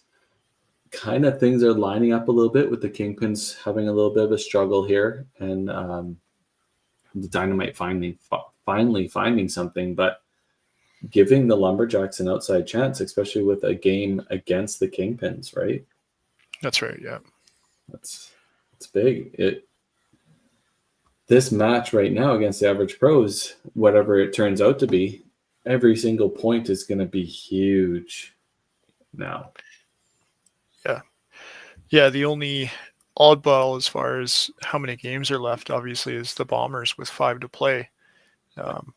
So they, percentage-wise, they are currently sitting 3rd, if my math continues the same. Fourth after the Dynamite played today. So it's definitely looking like who's going to be that 5 spot when you've got the Lumberjacks, the Maniacs, Kingpins, all fighting for that spot. Yeah. Of course, it's the Bomber schedule's not fun either because they've got the Avs next gen. So they got the 2 top teams in the division. They've got the Snowmen and the Maniacs, as well as Average Pros. Yeah, so everybody gets to have the opportunity to knock somebody else down a peg. Yeah. As we've talked about a few times this morning and this afternoon, this is the Pro League. There are very, very few, if any, easy matches. Yeah, that's right. Yeah. Well, we kind of grilled the Kingpins on the first game, but how many times they missed the middle? They didn't miss the middle in the first frame. They made sure. Well, it wasn't just us that mentioned it. It was Robert. Yeah. Robert also mentioned it as well. Gotta hit the middle. Yeah. So. Yeah. But yeah, Average Pros. Not letting them have an easy start. They had started 4 out of 5 marks in the first frame, and Jordan starts off with strike here as well as Greg on the opposite side. So.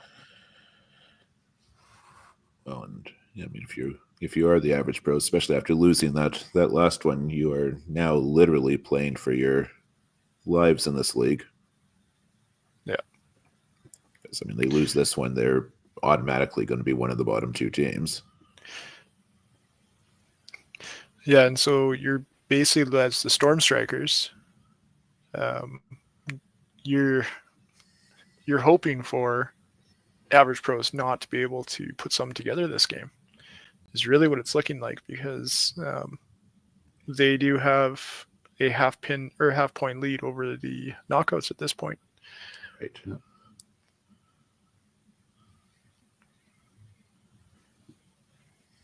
As we said, Average Pros need 13 points to escape the relegation. So if they get anything less than 5 out of this match, they know they're going to be one of the 2 teams relegated out. Yeah. Good thing about the relegation is they're technically not out of the league till they don't make it out of the relegation round. That is true. That's right. Brandon just continuing where he left off at the end of last game.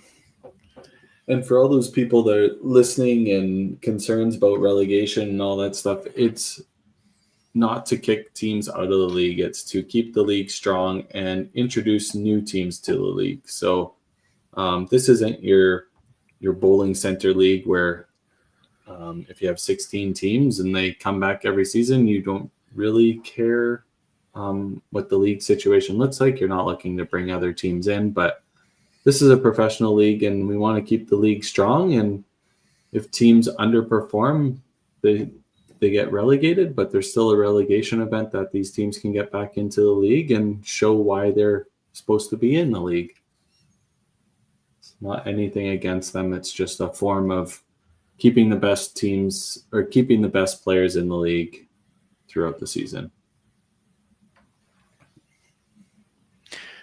Yeah, the nice thing is as this league has progressed, there has been a lot of additional buy-in, additional interest from more teams wanting to come in. Yeah. Last year there was the expansion. 6 teams had the opportunity to play in, and sounds like this year it's kind of the same amount of new teams. So. Yeah, exactly. There's 8 teams that played. Oh, sorry, 8 in relegation. Right. Yep. Yeah. So like, if no other teams across Canada wanted in, and it was just those teams again, that'd still be 6 teams looking to get into the league. So, but we have had more interest than just those 6 teams, and not saying those 6 teams want back in. Maybe they have decided that they want to go a different route or whatever, but it's cool to have constant interest into the league, and the league is not going to expand anymore. 26 teams is the max for scheduling in such a bowling heavy winter season that we can't ask teams to take more weekends and more proprietors to give up more weekends. So this is the way it is, and this is the easiest and I think the most fair system to constantly have possibly new teams into the league and keep the league as strong as possible. And Yeah, and proprietors are sometimes the unsung heroes of a league like this, just because they are giving up lanes, they are giving up time slots where they could have other events, other things running. I know for some of the other centers, they open specifically just to be able to have the pro league in on certain mornings. I hope it gives some proprietors some sense of pride too. Is like, we have a pro league team in our center, and they're in playoffs. They're in, like, there's got to be a little bit to that too as well. Yeah, there's something to be said for that for sure. Yeah, things in this match are definitely looking tight. Marks going up both sides. Yeah, lots of good bowling so far. Yeah, as mentioned previously, Heartland, the Kingpins, their total does not count the marks on the screen. So that is the oddball there. But yeah, things are about even.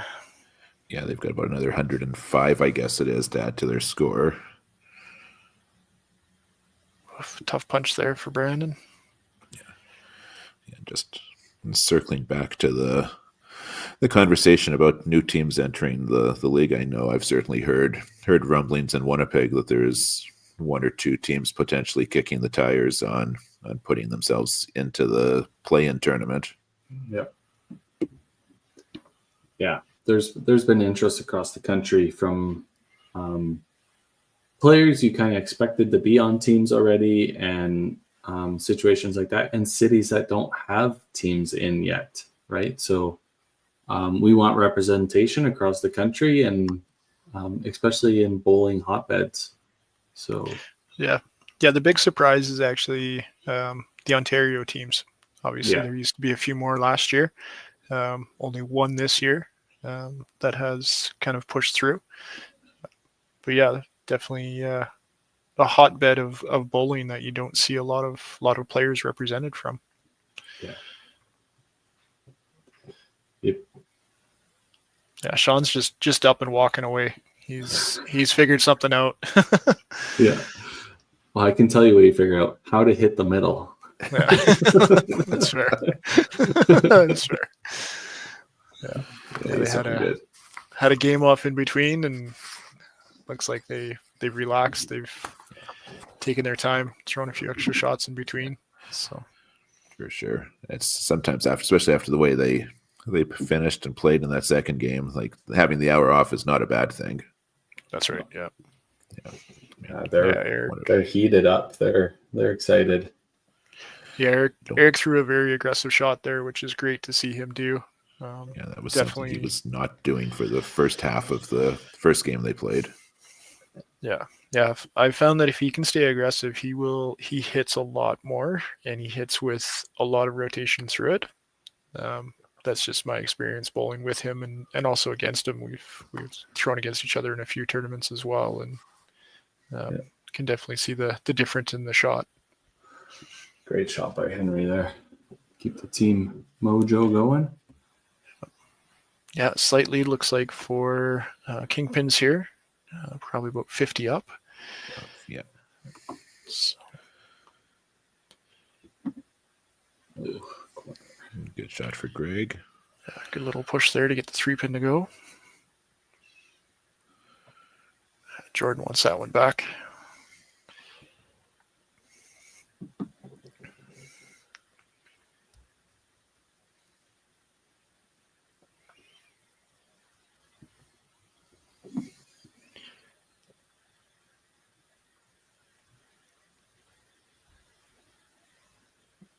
Both coming back with spares there. Slight advantage still to Jordan. Yeah. Though not a huge one. It's only seven sticks in it. Good ball there from Coral. She's just been on a tear this game. 280, I believe, last game as well. So just kind of continuing the trend. Yeah. That was 281, and that was with a couple of wobbles towards the end.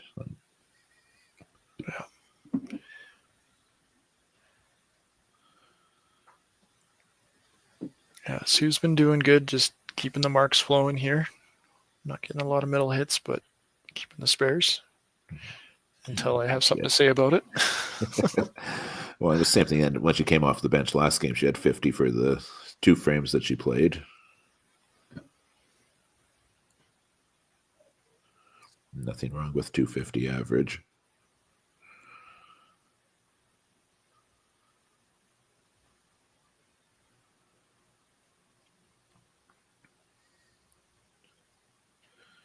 Scott with the head pin gives Brandon a chance to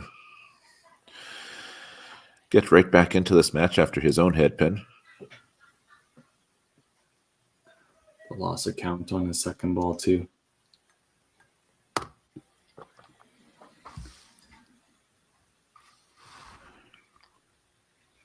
Good clean by Scott. And again, how often does it come down to the little things like that, too? Like Lee not getting the full count on something. Yeah, Brandon finds it again after his head pin last frame.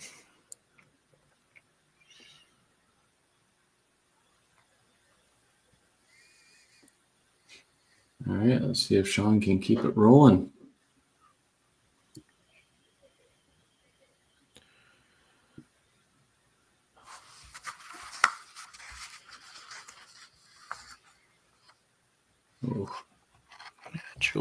Julie got her first strike.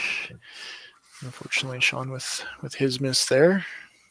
Miss right, which is something that he did fairly often in the first game. He picks up the spare. Good spare there, though, yeah. Yeah, I don't want to be that guy, but he's now got as much as he did all of last game. It was 126 for 7 frames. Yeah.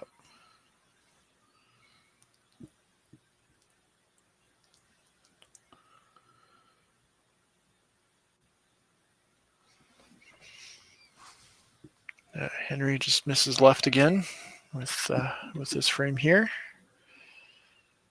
Oh, tapped. Eric wasn't sure about that one as early. Yeah. A little bit thinner, but yeah, leaves a corner. Kind of a throw-in star. Was starting to hope already that he might get it.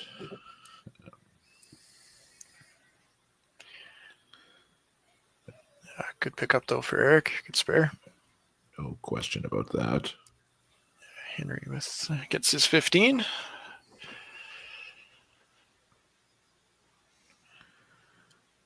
Henry still with a little bit of a lead there for now. Okay, so we add 60 to the kingpin score, so they're just over 500. So they've got about an 85-90 pin lead.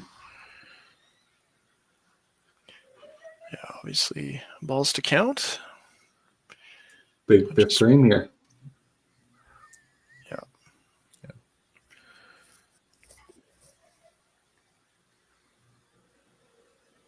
Jordan with a great ball. Giggy having problems getting the corners out.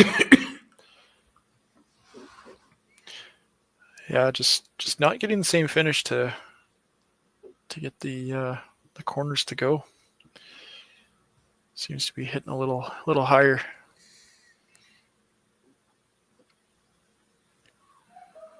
Oof. I don't see Greg miss corners that often. No.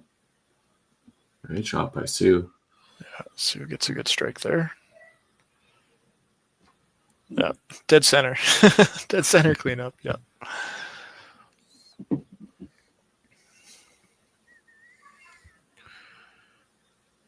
Yeah, just a reminder for people who may have missed the earlier game, Kingpins only have the Gino on the bench. They've got Jen and Anthony are both injured.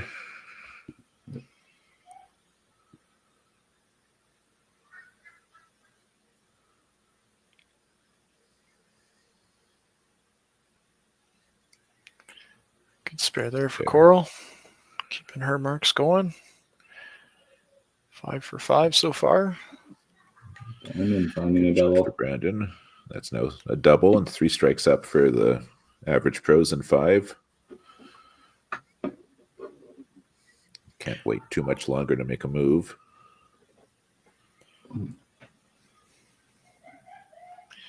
No, I don't think they're going to make it easy for the Kingpins here at all. It's not at this point.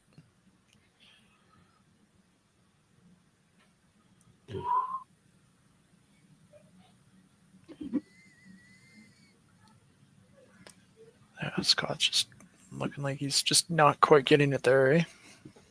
Yeah.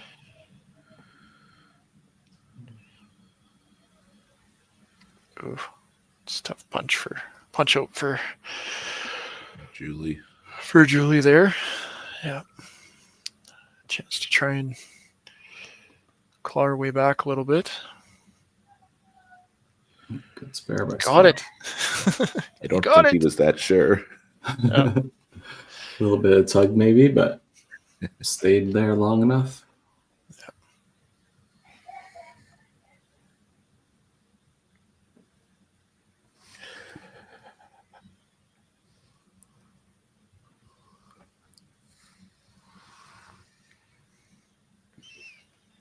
Yeah, see what Henry can do here. Keep it going. Yeah. Good shot there from Henry. Good shot. Good frame for the team. Yep. Putting some pressure back on the Heartland a little bit. Keep them honest. Especially when it strikes up and spares on the other side. Yeah.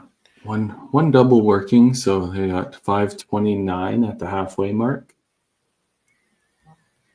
One bowler to play for Heartland here before we run into our commercial break, but Heartland with a slight advantage. Yeah, they've been doing good to keep the spares going. So good for them. See if Eric can come out with a good aggressive shot here to finish them off for 10, or finish them off for the 5th here. He stood up right away. Yeah. That's usually not a good sign. Yeah, didn't like that out of his hand for sure. No. And so with the extra 45 for those 3 spares not in the total, they're going to be just a shade over 600. So it's going to be 80, 85 pin difference, advantage to the Kingpins. You bet.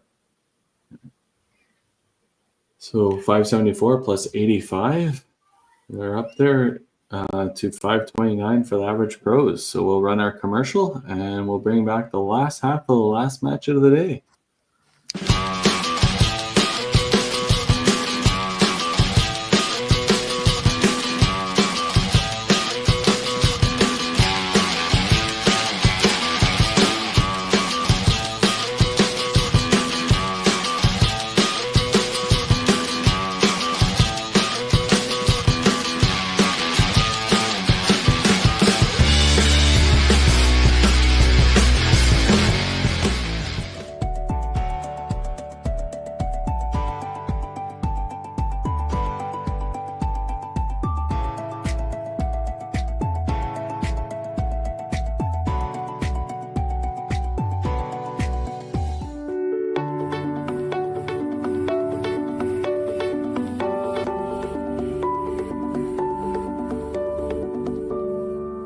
Cargill is proud to be supporting a truly Canadian sport like 5-pin bowling. We look forward to watching some great competition from many competitors and bowling centres across our country. With hundreds of locations across Canada, Cargill is committed to helping the Canadian farmer thrive. Whether it is selling commodities, getting agronomic advice, fertilizer needs, crop protection, and marketing expertise, Cargill is here to help. So please enjoy this bowling. Thank you.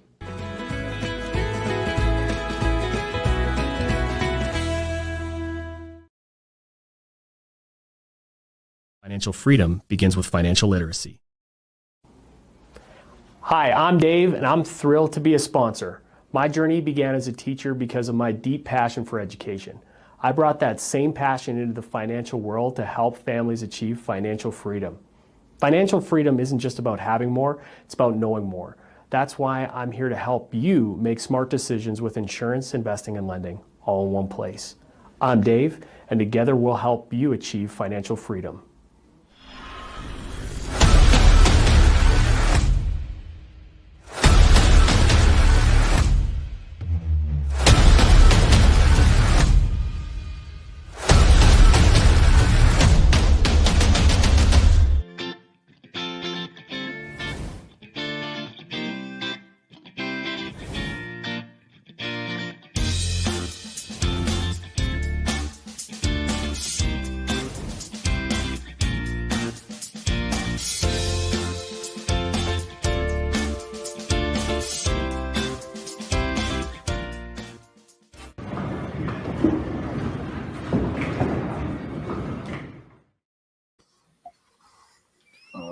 right.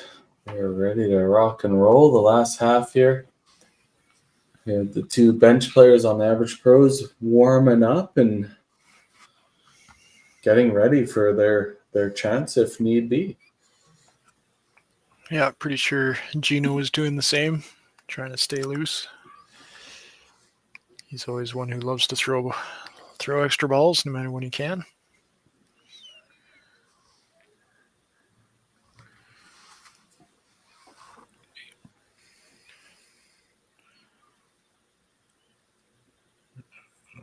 Another good shot for Greg. Just again can't get that corner to fall.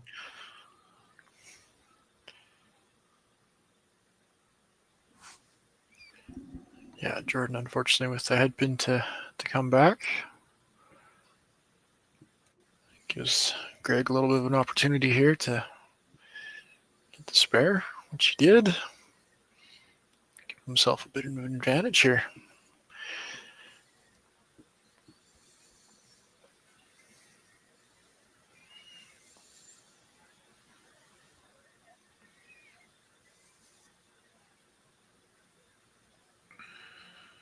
Coral just a bit outside on her first ball, but has built a nice advantage through the first half of the game.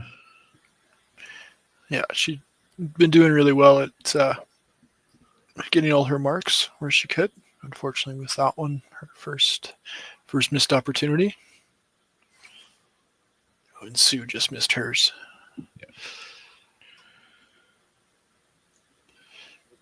Yeah, could have been a little bit of an opportunity there for Sue if she was able to get that spare, but getting her pins where she can.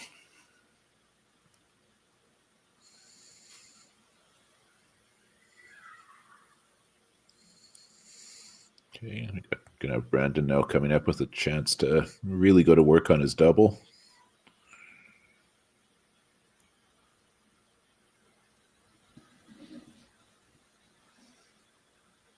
Oh, Scott, quick. Yeah, definitely off balance there. Yeah, never really had a chance on that one. No.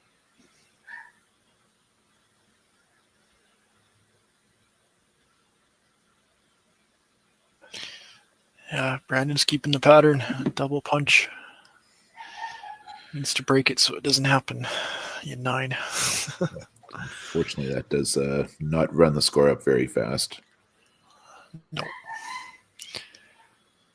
No, see what he can do to at least get some pins here. Count some bonus. Bit of a break for Scott there is that opportunity at least keeps him within a ball in a bit. So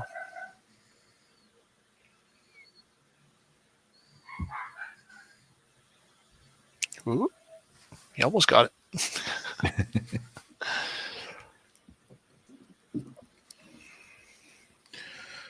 Pretty kind of slowing down here a little bit. Yeah. Yeah, both teams not coming strong out of the break here to this point through 3. So Julie can. Sean answers. Well. Yeah. Doubles.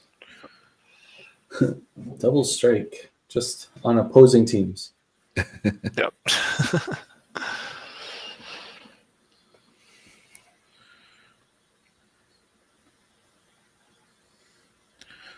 Guess it's been a slightly better frame so far for the Kingpins.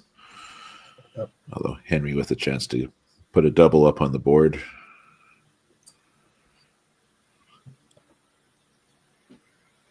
Eric getting all fired up. I could hear him from here. Yeah. We don't have the sound on from the lanes, but you can still hear him. Yeah.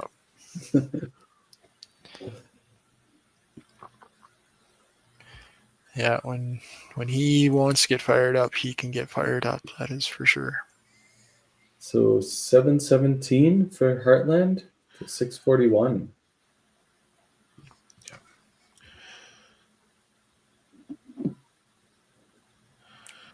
Greg gets his strike.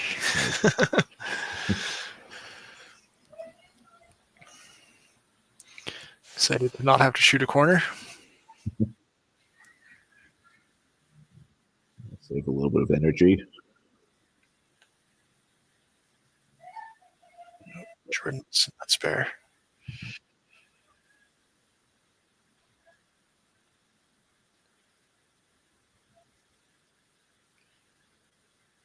Yeah, Coro with a couple of misses here now, back to back. Has the longest leash in the game. That is. Yep.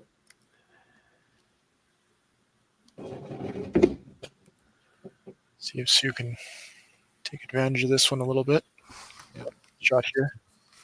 A strike here can get her right back into the game. Yep.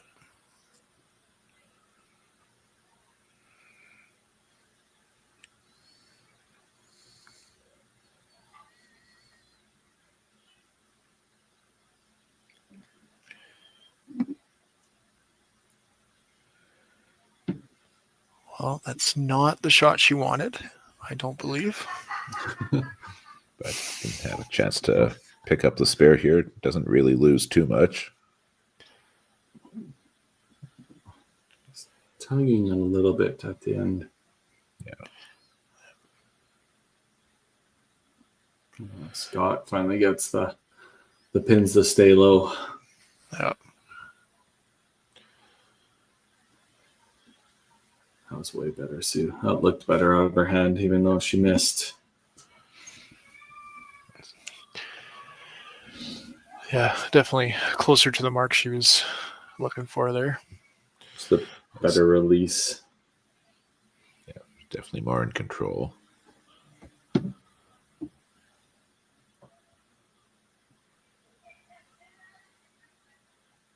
Sean knew out of his hand.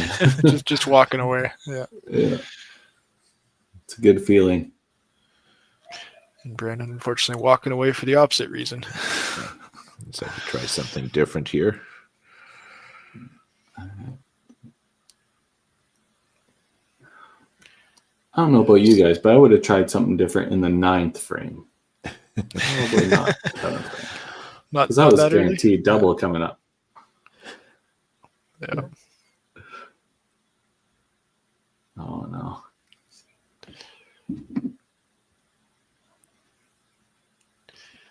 Yeah, it just looks like he was trying something different, but definitely not getting it where he needs to have it in the first place. So That's a better shot. well, yeah. Use that to build for the next frame.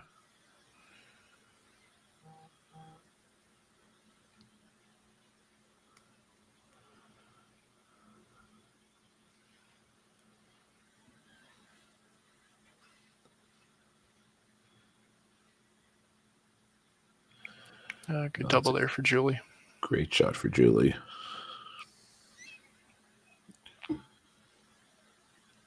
Just cool, casual, collected. Nothing crazy. It's a spare. Spare. Another 30 count. 4 marks, 1 double. That's pretty good. Pretty good frame. Yeah, that's what you. Good bounce back for sure. Yeah, and when you're leading, that's all you need to do is just keep that score ticking over. Yeah, Henry's got himself a triple there. Double to count. Yeah. A couple of doubles at the bottom there for the average pros. Well, that's just you can take some solace there for if you're the average pros. You got those 2 doubles, and now you just need to build through that 8, 9, and 10. Yep. Big 3 frames here. Ooh. Need Jordan to have a good shot here. That was not that shot.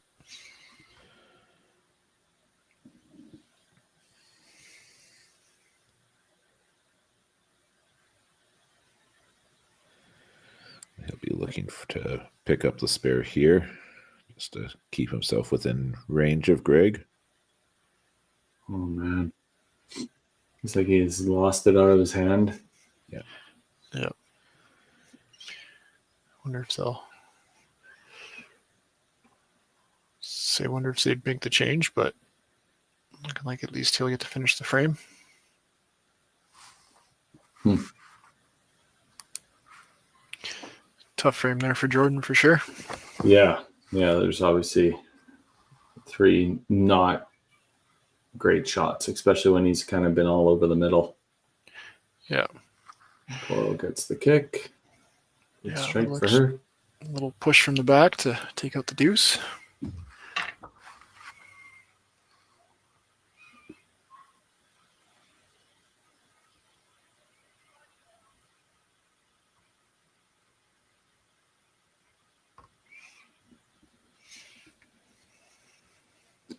See if Sue can pick up this spare and Scott go for his double here.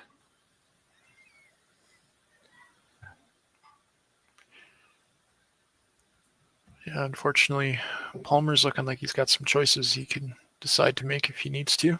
Yeah. Good ball shot there from Scott. He's found the range again. Yep. Dancing stormtroopers.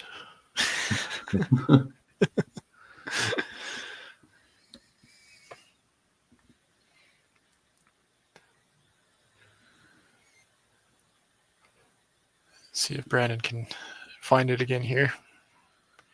Get something going for himself. Yeah, the average pros need to find something very fast, or if they have any chance of winning this one. Yeah, they're needing some pins here for avoid that relegation spot for sure. Yeah, that was a good shot. Good shot, Brandon. Sean gonna capitalize on his good game here. Yeah. He didn't walk away as fast, that but one. Same great result. Went to the right pocket instead of the left pocket that he walks away from.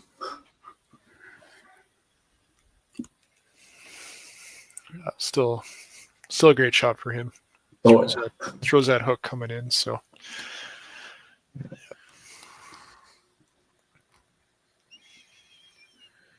yeah, Julie unfortunately had missed there, but gets her spare. Trying to minimize what she needs to do in 9 and 10. Henry looking to keep the team afloat here. Don't get too far behind. That's a good frame for the kingpins. A couple of doubles, strike, spare up there.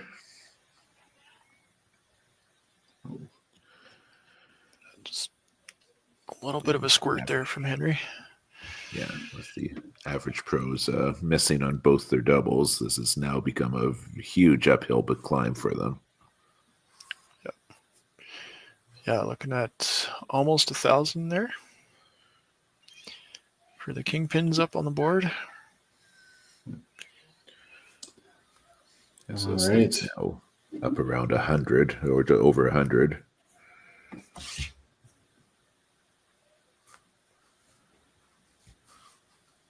And the balls of counter.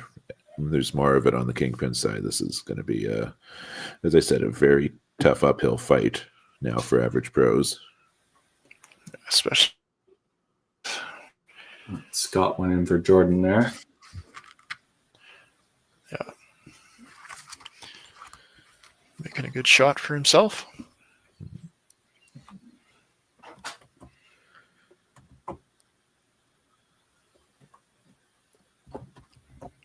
Good shot there from Coral as well.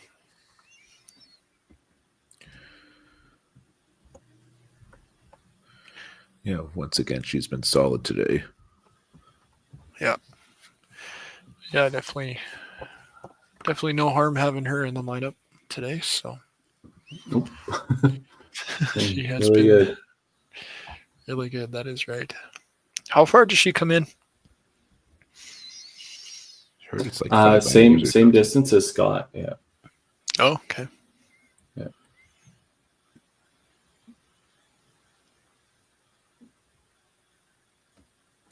So roughly 4 to 5 hours, I believe. Yeah.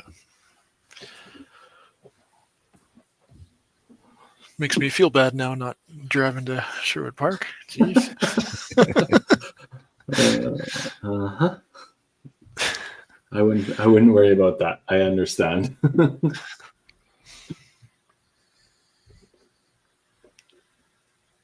I could spare there for Scott. Yeah. Ooh. Ooh. Almost got the missed chop.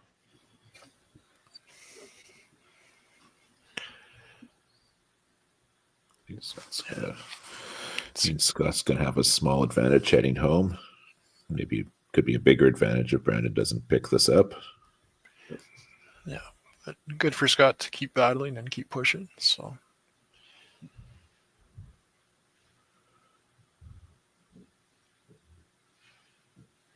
Good work, Brandon. Hamill in there for Sean on the other side. A little bit heavier, but got the push. What a night and day match for him, hey? Yeah.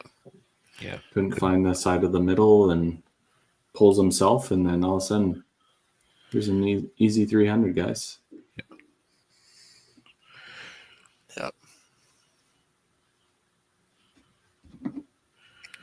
Yeah, and Julie just punching out that 3-pin there.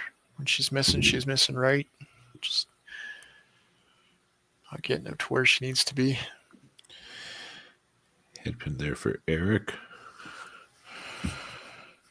It's an ugly graphic. I don't like that graphic. It's the second one she's had today. It's most uncharacteristic for her. Yeah.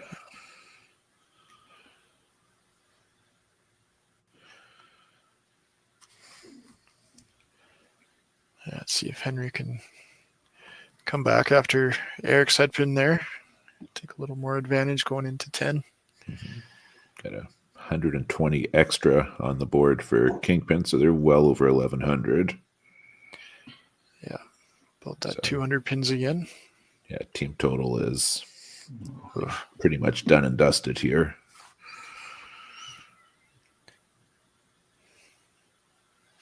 We've still got a few individual points that are up for grabs.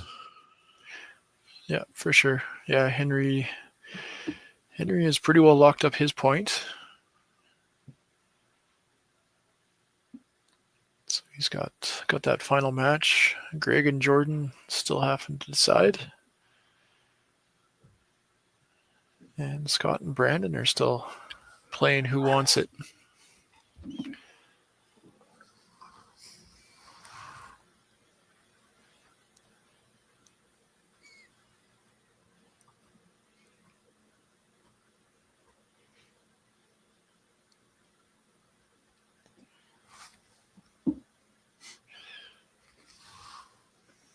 All right, off to the 10th frame.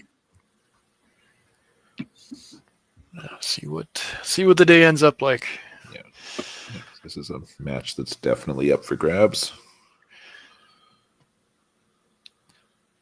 Yeah, see if Scott can keep it going here for his line with Jordan here. Craig with a good double.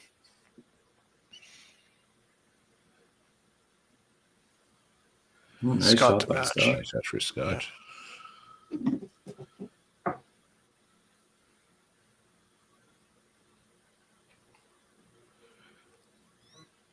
Greg basically with a ball and a bit advantage here, so doesn't have to be perfect, but it's not going to give it up.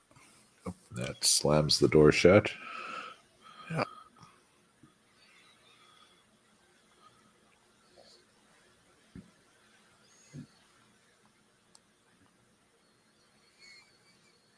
Scott just going for average now. Throws another good one.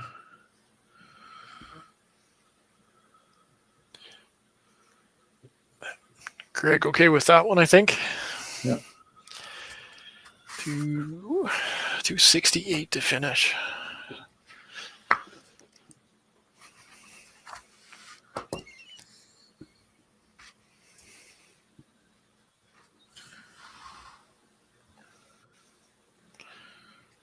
Another bomb for Coral.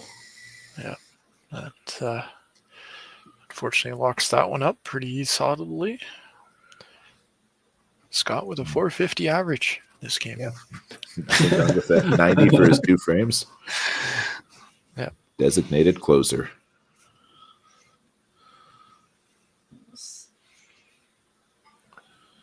Coral just keeps it going. Now with her own ham bone.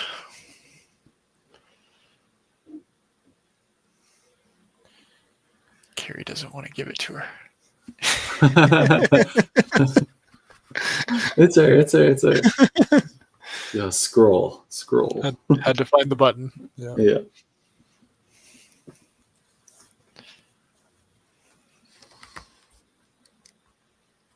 Gets herself a Yahtzee to finish. Great game for her. 310.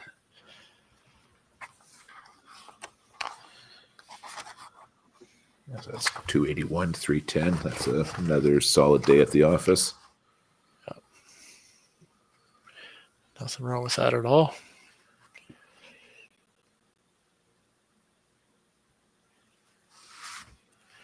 Sue cleaning up her wood. All right, this is another match that's Who wants it, right? yeah, Scott has the advantage, obviously. 14 pin advantage. Ooh. All right. Brandon, I'm sure, has played the math. Knows what he needs to do.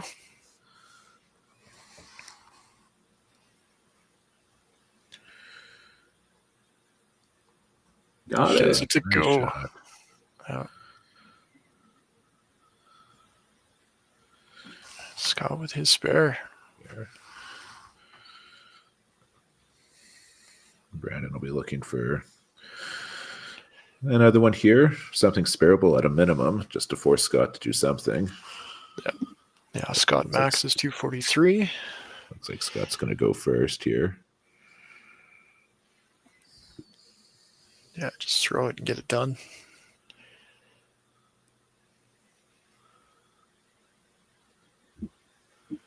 Just the chop off. 238. So spare for the win. Oh, wait. Oof. Pick it. Now it's lose by 1 or win by 1. Yep. Yeah, just got to pick it up.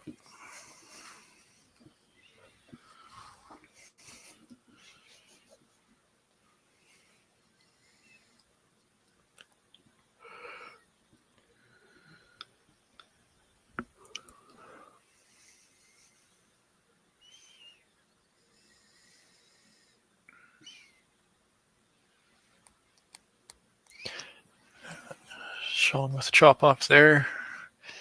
Oh no, Brandon. You could tell as soon as he threw it. Yep. Didn't like it. Yeah, so that'll go to Scott there. These are, as we've discussed a few times, these points that could have gone either way are big points for the Kingpins with the playoffs on the horizon. Yeah, for sure. Especially with their loss earlier today. This will bring them back to where they started. Good spare there for Sean.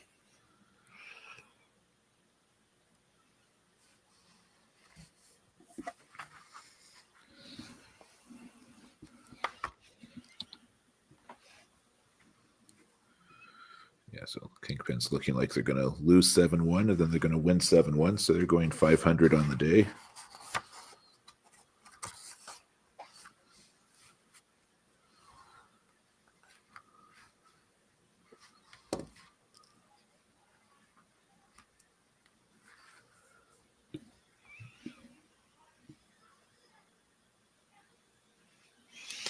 Sean with a great game, 355.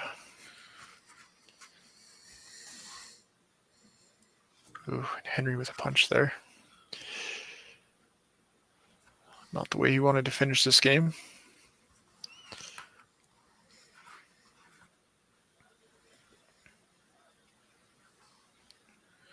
Gave it a chance. Yep. Got the string pull on the 2-pin. Might as well try, right?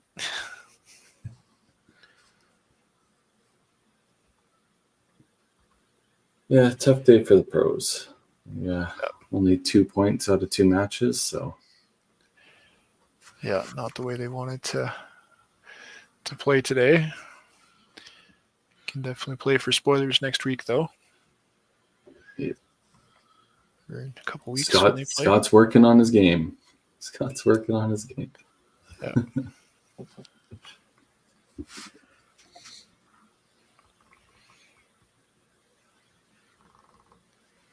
All right. So 1382 to 1104, 7-1 for the Kingpins. Obviously a good bounce back for them after losing 7-1. Yeah, even on the day, so right back where they started, 563. Yep. Wait for our managers to get settled here, and we'll bring them in and we'll recap the day and then wrap this up. Yeah, just doing some math in the head here. Tim's probably doing it right in front of him. My math in my head doesn't always work. Fair enough. All right. I think that gets the Kingpins to exactly 550. Palmer, how's it going, sir? It was a rough one today. Just couldn't get anything running at all. So fair enough. And Robert, 7-1, obviously a big bounce back for the Kingpins. Yeah. How you guys feeling? We definitely needed that, right? To come back, to get back in it. 2 more matches. Yeah, gotta do good in them too to help ourselves for sure, right? Yep. Yeah. Just we hit the middle way more of that game, obviously, makes the difference, right? We didn't in the first game, so yeah. Yeah, go ahead, Vic. I was just agreeing with Robert. Hitting the middle made a big difference that game. For sure. Yeah. Palmer. So now Bombers laying in the weights. It could be a big spoiler moment for the pros. It's gonna be loud down here at Sherwood, I'm sure, that match. I bet you. That'll be a great match. Yeah. That one's at Bonnie Doon, isn't it? No, we still play. We don't get that luxury of going to Bonnie Doon this year. You don't get to go there? Yeah, fair enough. No. Well, it'll be good to be nice and loud here, so. That's good. For sure. That's fair. Well, guys, great match.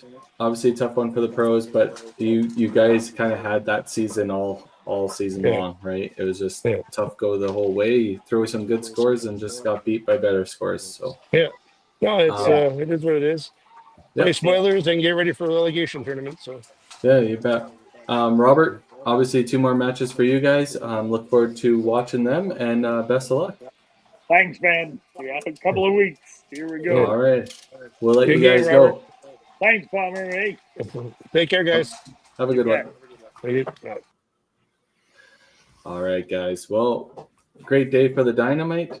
Decent day for Heartland.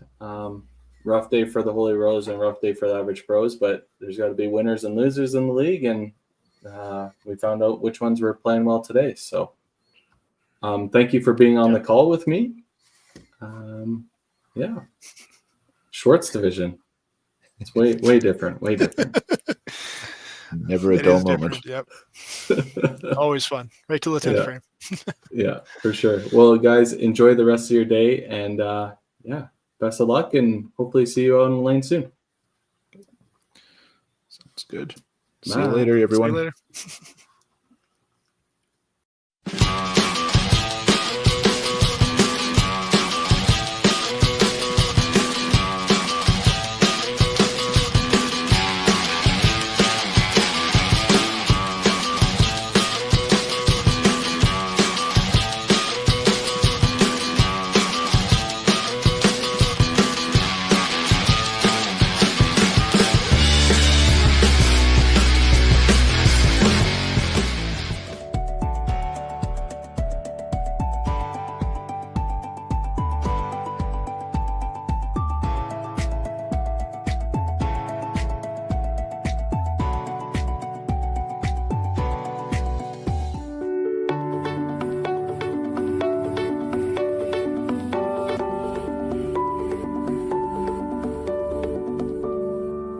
Cargill is proud to be supporting a truly Canadian sport like 5-pin bowling. We look forward to watching some great competition from many competitors and bowling centres across our country. With hundreds of locations across Canada, Cargill is committed to helping the Canadian farmer thrive. Whether it is selling commodities, getting agronomic advice, fertilizer needs, crop protection, and marketing expertise, Cargill is here to help. So please enjoy this bowling. Thank you.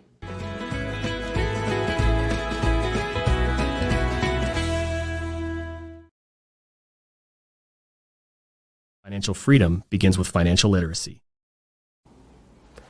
Hi, I'm Dave, and I'm thrilled to be a sponsor. My journey began as a teacher because of my deep passion for education. I brought that same passion into the financial world to help families achieve financial freedom. Financial freedom isn't just about having more, it's about knowing more. That's why I'm here to help you make smart decisions with insurance, investing, and lending, all in one place. I'm Dave, and together we'll help you achieve financial freedom.